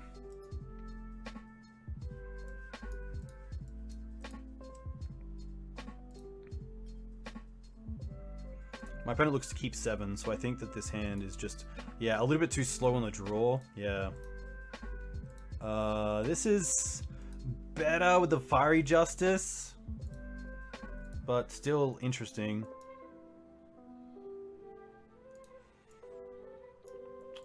This is also pretty tough if I don't draw an extra land, because I guess we get to go turn 2 Sylvan Library, but still... I think we keep and we bottom the Jide. Yeah. And then just have the 3 lands and Fiery Justice. And at least the Jide maybe we can find later on with the Sylvan Library.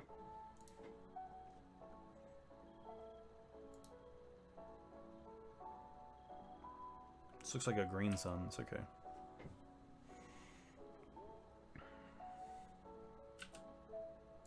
Ooh. That's actually pretty interesting. Because now I could go like Wasteland on Dried Arbor, or Wasteland on Bayou, and then next turn see if they cast another 1 mana spell and just 2 for 1 them. The Wasteland's not doing a whole lot for us anyway, especially seeing that we drew the Blazing Volley, so I don't mind this. Just to try to bait them into spending, or at least playing another 2... I mean, 2 more 1/1s would be fantastic, but...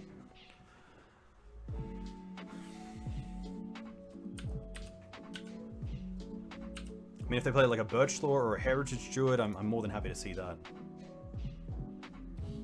Please be another Green Suns. Oof. Oof. Oh my gosh. Oh no. Oh, you love to see it. You love to see it. Oh god. Oh my gosh. Are we getting Taiga? Yes.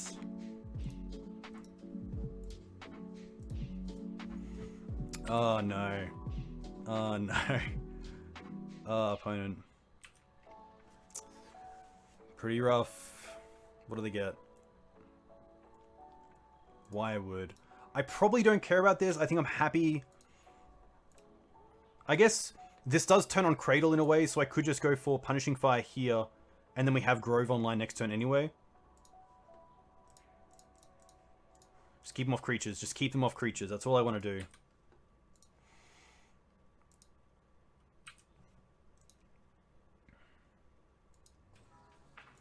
Shepherd's fine. No land. Okay.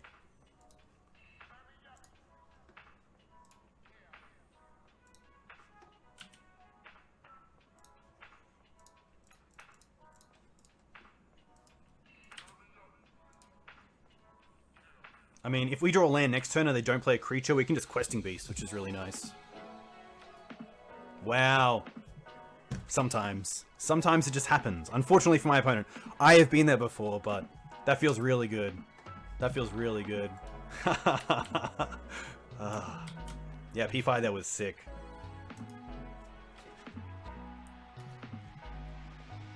I did not expect the second Dried Arbor. That's real tough.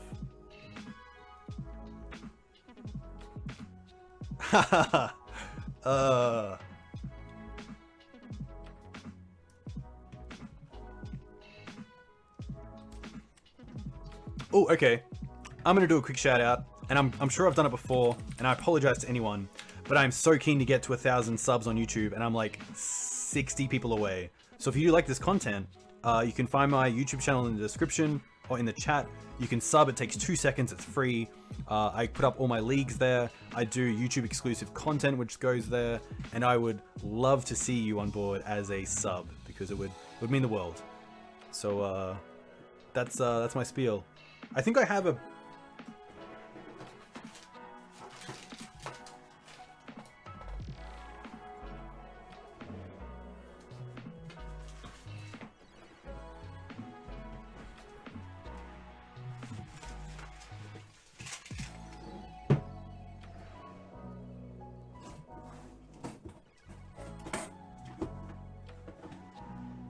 No, I thought I had something. Hey, D-Stit, thank you.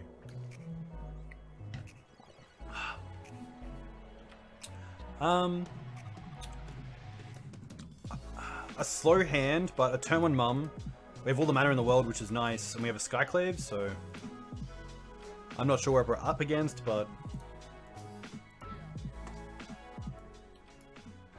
I have definitely thought about Kavu Predator in this sort of deck, especially with Fiery Confluence, but I think it kind of fits the same role as Tarmogoyf, as it just doesn't do enough. Let's keep this. I like that it gets all the basics as well, which is kind of nice. Ancient Tomb, okay. I guess Chalice here is pretty good. Mind Stone, okay. Probably means that Mum is not going to be great in this matchup.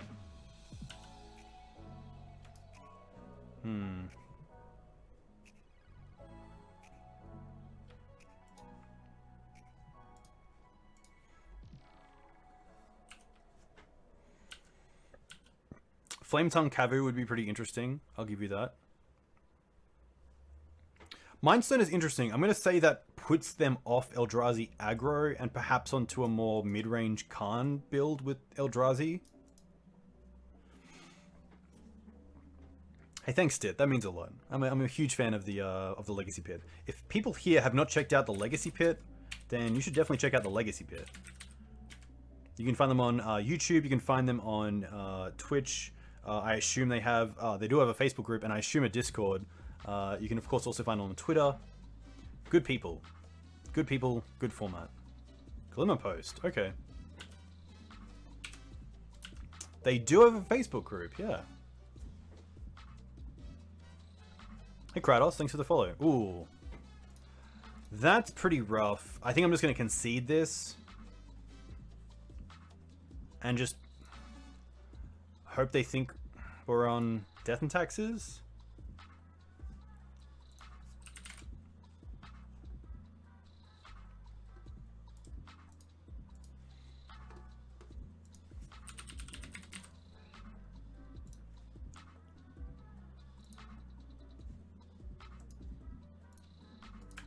Nice. Here is the Legacy Pit Facebook group. Okay. Ramanap, yes. Collector Oof, yes. Fiery Justice just as extra removal, yes. Council's Judgment, yes. Scoos, no. Teeg, yes, in a Cloud Pose version. Mums, no. That's 60. Gideon's interesting. Gideon's probably better than Clots, to be fair. I like this.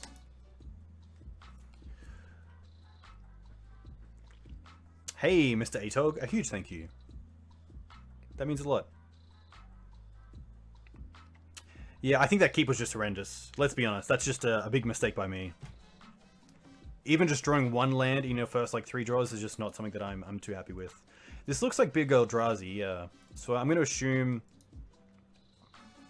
some number of Ulamog, maybe Emrakul if it's playing the Cloud Pose package with Glimmer Posts, and then some rocks in like Mind's Eye, which is interesting.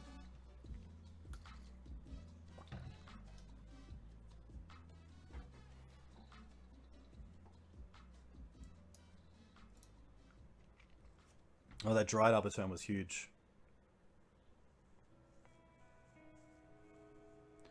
But yeah, I think if I fit in, I think I put Skyclaves to the sideboard, and then I bring in Ramanap and add an extra Punishing Fire.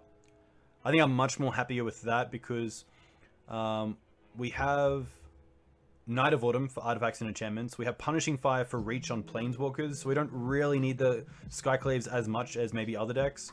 And they're great cards to bring in off the back, so... I think that's a pretty good change. Although, you know, Skyclave is okay, I think it could be a pretty good board card as well. You can't really search for them anyway, so... Being able to switch out 2 Skyclaves that you might see with 1 Ramanap that now has 5 copies in the deck is pretty huge.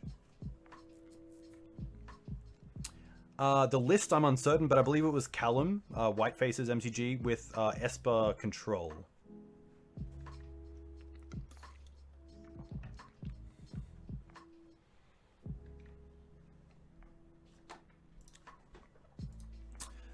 This is pretty good. I'll keep this. It goes turn 2 Collector Oof into turn 3 Night of Autumn. Or Night of the Reliquary, which is kind of cool.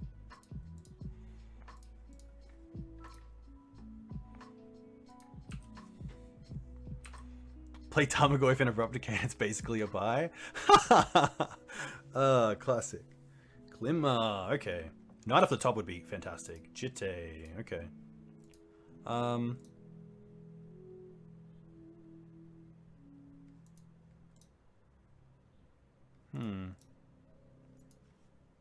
I could also go Green Suns for Dried Arbor, play Thalia, but... I think Oof is pretty strong. So we'll get a Plateau to turn on all our colors, and then just get Oof. I guess Oof is kind of weird with Jitte in hand now, though. Let's see what we got. Could also just be Teeg, which keeps him off Karn.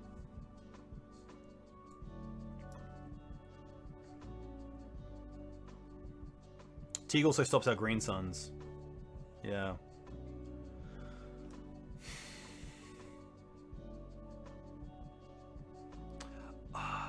I think I'm just going to go for Noble.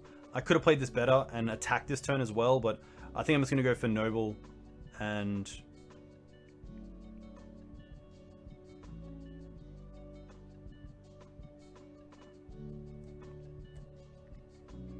Yeah, I think I just want mana, unfortunately. I could have attacked this turn. Because I want to get a Knight in play before they play a... Thought-Knot Seer. Hey Kratos, you can type in a deck list and it should show up. Which is on the screen. It should be over near my life total. There should be 2 cards you can see from the back.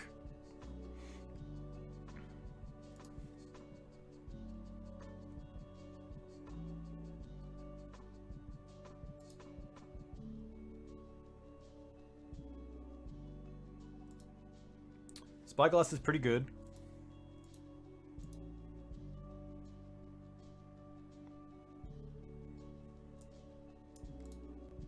Probably names Wasteland in the blind. And if it does, I might even just go for Night of Autumn with the Green Suns to blow up the Mind Stone. I guess I could also blow up the Sorcerer's Spyglass. And then something like a Thought-Knot Seer has to be answered either through the Fiery Justice or the Jitte, which is nice.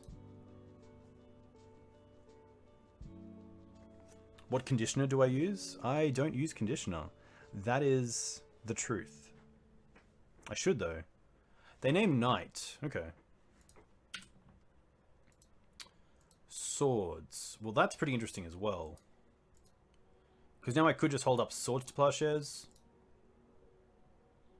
I don't mind Jitte hold up Swords.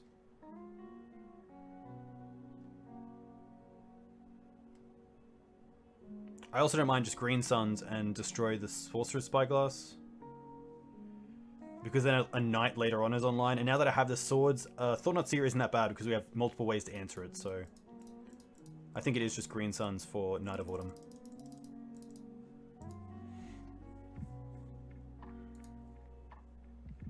But do I want to take out the Mind Stone or the Sorcerer's Spyglass? I think it is just the Spyglass. So I don't have many other ways to turn it off. And at least Collector Oof turns off the Mind Stone, so... I'd feel kind of bad if I drew that and then left the Spyglass.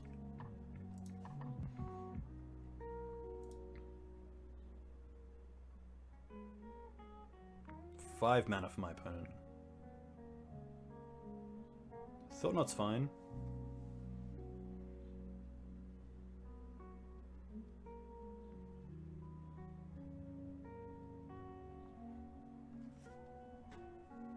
They take the Jide. Interesting.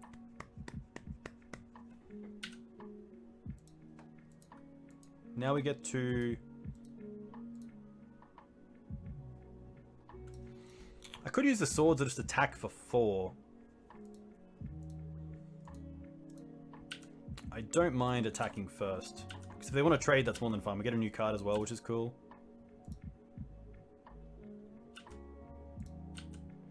Alright, so now let's go...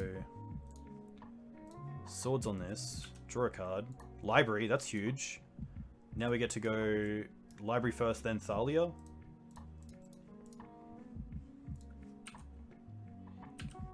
Three, 6, 7, 8. I guess they could have All Is Dust or Ugin. That would be pretty rough.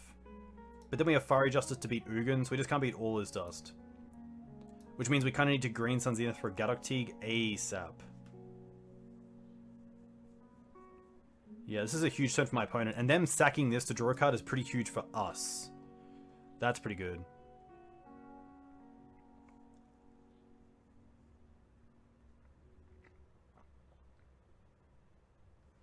Desert, what do you mean? Is it a fade 2 and let the top go? That is a good question. I'm unsure. I am unsure what that means, unfortunately. Thespian stage, okay. Copies Cloud Post, makes another one, which is pretty good for them.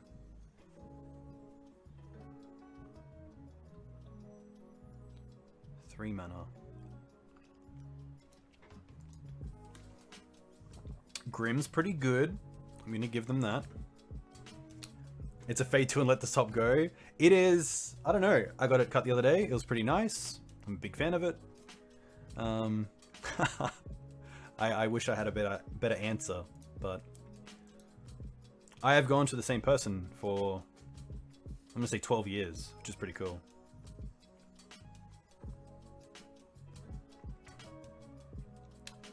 Spyglass. Probably Wasteland here.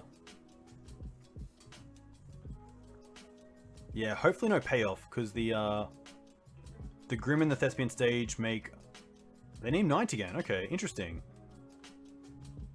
Not naming Wasteland is pretty huge there. I don't think we can pay. We just play the fetch land because it can fetch. And then we might as well attack with both creatures in case they have removal for 1. So, still deals 4. But that's a huge fade, unfortunately.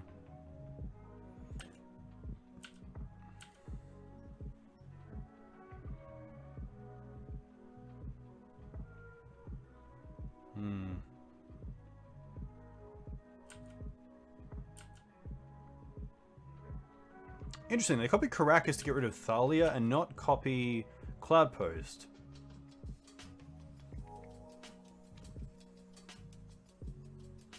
Very interesting. Hey, thanks, Aluren. Big thank you. Spyglass is actually a huge card, and I think it's one of the biggest cards that's made an impact on Eldrazi and Cloud Post's matchup with decks like Maverick, because it's such a good way to answer Wasteland or Night of the Reliquary and have us have to deal with it with a Abrupt Decay or a Night of Autumn. Really tough. Yeah, they could also have Ulamog and want to just be able to bounce it each turn to destroy 2 permanents, which is pretty tough. You are part of the team. Haha. What would you cut to fit in the 3rd Grove? Punishing Fire?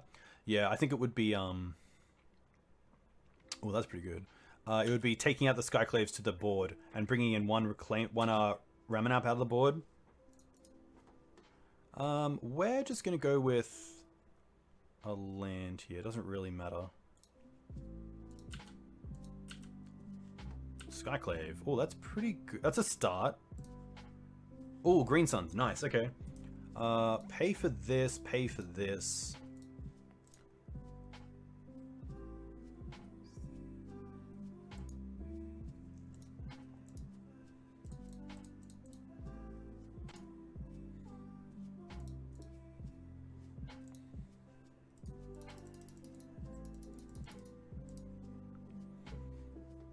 White can be rough. So if they do anything here in response to Green Suns, they could add mana with Grim Monolith if they wanted. They're not going to. Interesting. So We'll take the Oof. And now we will attack just with the Knight. Because if we attack with both, that is probably return with Caracas.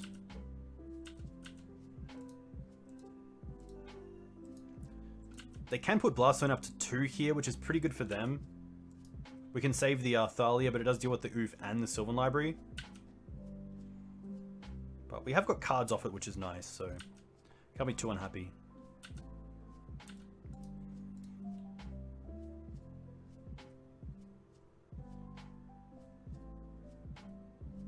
Blaststone really good as well.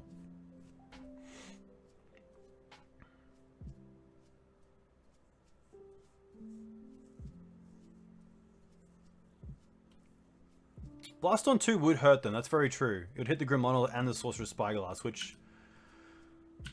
yeah, it could be worse for them than it is for us, especially because we get to keep the Thalia, even though they have the Caracas.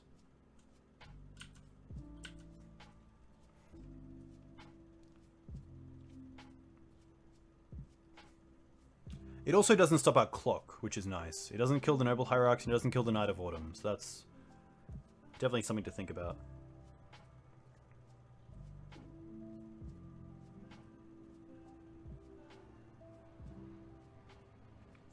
Suva, probably copying Cloud Post here. I guess if they want to gain some life, they could copy Glimmer Post. Yeah, wow, okay.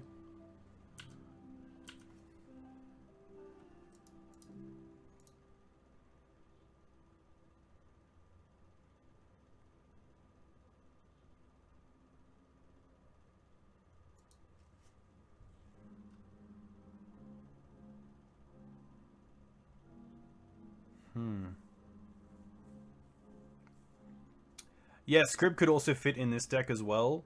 It allows you to save your Taegers as well, which get hit by Wasteland pretty often. It's obviously great in a version with Mother of Runes as well. It's just tough to, I guess, fit it in. But it could be there. I've always been a 4 Thalia person. I guess I have tried out versions with 3. But it is tough, yeah. I think you could probably cut all the Stoneforges and equipment and just run a really tight Green Sun Zenith package. But again, it's just, you know, is that better than not running the Stoneforge Mystic package?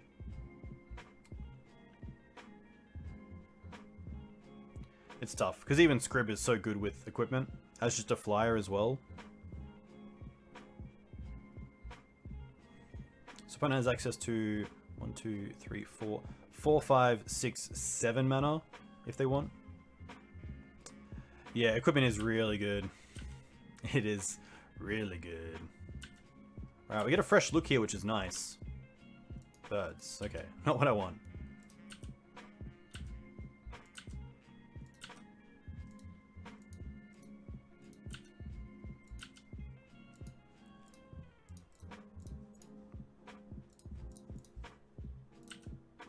See if my opponent end-step Caracas's. They don't! That's just 6ing, so I assume they just missed that. But they should definitely return Thalia in my turn.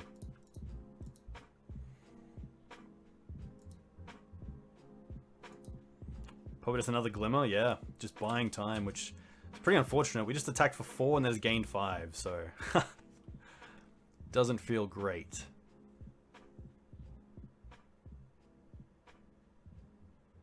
This feels like Ulamog. Ugin. Okay. Ugin's pretty good. I'll give them that.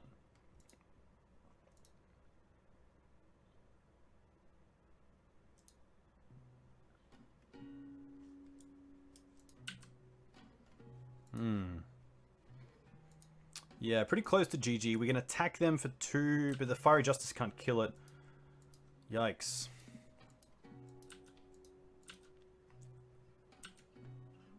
Green Suns.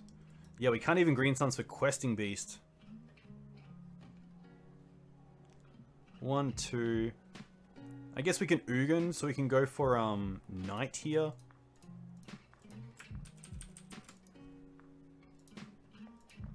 What if we go attack Ugin for 2?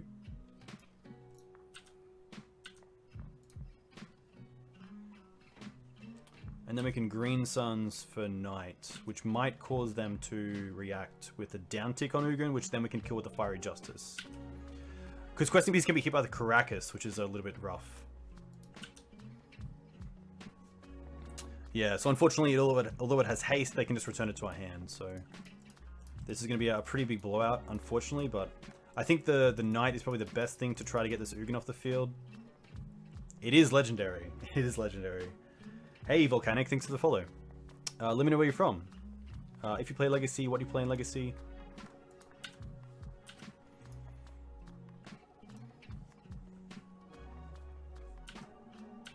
It is the Questing Beast, that is correct. It is the Questing Beast.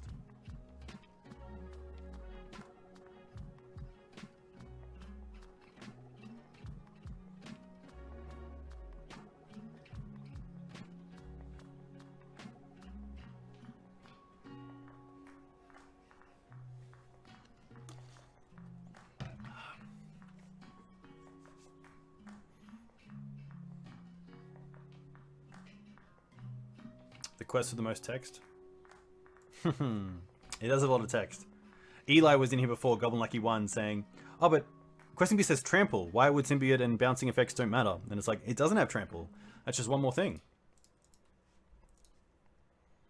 Alright. There's the down tick.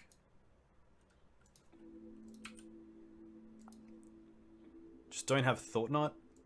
I guess don't have anything. Anything would be pretty bad. Golos is pretty good, especially with Caracas.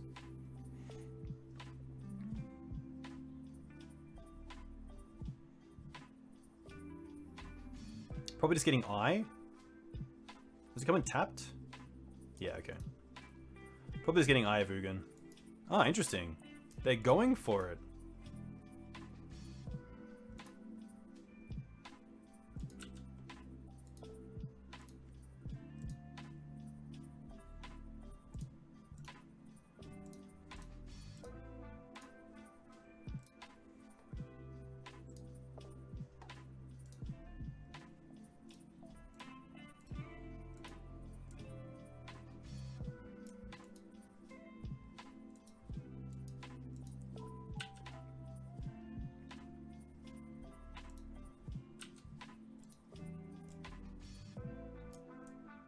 Oh, wow, they don't even need it to have, it doesn't need to have, like, oh, rough, okay. Alright. I was gonna say we could at least, like, give it Summoning Sickness, but it doesn't matter. It just needs the mana around. At least we can Swords it in response to activation, and just hope they miss on the top 3. Not a great play, but we'll see. Yeah, we can Swords it in response to the activation.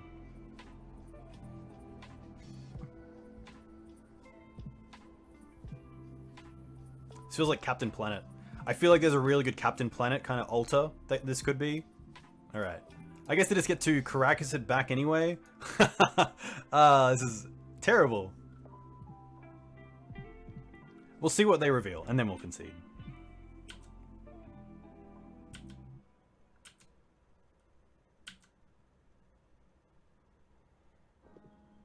Karn's pretty good. Karn is also just lethal.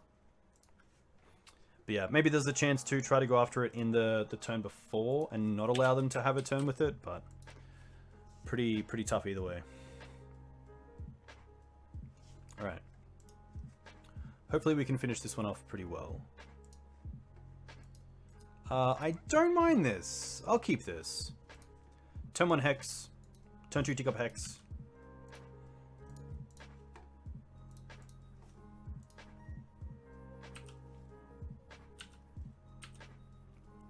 Can't beat that. Relevant. Very relevant. I like it. Oh, Thalia. Well, now I don't mind just attacking first with Hex and then playing Thalia. They probably just have a Swords here, so I'd rather just not pump mana into it. And a 2-drop is fantastic here. Yep.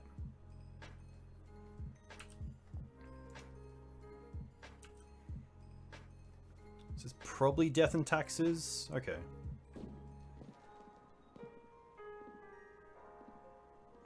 Shit.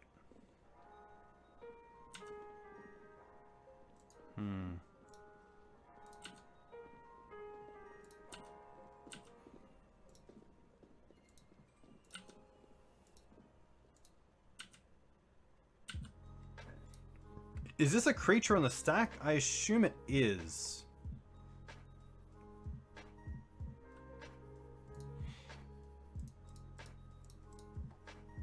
Nice.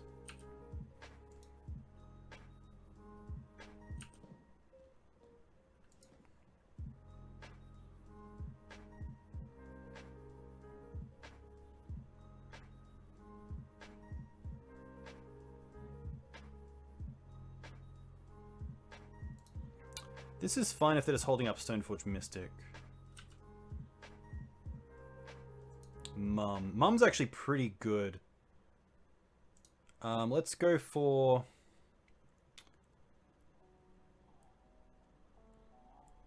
I think just take out swords, and then next turn we'll try to Skyclave away the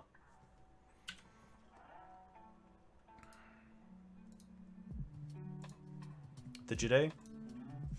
Because they can't... They put in Jide here, they untap... Because of Thalia, they can't really do much. I guess if they have Karakas, it's tough. Karakas is the one card that I can't beat here. And they do have 3 of them. Usually. I don't want to look. I'm not looking. I don't want to look. Yes! Haha! Nice. Okay, that's pretty big. Their own Thalia is more than fine. Now we have an online mum, which is pretty huge. And we're going to be able to play this Skyclave. Oh, nice. Okay. Let's get rid of... I guess we have to get rid of the Wasteland. Make a green.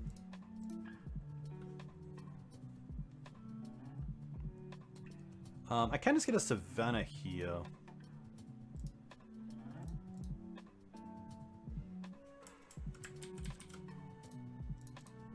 Skyclave away the Jide so it can't come back, which is nice. Ah, rough. Come on now. Ah, that's why. Sorry. Apologies. That's just mana.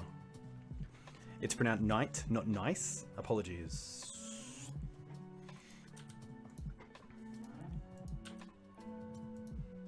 Oh, I get to...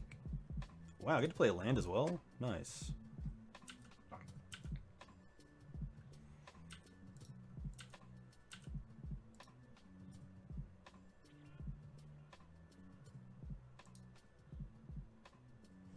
Revoker's pretty good, but can't do too much there anyway.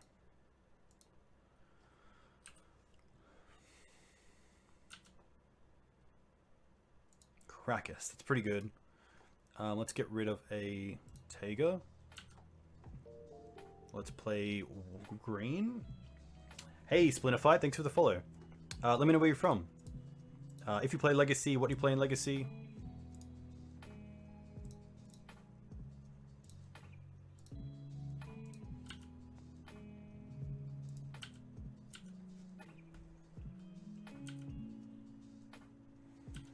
You're from Melbourne? Very cool. Melbourne's got a really nice Legacy and Eternal scene. Hey Max, thanks for the follow. Let me know where you're from. If you play Legacy, what do you play in Legacy? This Knight's going to be really good if I can start going after their lands, because they are missing land drops. So if they don't have a Swords to Plowshares for this Knight, it's going to be pretty good. And if they're just recasting Thalia here, I'm more than happy for that. Recruit is a little bit more scary. That might even tempt me into getting Horizon Canopy and drawing next turn, if I don't draw something really good. Oh, a Giver. Okay. That's interesting. Alright. What do we draw? Knight of Autumn. That's pretty good. That is pretty good. Unfortunately, we have to use a land here. Create green, but it doesn't really matter.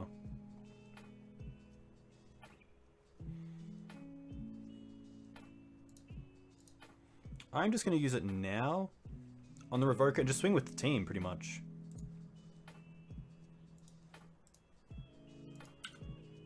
This is working out pretty well, because none of their creatures can block too well, so we can go for 8. And then next turn, the Mum is just making the Knight lethal thanks to fetching. Cloths is not a May trigger, which is a little bit of a downside in a matchup like this where I don't want to be exiling the lands, but at least now the Revoker's there as well, so I mean that's looking pretty good for us. Our opponent doesn't have too much going on. Jiday's not an out. Swords to Plowshares isn't an out because we can just go wide. I think, yeah, their mana just stalled too much. They had a really tough start for a non-Vile start, especially with the second white. Like, you think the Death and Taxes being a white deck would have no trouble getting to double white, but there are games where you just get hit pretty hard, so... Haha, Steve, you'll have to do Goblins sometimes, because I'm assuming I'd learn a lot from Goblins. Blazing Volley, Council's Judgment, Fiery Justice, really good removal. Collector Oof, fantastic, because they're not really playing a Stoneforge Mystic package outside of the 2 Jidays. Gideon, just better than the cards we're actually taking out. So we're taking out Thalias, we're taking out Gaddock Teeg, we're taking out Cloths, we're down to 59. Let's bring in Ramanap, because if they don't have Rest in Peace, we have Ramanap to get back lands, like Wasteland, like Horizon Canopy, like Grove, so this seems pretty good.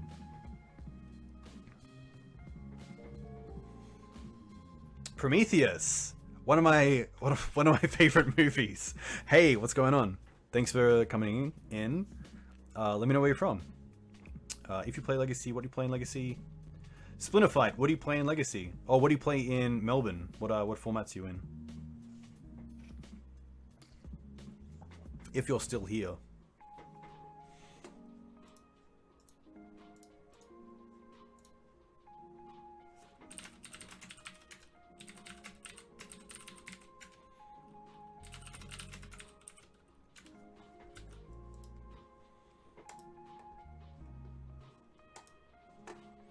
Alright.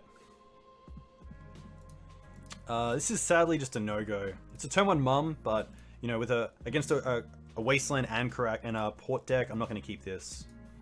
I do want to have a consistent mana base, and this is actually pretty strong. I'll keep this, and I think I will just bottom... The Beast is interesting, because it's not great against Karakas, but it's great against Mother of Runes, because it folds Protection. Protection does nothing, so... Hey, White Faces! Very cool to see you here. A big congratulations on the win in the Legacy Challenge.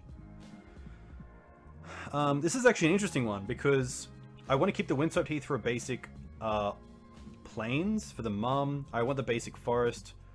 I want the Canopy to draw into something better. The Teeg is also nice, because it is my source of red. Jiday is just really nice to have in the opening. I think it is just the Questing Beast here, unfortunately, which is kind of weird, but I think we have a pretty good chance of drawing into a threat that can carry this Jiday.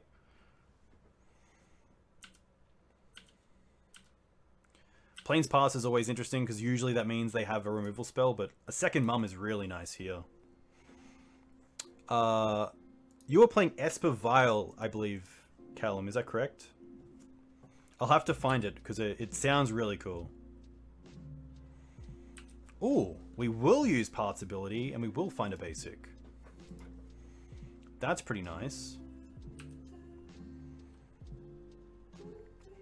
Esper sounds really, really interesting.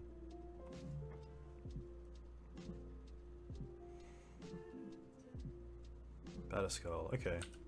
A removal spell here would be fantastic. It's Questing Beast, okay. Well then, I think I'm happy throwing the Jiday out there.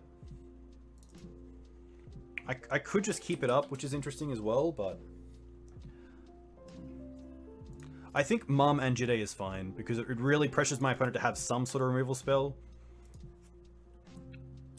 It does open it up to Skyclave Apparition, but... I think that's okay.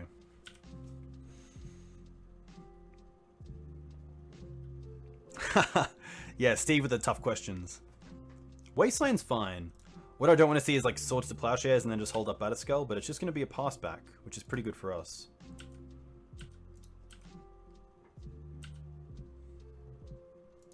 Knight of Autumn, that's a pretty nice draw. So now what we have to consider is, do I want to play the Canopy or the Taiga in the face of the Wasteland, which I think I want to keep the Taiga around because it's my only red source right now.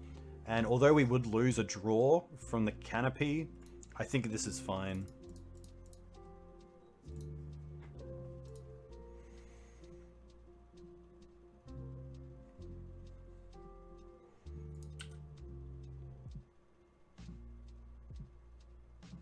They could possibly attempt to trade the Stoneforge Batterskull with Questing Beast here, and then maybe flicker it with Flicker Wisp. But it looks like they're just going to let it slide, so that's pretty good for us.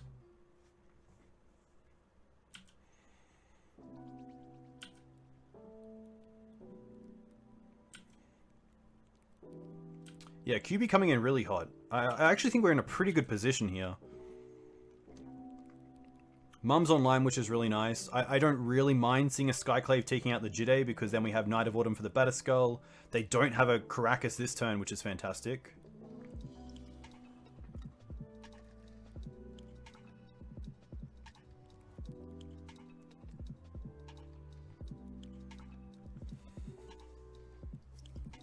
Hey Eurus, thanks for the follow. You're from Germany? Nice. I know that Europe obviously has a pretty good Eternal and Legacy scene, so Stasis and Legacy sounds very cool. I'm a big fan of that. Revoker's interesting. I think here I don't respond, because if I respond, they probably just name the Jite. But if I do respond, they might name the Mum. I just want to make sure the Knight of Autumn can hit the Revoker. I think we're happy just to let this slide. Because if they want to Swords the Mum, that's fine. We still have 2 mana, hopefully, if they keep this Wasteland around for equip and play Knight of Autumn.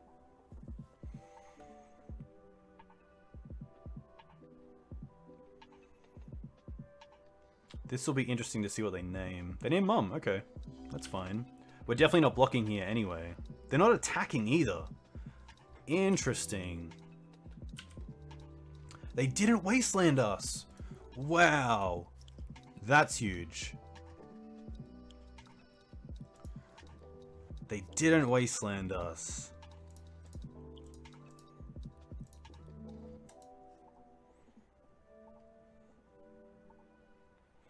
So they didn't have a Swords to Plowshares, so I assume what we can do here is use this to destroy the Batterskull. They can't return it, of course. And then we can use the Jide counters to kill the Revoker. Hey Miguel. Welcome. Punmav's been pretty good. We got up against blue-white Miracles, which was nice. We got up against Elves, which was really nice. And then we got up against something else. Something interesting. I think I'll let them untap and then upkeep kill the Revoker. They're going to put something in, that's fine. Sword, okay. This is fine still. I'm going to use these now so they can't respond to it with a Swords to Plowshares. And then I can still hold up Mum here, which is nice.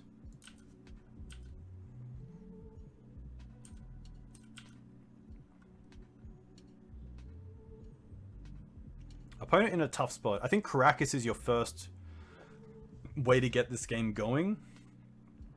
But it's going to be tough. My opponent keeping around the Wasteland is interesting. It means they must have something to use it for. Because keeping us off 5 mana would have been huge. It meant we couldn't play the Knight and equip the Jide.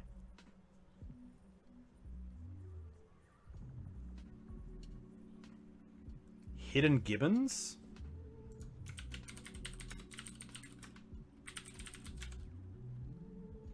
Hidden Gibbons. When an opponent casts an instant spell, if Hidden Gibbons is an enchantment, Hidden Gibbons becomes a 4/4 ape creature. Interesting. I used to be a massive fan of Scene of the Unwise. Oh, what is it called? It's a 2 mana enchantment that whenever your opponent casts a spell in your turn, you get a 4/4. What's the word? It's a 2 mana. I think it's from Lorwyn. It's a 1 and a green. That's gonna kill me.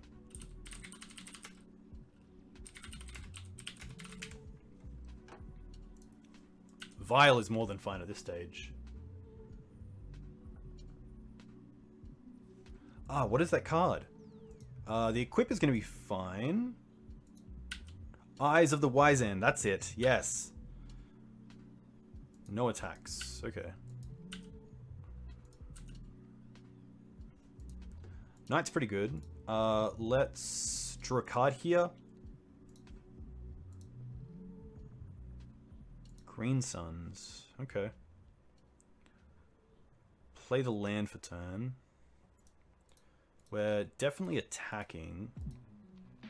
I don't mind attacking with both creatures, because if I can trade some Jedi counters for the Stoneforge Mystic, I'm pretty happy. Which means I can deal 2 with the Knight.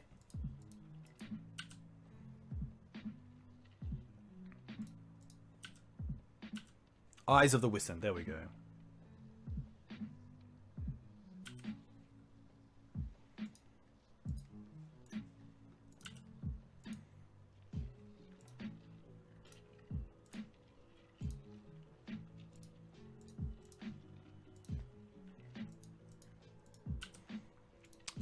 Now let's just play Knight, and probably Wasteland their Wasteland, just to keep our red mana up.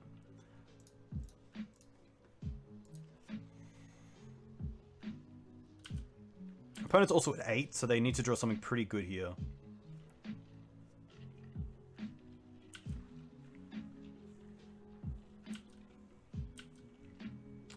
Yeah, thankfully their draws just haven't lined up. They had a pretty good start with a Path on a Mum, but the extra land actually really mattered.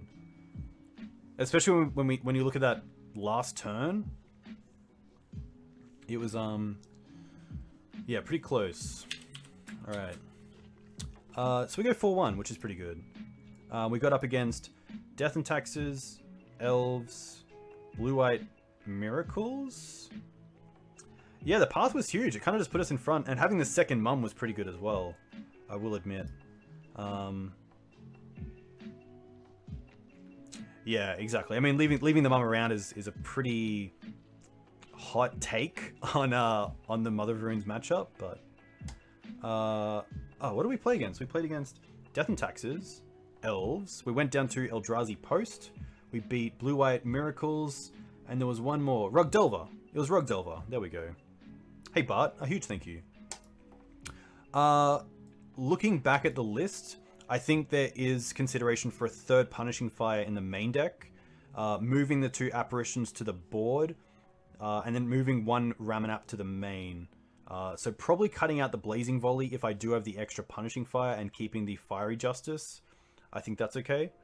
But otherwise, the decks seem really solid. We played in the first league, we played with a Stoneforge Mystic build, that instead of just having the 2 Jidays, we had 2 Stoneforge Mystics, we had a Batterskull and a Sword of Fire and Ice, but I did just want to try out a version with Mum, because with a lot of decks like Miracles and Elves coming back, I do want to have ways to actually protect Gaddock Teeg and Aethersworn Canonist from like Abrupt Decay or Swords to Plowshares, or some sort of bounce effect. So Mums were really solid here. It does open you up to Plague Engineer a bit more, but I think Mum's really back in the game. And overall, I think that Punishing Maverick is pretty good. The Punishing Fires came up a few times, being relevant. There is some nice synergies in that if you sword your opponent's creature, it also triggers Punishing Fire to get it back.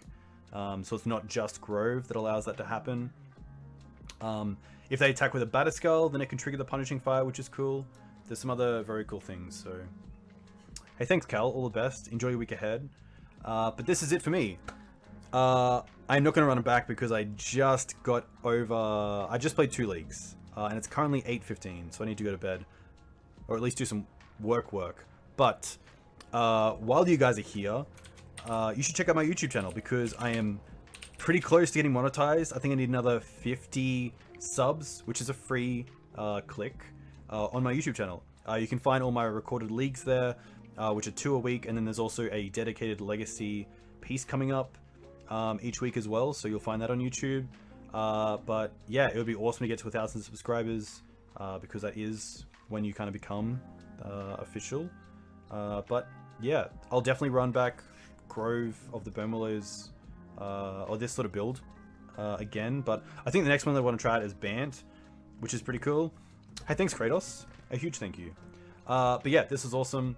A huge thank you to you guys, a huge thank you to the Legacy Pit for the raid, and also Skull Clamp MTG, and then before, of course, Jimbo, a huge thank you. Yeah, this has been really cool. I'm going to see who else is streaming, and hopefully I can send a raid out to see who else is playing. D-Stit, you are more than welcome. A huge thank you. Looks like Skullclamp is hosting me, classic. Okay, True Hero is playing Vintage. Does anyone have any recommendations on who we can send you guys over to?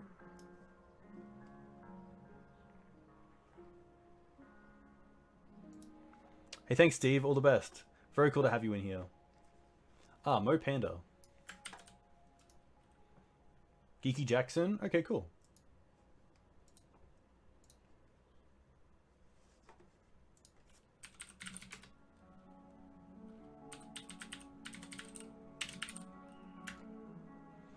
Nice. All right. A huge thank you once again. I'll be back on Thursday night, but there will be, of course, a YouTube League going up over the next 2 days. So I'll hopefully see you there. And if not, enjoy your week ahead. Stay safe. A huge thank you for coming in again, and we'll see you next time. Cheers.